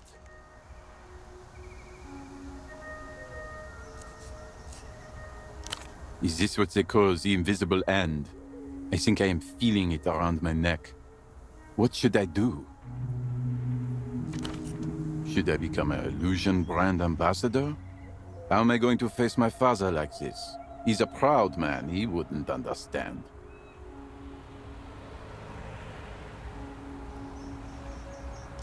I now have no choice but to agree. In the scene they say that communism never worked. But I think the alternatives aren't working either. There must be somebody from EMTERR around here who could help me. Someone who could absolve me of my debt. Like a high priest of capital or a liquidity mage. Please, find them and help me. I promise I will make it worth your while. That Mr. Metamoto guy comes to mind. He's old school, living in his delusions of past grandeur. Thinks he's got it all figured out with the money, the business. Very proud. Zero knowledge of the scene or what's fresh. Going to give me another one of his lectures. Very uncool. He's the manager of the housing campaign. Or at least that's what he calls himself. In reality, he's just a janitor. Yeah. Like what's definitely out. The scene's the scene. See you on the scene.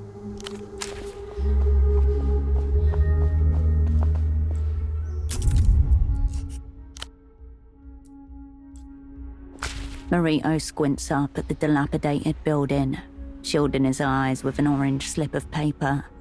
He grunts as you approach. Hola again, miss. Please stand back.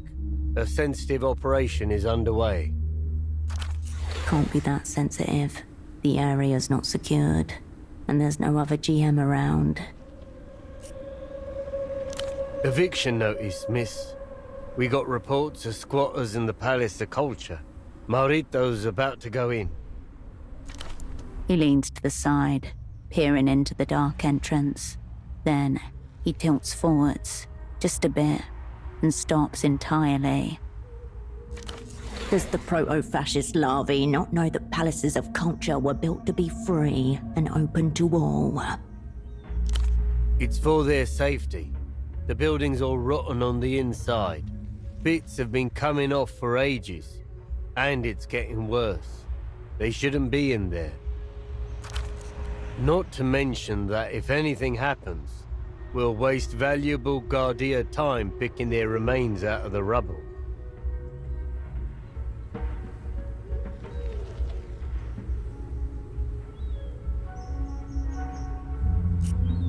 Maybe where you're from, but we're in a civilized place. See, you messed up my analysis with your nonsense. He makes no move towards the building at all. It's just methodological complexities. See, per procedure, an officer must occupy the zone of obtrusion to ensure no further trespass occurs. The zone's here. But in parallel, an officer must breach the zone to serve the eviction notice and applicate a timely and effective removal of all offenders from the premises. Ah, cop speak. Stilted, bloated, and memorized from a pamphlet. Look, wobbling legs, prey shakes.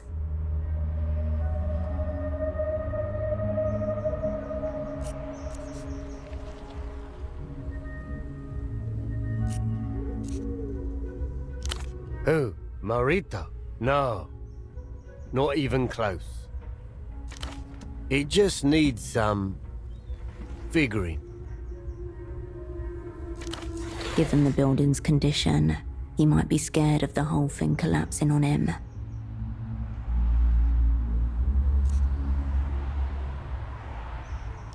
The delivery tunnel right behind me, I'm thinking.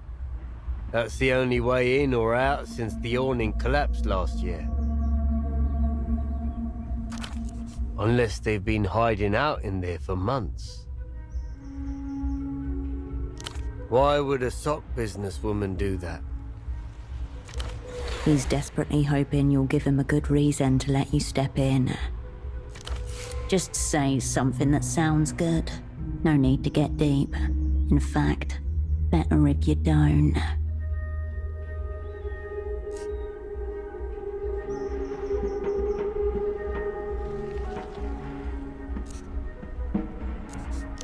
Huh? You, do security work back home or something? As an officer of the Guardia Municipal, I'll give you permission to enter. Please get them out of there. Here, this might be useful. He gives you a thumbs up, his shoulder sagging in visible relief.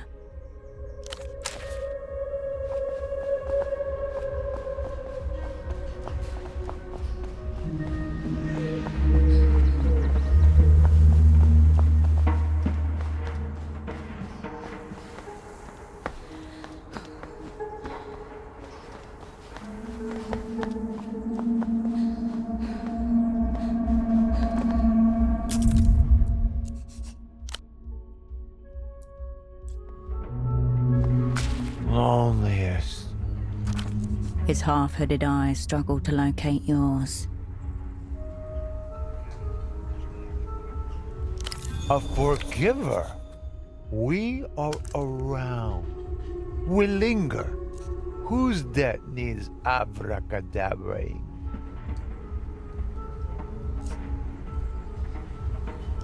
The bank is not predatory. It is simply a balance sheet that must add up. I wouldn't call a piece of paper predatory. Did your friend avail of the financial citizen? Our program for the disadvantaged allows them to increase purchasing power. I'm a big proponent. Fair child, there is no such thing as money. It is a mere promissory note. There is only debt and credit. Why not?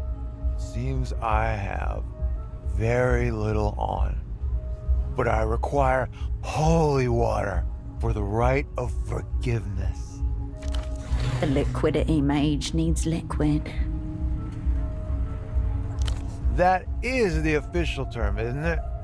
The forgiveness of debt in return for a confession of sin against capital? We all live at the expense of someone.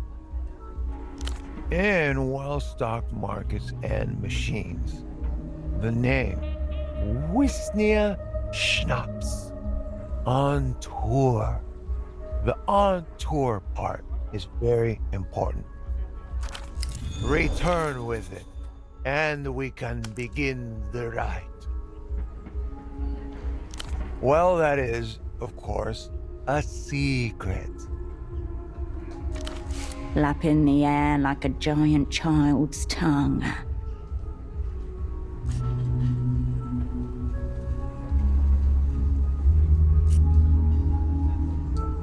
Oh yes, wonderful.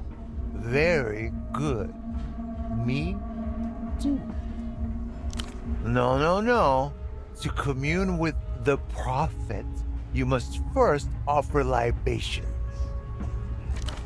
Could have guessed that was coming.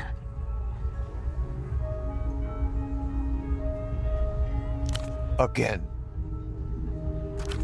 Now you understand. Che Meramoto is always B-Y-O-B. If you insist.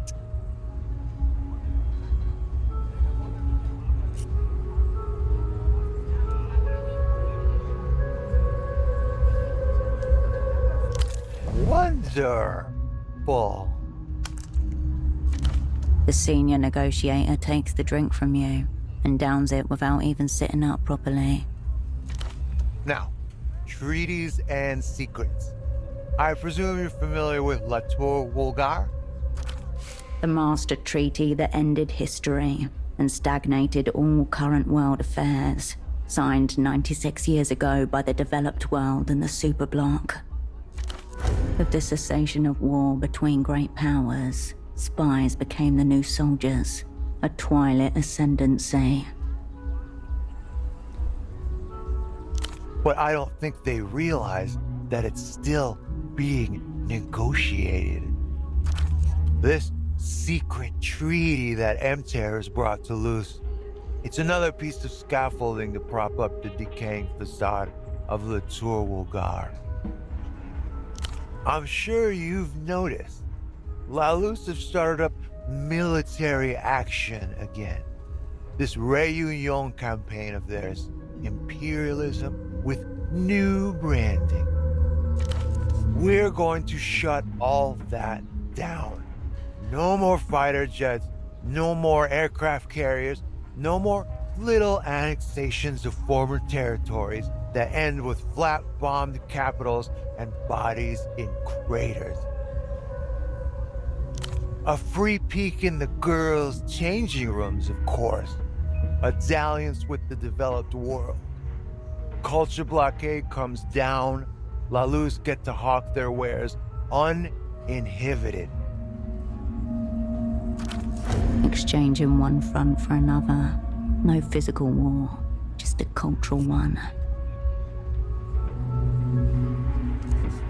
I do, yes. I think it's a very good deal for the bank. Look around. Lusian culture is already among us. Bringing them into the developed world won't make that much difference. If anything, it will legitimize the culture and render it less sexy. On to their each. And you never know.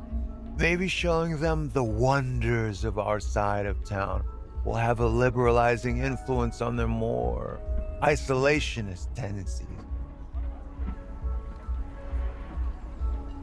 Apparently, some tete-a-tete time with the Minister of Mass Culture himself. Although, word is, Reyes is very keen on this deal. Wants it to happen. Grand Lich confirmed and triangulated.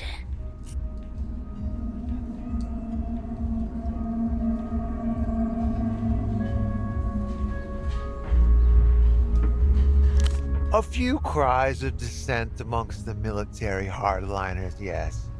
All action, light, and noise. No understanding of soft power. At Reno's pied-à-terre, the city's true seat of power. I don't know. Gaps in the schedule, unclear times of arrival. Oscar and Freddy are getting played, and played hard. Metamoto is just the maintenance man, sent in to check the oldest part of the house, see if it'll hold another few years. The moon. Reno's eyes have swiveled towards lunar assets. He wants to send rockets to the moon, and his old friend Metamoto will ignite the thrusters. He is hosting the secret treaties in exchange for these cosmic flight paths. Reno Lunar. Where they've been for the last century, loitering outside the party they can't get into.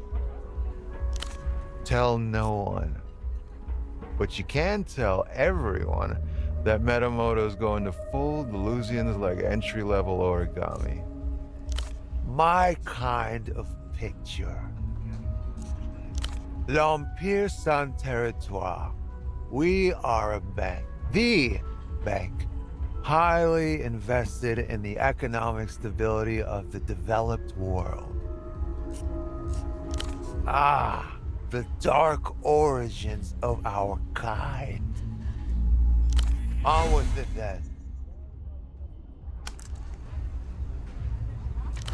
Centuries back, far before Latour Wulgar and the vivisection of the world, EMTERR was one of the first banks ever incorporated. Of course, in those days, it was simply Banque Impériale. Well, eventually, La Banque found itself in a death struggle with one of our hated rivals, the other first bank ever established. The great powers backed our rival, cowards, and outlawed us from establishing any physical presence. We were driven far below the surface. Thus we became the first shadow bank, dealing in dim spaces between the walls. Criminal enterprises, political saboteurs, anyone who didn't care for receipts. True, in the dark days, we had to employ a corps of bruisers to crack defaulting skulls. Our first operatives, if you think of it. Now it's all so much more humane. Peaks above board.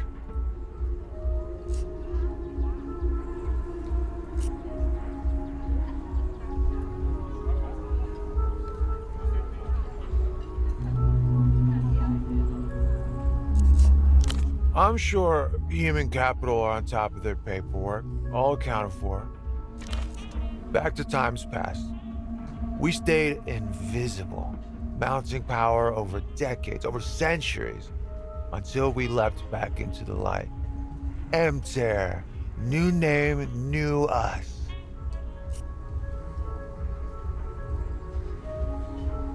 We bankrolled a certain enterprising rebel faction in Niado Lima. Bloody struggle, many years. Once the last of the blood had been hosed off the streets, our clients realized it takes even more money to run a government than to topple one. Hence our greatest innovation, the stability loan. In some distant parts of the world, EMTERR is euphemistically called the Kindly Ones, using their true name directly as reserved for curses and insults. Now we grip a string on every limb of the world.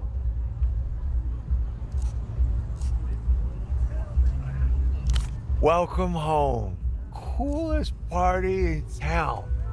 Even when it's BYOB.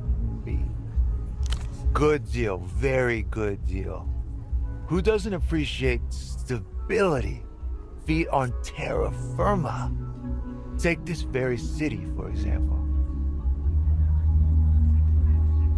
Of course, they saw the sense. Now they are blossoming with that. And that is a good thing, motivating. We saved this place, you realize that? Peripheral backwater, barbaric.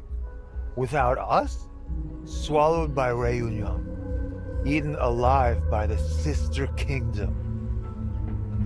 Don't just believe, I live it. Debt is stimulating. Makes people work for tomorrow, the future. Next, the city sheds its deadweight industries, steps blushing and virginal upon the world stage, ready to be ravished by multi-tentacled capital. They should be thanking me for my largesse. Nothing down there but disused buildings and kicked-in doors.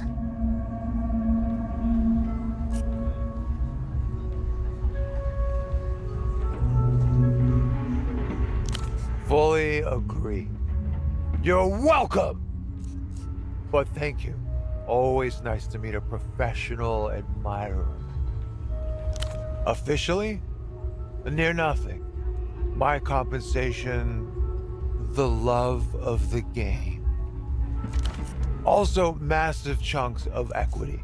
Every night before bed, I clasp my hands together and pray for seismic liquidity events. Oh, so not just big picture. You're talking illicit picture. The secrets of the realm. Copies of copies of copies of copies of copies of copies of copies of copies of copies of.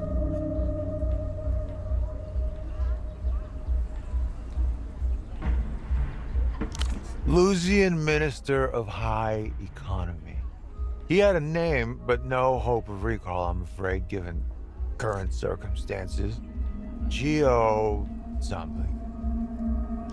Aggressive, but honest. No nonsense.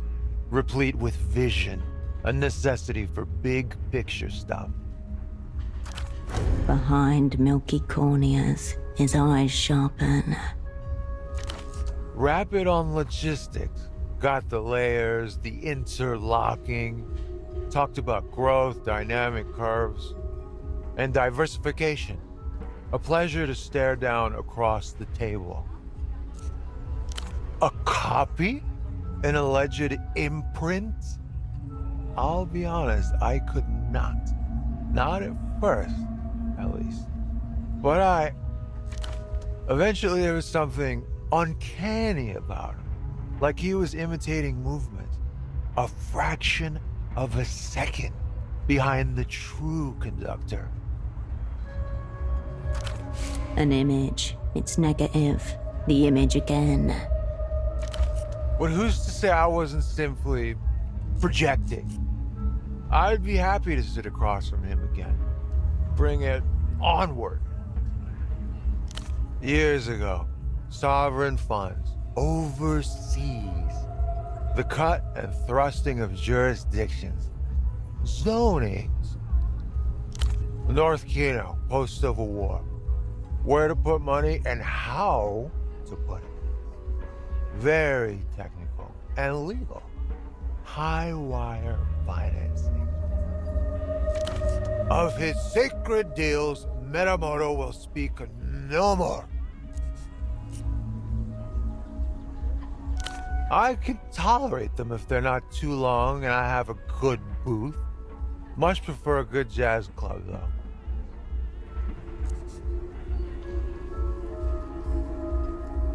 Are you a musician?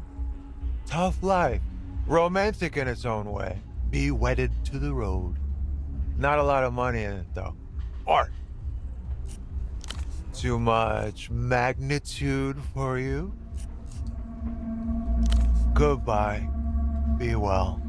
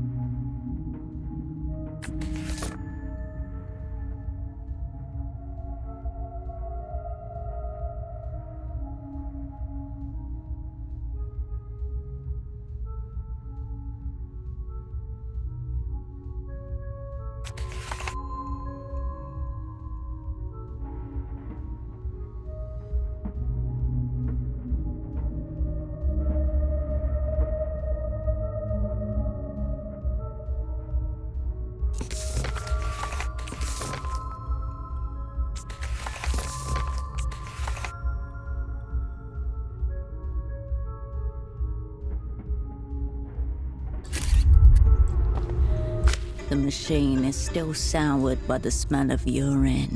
The piss.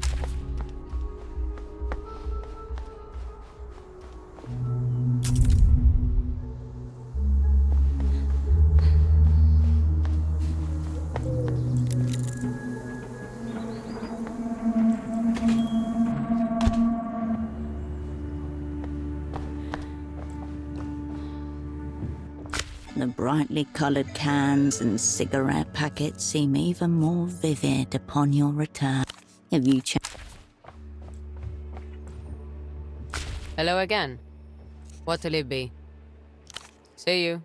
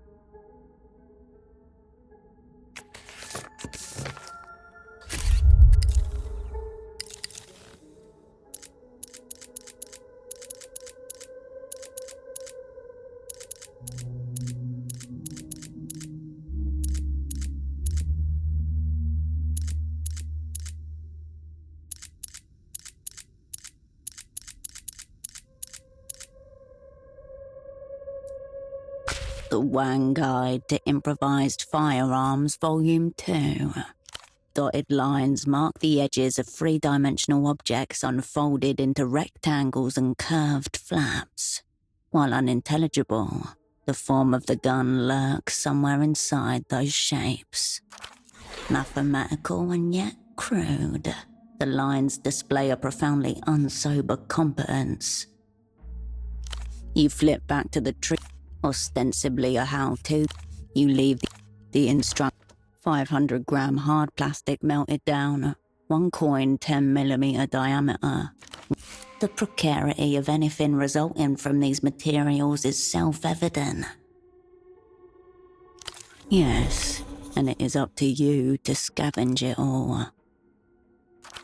A fair amount of this stuff is lying around the workbench in Photo 24.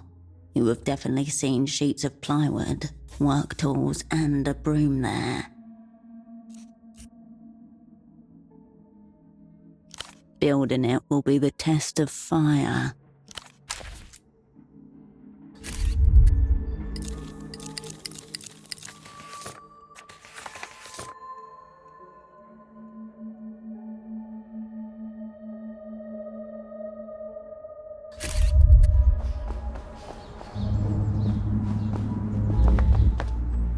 A stray cat hops soundlessly over a nearby wall, your double turns to you.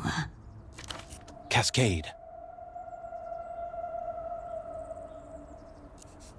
I'm not saying it's likely, Cascade, only that the possibility can't be dismissed out of hand.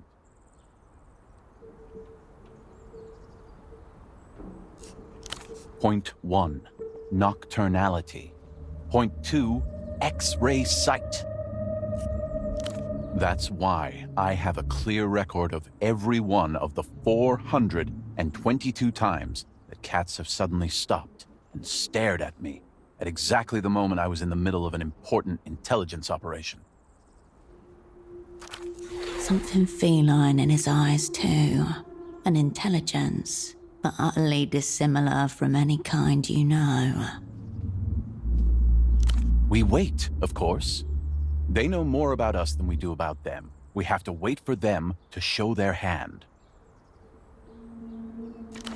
They have their own methods, their own strategic objectives, unaligned with any known power.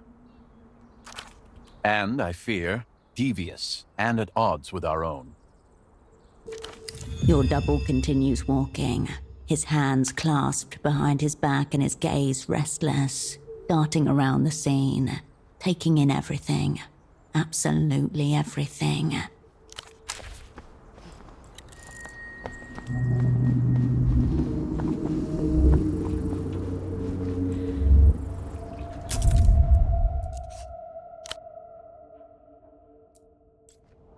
You return to the animal zone. You turn away from the store.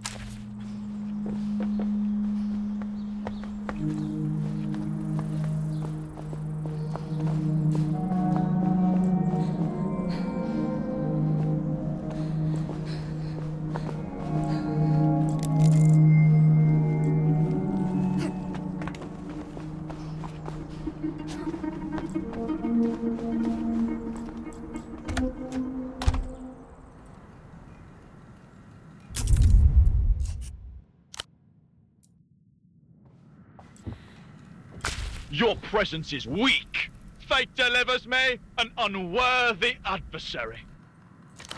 The creature's eyes glow with cunning flame, its ears tuft delightfully in every direction. Long grey toes ripple over a mountain of trinkets as it inspects you. A puppet. There's someone hiding in the pile beneath it. Broken cages everywhere. This could be an escapee.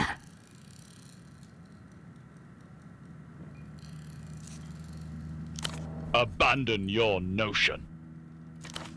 Tremble before the majesty of my realm and of me. Is this the dog thief? It is standing on what looks like a pile of stolen goods. Aye! Hard cut to his tiny face. Crash zoom. His golden eyes flash. I'm king of trade!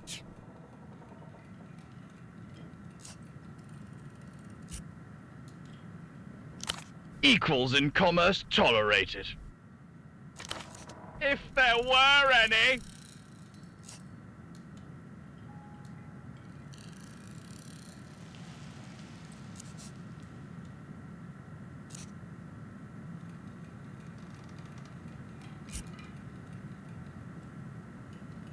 Keep your nonsense questions. Show me your objects.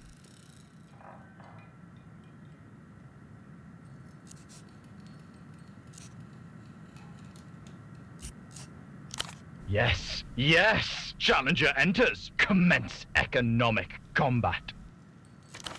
He wriggles his toes, drawing your attention to the pile of miscellaneous objects atop which he stands. Nonsense words. Shattering imbecile ignored. Ah, the scepter. The monkey rummages his heinous little hands through his objects and produces a long, light blue tube, the end a horribly rubbery pink. You can read the words, Pre-breeder 6ZR on the side.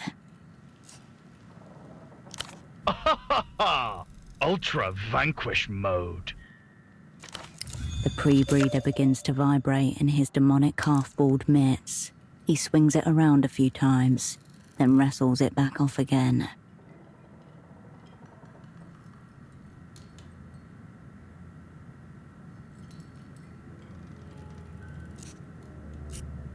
Buried among the pile, you spot your prize. This wolf's face is nearly covered by a dark, sweeping mane. She's dressed for battle in jeweled armor, but her snout is stretched in a yawn. On the side of the cup in curling letters, Dream Wolf. Tears gather at the corners of her green eyes. Apart from shame. He closes one eye to consider you, carefully, before lifting a strappy leather harness from his collection. Dynamic yet functionless. A sneer waves impressively across his jagged lips. He rummages into his pile of stuff and brings out a paper hat, folded into a peak. Symbolism unnecessary. Monarchy absolute. The monkey bares his teeth at you.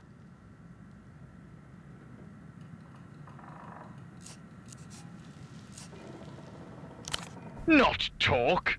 Business correspondence. Remember the box of dubbed martial arts tapes that one of your mother's work friends smuggled in for you when he came to visit in 79?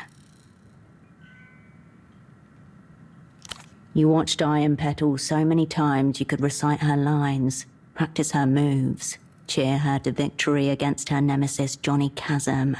How did he sound again? I do as I do. Unthwartable schemes forever. Indeed.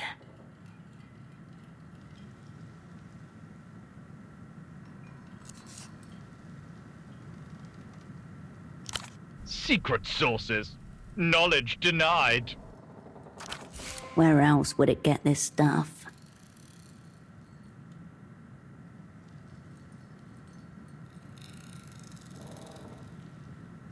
Do not consider yourself my equal. Contradiction shrugged upon.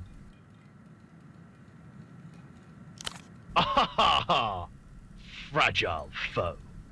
Puny beseecher. The monkey stares you down. His adorably well-fitting shirt does nothing to temper the fret. Prove it in skirmish of value. The geysers of his nostrils erupt with curiosity. A curse. Take it with you. No trade. Tourist trinkets, veterinary tools, a detached bicycle wheel, brightly coloured soft drink cans. It looks like a dinosaur rampaged through a shopping mall, and this is its dung. The monkey bares his teeth at you. He flicks his ears in excitement.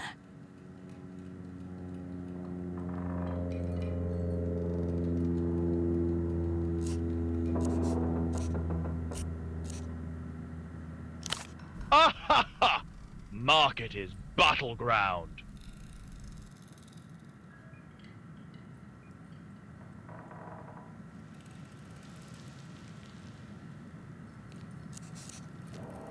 The monkey's eyes go wide, its head tilting side to side. More hair.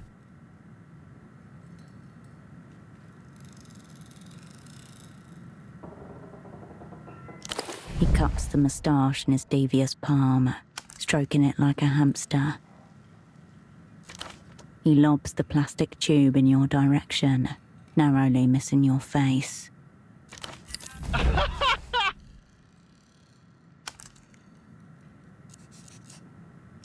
Farewell, combatant.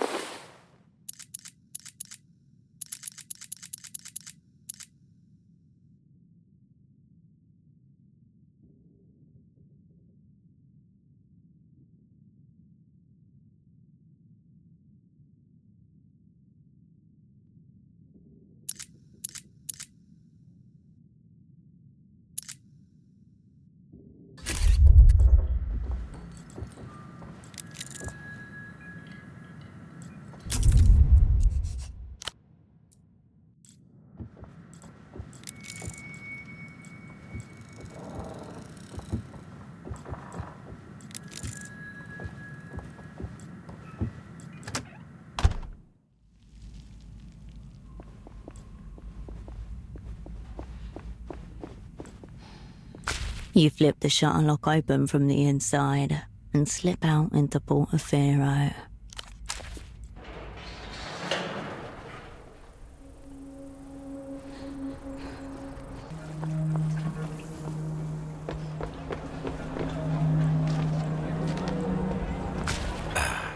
My format-sensitive friend. How goes it? The vendor stares blankly at you.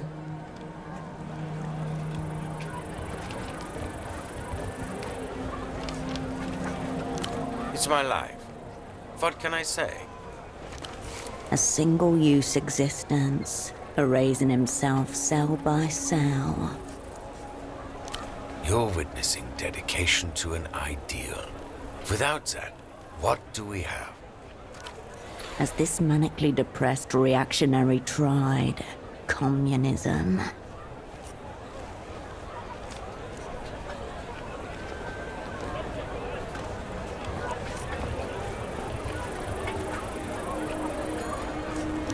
Not always. I appreciate the nighttime when the replayers have flapped off to hang upside down for the night. And the other stalls are packing up. I like to lie on top of the shipping containers. Look up into the sky. And sometimes I can see the star. Maybe not. The bazaar is closing up soon. Another day, another cultural molestation.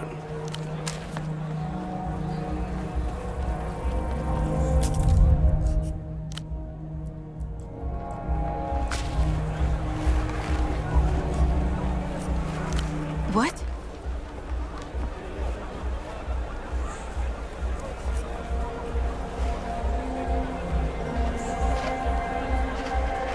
A jail?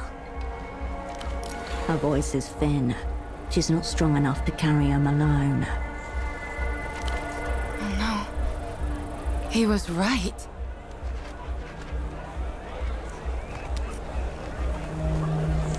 Did you see anything else? Anything at all?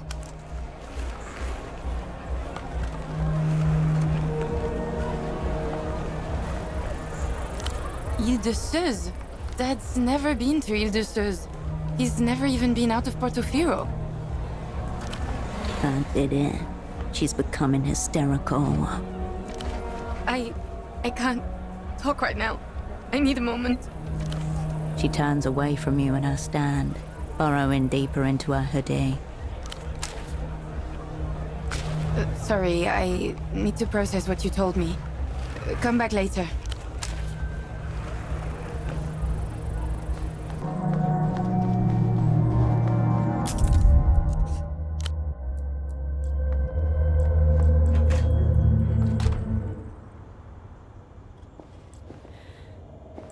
I'll print. Yes. Something for you in the tray. I'll be here if you require anything. A single sheet of paper. At the top of the page is a header next to a grayscale logo you can't make out. Portofino Cosmonautics and Space Exploration, Payload and Ballistics. Silo 1, Sublevel 4, Pete Tract Portofino. Cascade, Possess Information, Critical. Go all the way down. Miho. Portofino Cosmonautics and Space Exploration. Not a letterhead that sees much use these days. The site of the failed launch. It's supposed to be completely abandoned, per government order. A wasteland of space metal and local myth. This Miho entity is waiting for you at the dark end of the silo. Miho, who know? Likely an acronym, not a person. Malodorous, insufferable, humiliating onanism. Your landlady glances up, then quickly looks back down with a non-committal shrug. Silence is the best method to retain plausible deniability. You replace the sheet where you found it, now slightly crinkled. You turn away from the fax machine.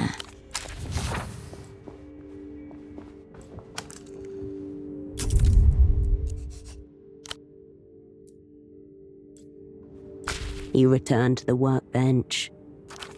This now is a gunsmith's workshop, just waiting to realize itself. The perfect place for your first attempt at improvised weapon manufacture. Your reason for being here is simple. Glue two pieces of a toy together. If only it were as trivial as that, your dexterity may be severely tested. The instrument of death calls out from the future, begging you to bring it into being.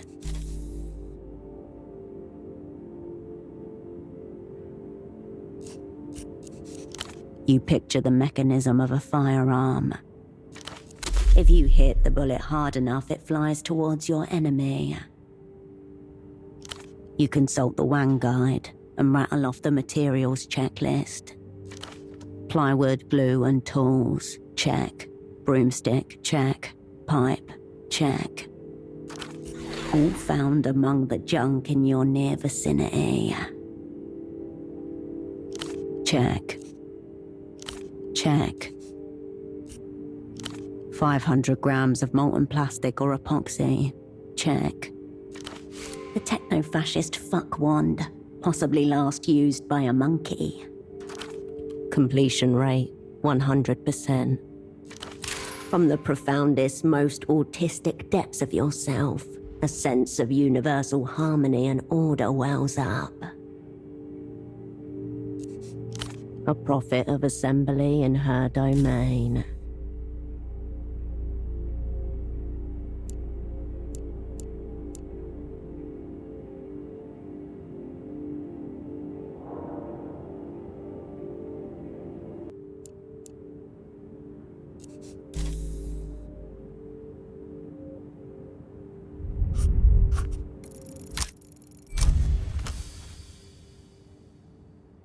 You place the blanks below the schematics, tape them in place, and follow the dotted lines with the tip of the box cutter.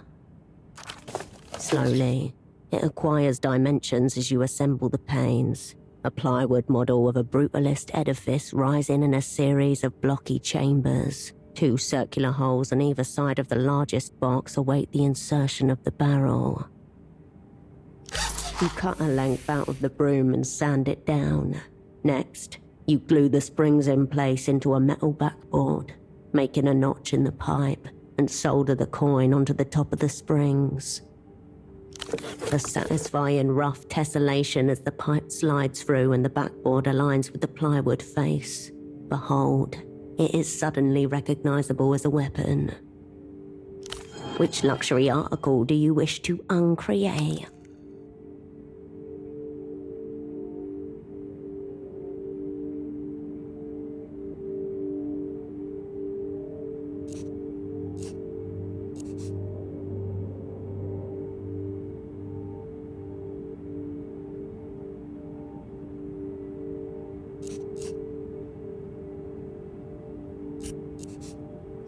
You back away from the bench, your work incomplete. For now. You leave the bench as it was.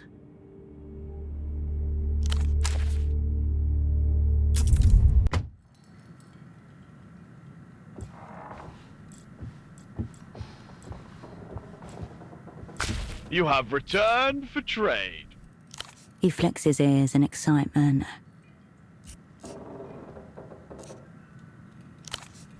Wolf admired. Must trade fair.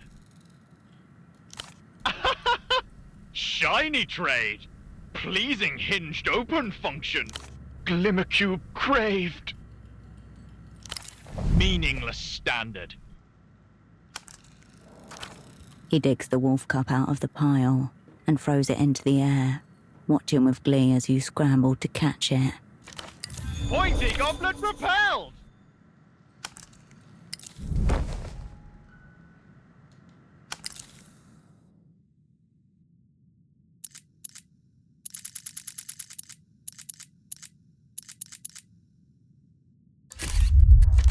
The plastic seems to almost hum in your hand. You turn it over and see 1 out of 6 stamped on the hard bottom. It seems to be a novelty cup. Merchandise for that Lusian propaganda cartoon that the kids were watching at the bazaar. The heavily applied paint gives off a petroleum smell that sticks to the back of your mouth. The spiky plastic and severe angles make it nearly impossible to drink from without taking an eye out. Form definitely came before function. As it should.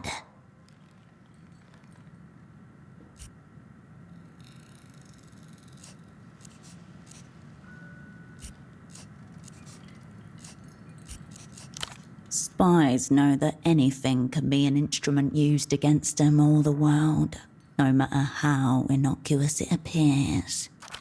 Nothing stashed inside, no hidden compartments or ciphers. Looks like it's just a cup. You feel the satisfaction of a new obsession being indulged for the first time. You put Dreamwolf away, and once again meet eyes with the king of trade. He flicks his ears in excitement. You are puny! Prove yourself. Variation in packaging proposed. Glimmercube crave. Meaningless standard. He flings the harness at you. Victim of trade. He flicks his ears in excitement. Ah ha ha! Flimsy item desired. Fertile color. Pleasing hue. Ruttings abound. He draws back a nasty little arm and whips the hat through the air towards you at speed. Traded! He flicks his ears in excitement. Amass increasingly desirable objects. You're talking to a monkey. You're going to have to ask specific questions if you want helpful answers. Only most premium goods desired. Shiny containers reveled in. Contents ignored. Legs and head unadorned. Alpha face gear admired. Legwear? A mask? Condescend at peril. Everyone is bad at everything. Yet to find worthy companion. Is it a companion that he's looking for? Ponderer. Disappointment! Farewell, combatant.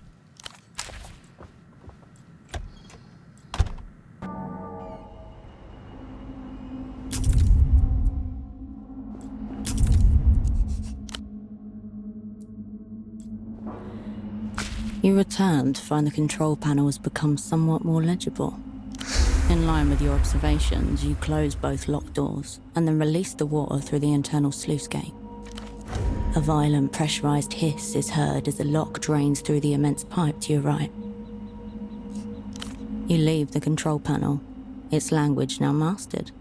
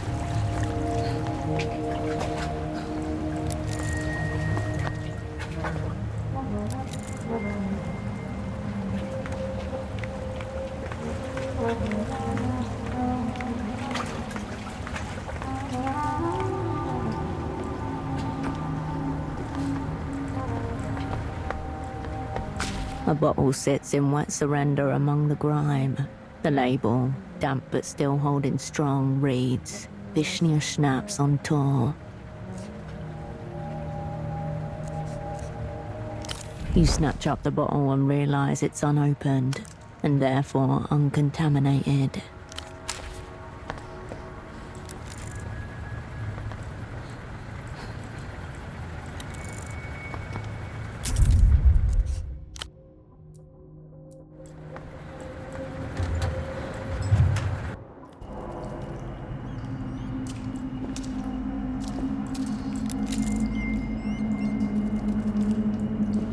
Out of the darkness emerges another wolf cup, large, plastic, and glorious. The plastic wolf, in round spectacles, reads an ancient tome, a wizard's staff strapped to the back of his cloak, splashed across the cup's side, Eager Wolf. Someone seems to have put this container away for safekeeping, and then forgotten about it. He looks sort of bookish and reserved, actually. He looks like the kind of wolf who'd stick his snout in between the pages when no one was looking, just to smell the old paper, itching to prove that he can lead the pack, if they'll only give him the chance. Globs of yellow paint refuse to stare back at you. His gaze is fixed somewhere to the side, drawn away from his book. By what? It's unclear. He carries himself with straight shoulders, a confident posture, but his thick glasses hide a furry face twisted with anxiety. Eager Wolf joins the crew. Another plastic wolf cup in your hand. As before, 1 out of 6 is stamped on the hard bottom. 6 in total to get your hands on. You're on your way to collecting a full set. Your fingertips itch with anticipated pleasure. The container is empty.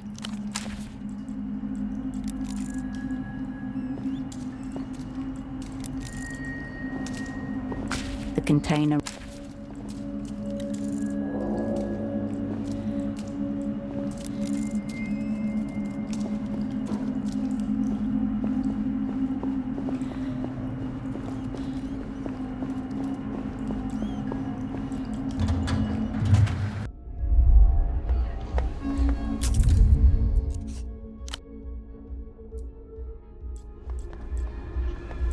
Loneliest of...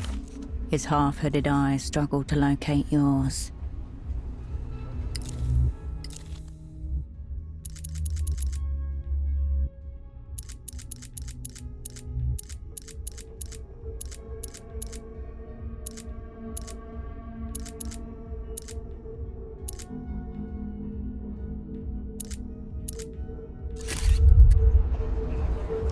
Very good.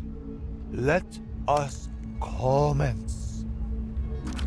He takes the on tour from you with both hands and drinks it with surprising care.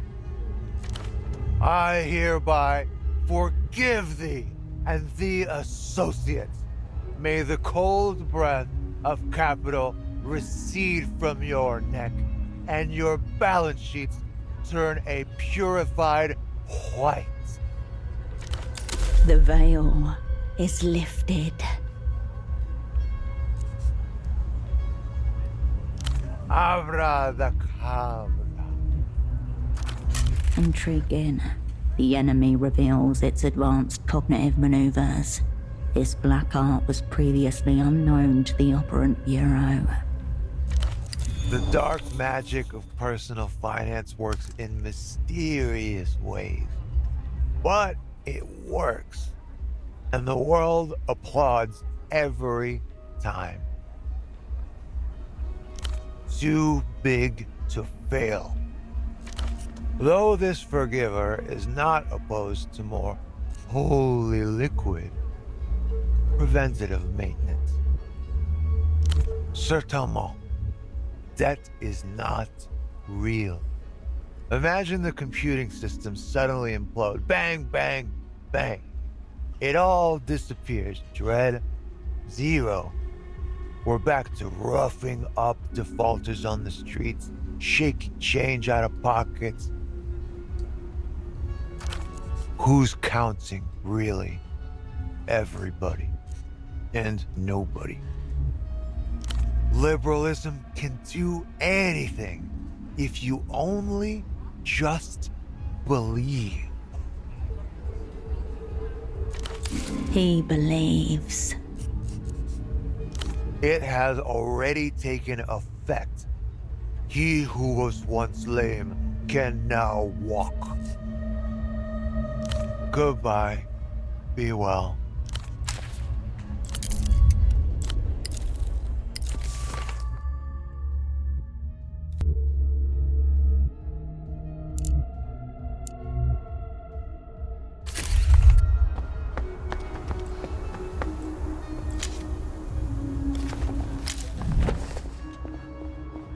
Copper light spilled across Party Alley.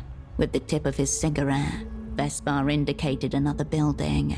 He'd lost track of how many. Love Hotel. That one was cinematic. He looks to you, half a smile on his face. Double murder. Couple months ago. The man was a baby-faced Boyavik of the Azuri mob. The woman was married, not to him. Both shot in bed. He was alright. Little bit. He was a fast riser among the Azuri. Had some funny stories. Couldn't drink for shit. He would have made a great snitch. His gun was still holstered, tangled up in his pants. Certain deaths can't help but take on a metaphorical quality. Ah, well. Let's fucking go.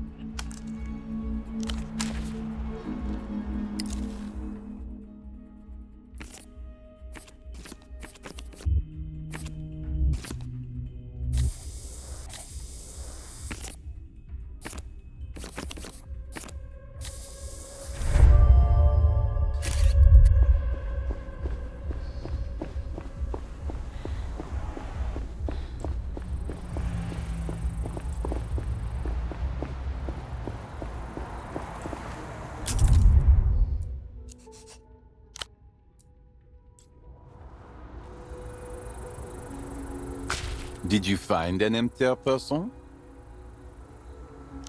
A right of forgiveness? What does that mean for the scene? Okay. Extremely big news for the scene. But wow, is this how it usually works?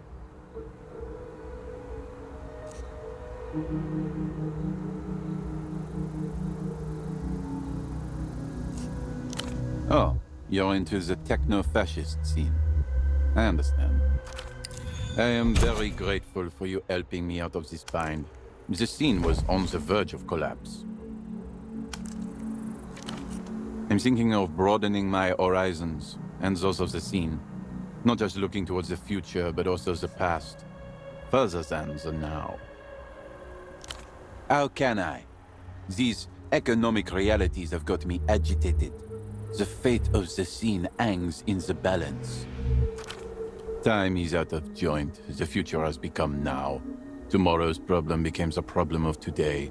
But what became of today's problem? It owns the Palace of Culture. Communism of the historic kind. A better time. Allegedly a better scene as well. Everything was free, and ballers were abound. I'm going to go to the Palace of Culture to investigate all of the threads and fads that happened before my time.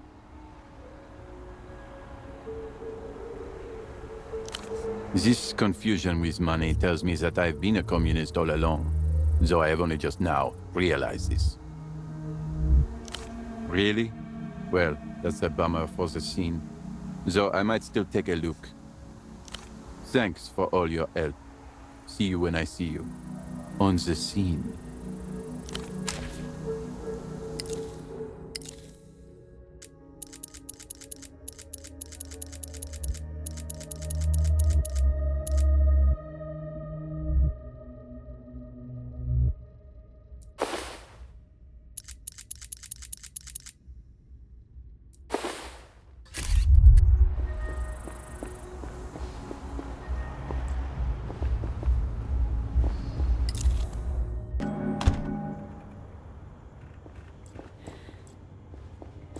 I'll print.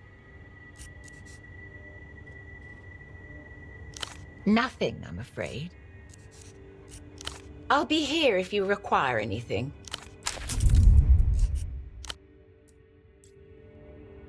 I'll print. Very well.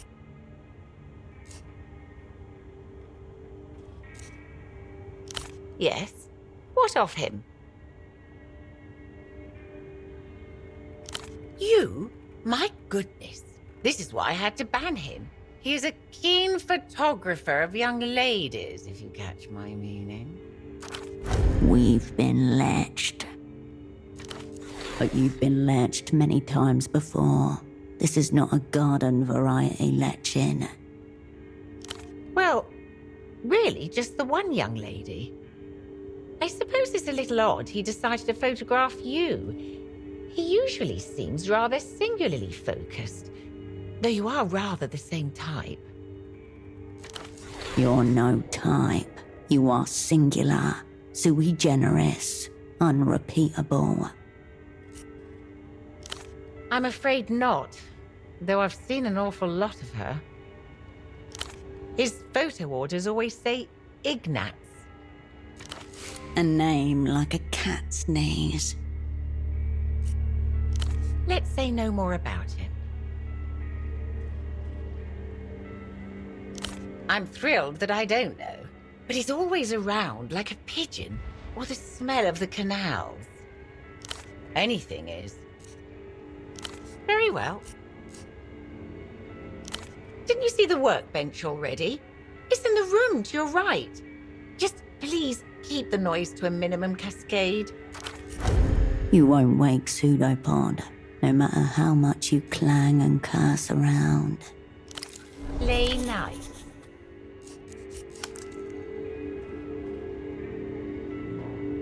I'll be here if you require anything.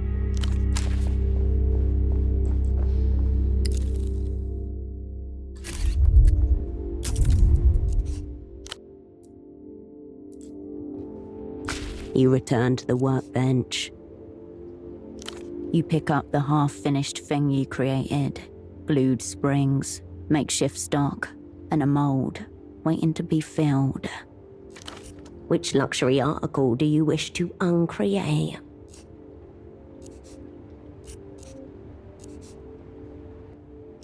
Toxic white fumes rise with alarming immediacy from the pot. As inside, the wolf cup begins its tortuous transformation.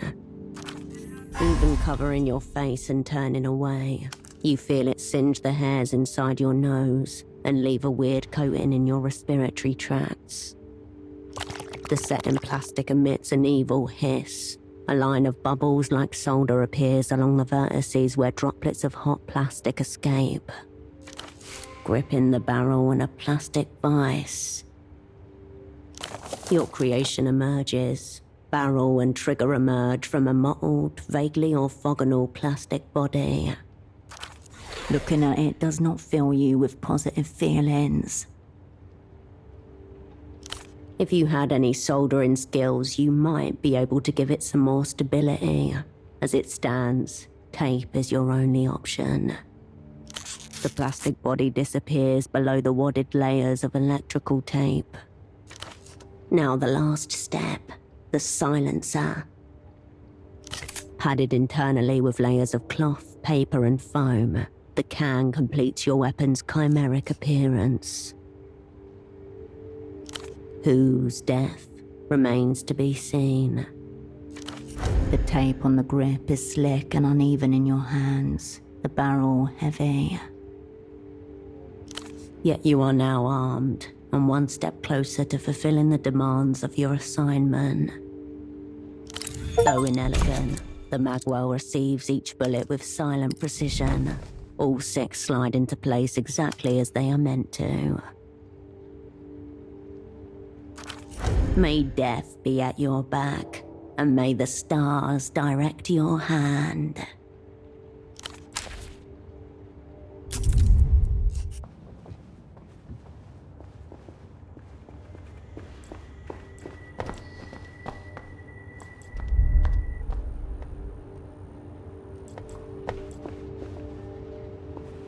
You return to the deck.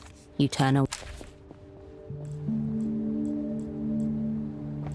The bed welcomes you for a soft slumber. The darkness. Raw information atomizes itself. On the other side of the world, a phone rings. Cascade. Your old schnapps then? A ripple through your heart. She remembers. She has a copy of your pomegranate folder open in front of her. All your patterns and tells, itemized. Was it as you left it?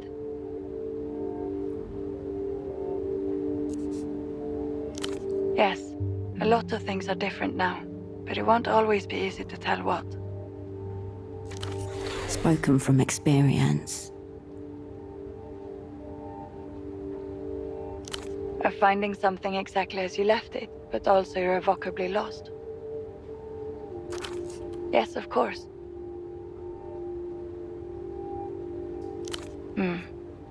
The street I grew up on. Our neighbor's roof lost its chimney in a storm. She righted it and used it as a planter in her front garden. Peonies. I found the current occupant still tend it the same way, though they cannot know how the strange planter came to be. A child's memory, frightened by thunder and the crash of brick in the night. It's just nostalgia, Cascade. You must have wanted a dose. I suggest you don't submerge yourself in your darkest and most painful parts. It's not very healthy. Let's keep the past at arm's length. You're here for a new task, not to replay the old days. Now, was there something else?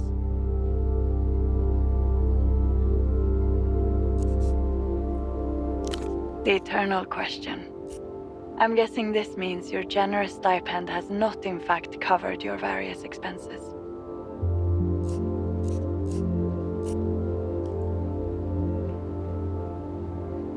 I have no idea what that means. Please don't explain. Realistically, I see 3 options available to you. You could resort to a life of minor criminality, you could adopt a more lucrative ideology, or of course, you could get a job.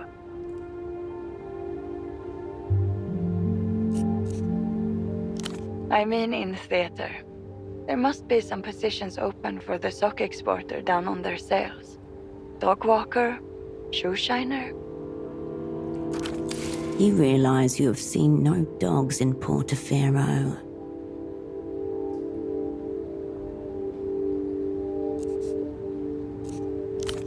I don't know if I would have pegged you for manual labor, but sounds like a promising start, in any event.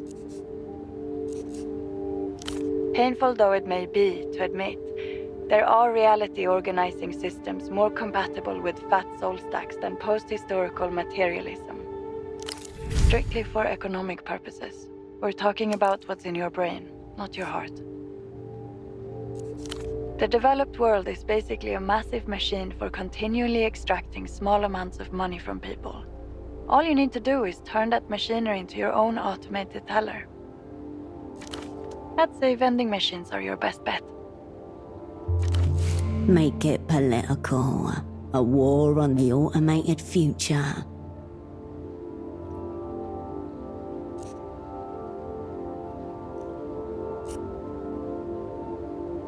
There are other options.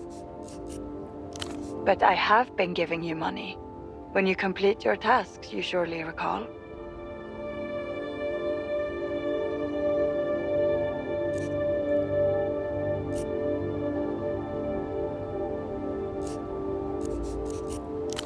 I'm sympathetic, but this isn't really up to me.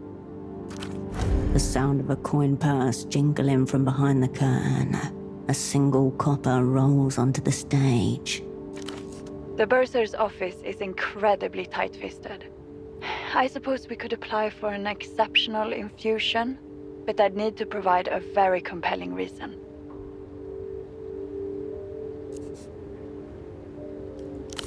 Other options are available to you, of course. Shall I tell you about them? What else is on your mind, Operant?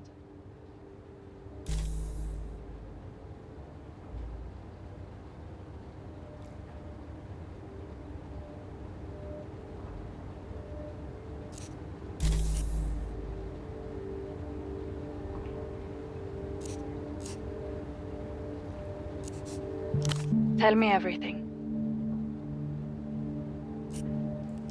Ah, I see. You've got yourself the famed Lucian imprinting device. Is that it? Please. Dubious lore about Lucian imprinting techniques are stock and trade. We get defectors shopping all kinds of wild tales. Personally, I find this stuff a bit hard to follow. But the usual line is that these imprints are meant to preserve the consciousness of an old political philosopher called Anonymous. I believe he's supposed to be the original theorist of techno-fascism. You'd need to talk to a remembrancer to learn more, I'd think. Or perhaps a genuine techno-fascist. Unintelligible stuff, mainly. Babble about dream erasure, mass hallucinogenic events, villages of psychic duplicates acting and thinking in concert. And yes, some of them claim to have seen magic devices that copy one consciousness onto the mind of another. Never substantiated, of course. Usually, they just want money and a nice state-issued apartment in one of the nicer people's republics. It's not my job to believe. It's my job to condense fact from the vapor of rumor and speculation. No one outside La Luz understands how this imprinting business really works. If it even works. Some days I think it's all just devious propaganda. Oh yeah? Does it work? All right then. What makes you sure your old friend didn't simply buy himself a bridge in the depth of a cocaine fugue?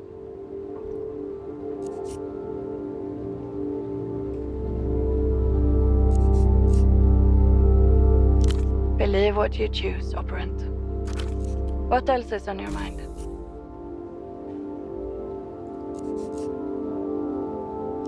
I don't know who you're referring to.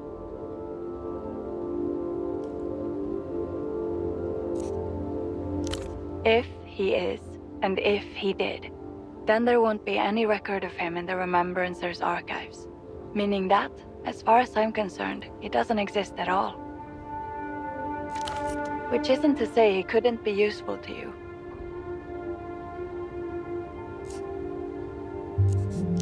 So you have yourself a magic spell. Careful how you use it. One wrong word and you've cursed yourself instead. No, entities are the lowest forms of matter in the Operant Bureau's extended cosmology, reserved for traitors, falsifiers, and thieves. An imaginary friend who's actually useful. Wish I had one of those. Did who reach out, Operant? Oh, you're still talking about the imaginary man. Sorry, thought we'd moved on. Yes? There's nothing to forget. Now, what else is on your mind?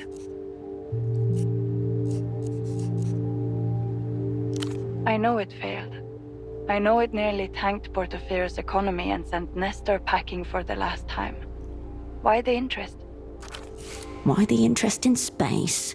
Look at it. What's it doing up there? What if it's just a big painting?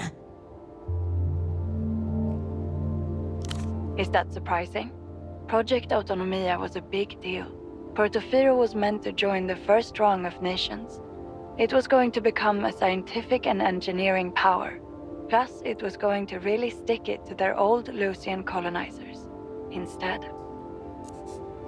Yes. Boom boom. How do you mean, more?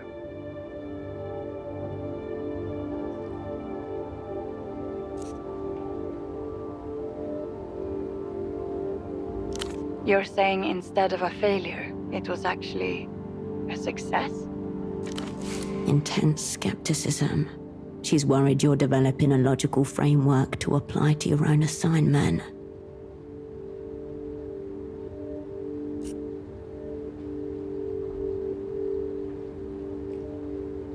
Maybe on its face, but then those were boom years.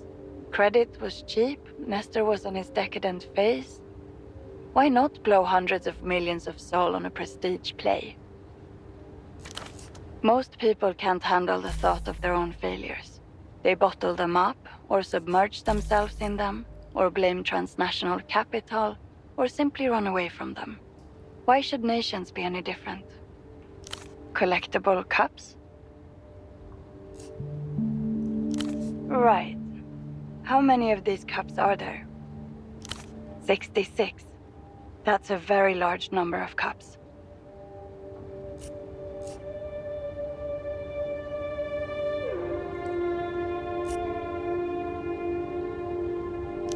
What do you even do with these cups once you've got them? Even more daunting than collecting, such a set is the task of arranging and displaying it.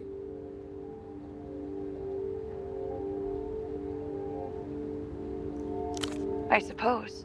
But then you're denied the pleasure of seeing the whole set together at once.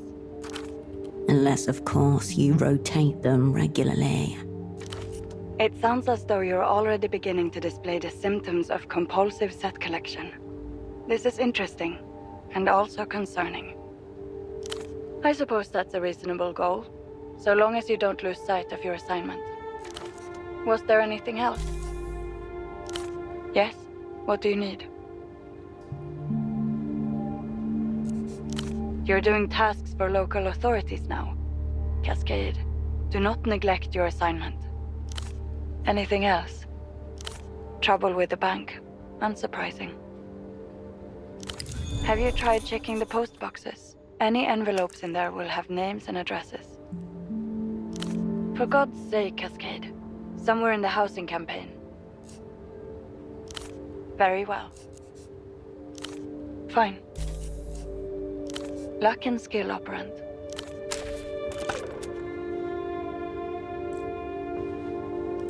The bed welcomes you for a soft slumber.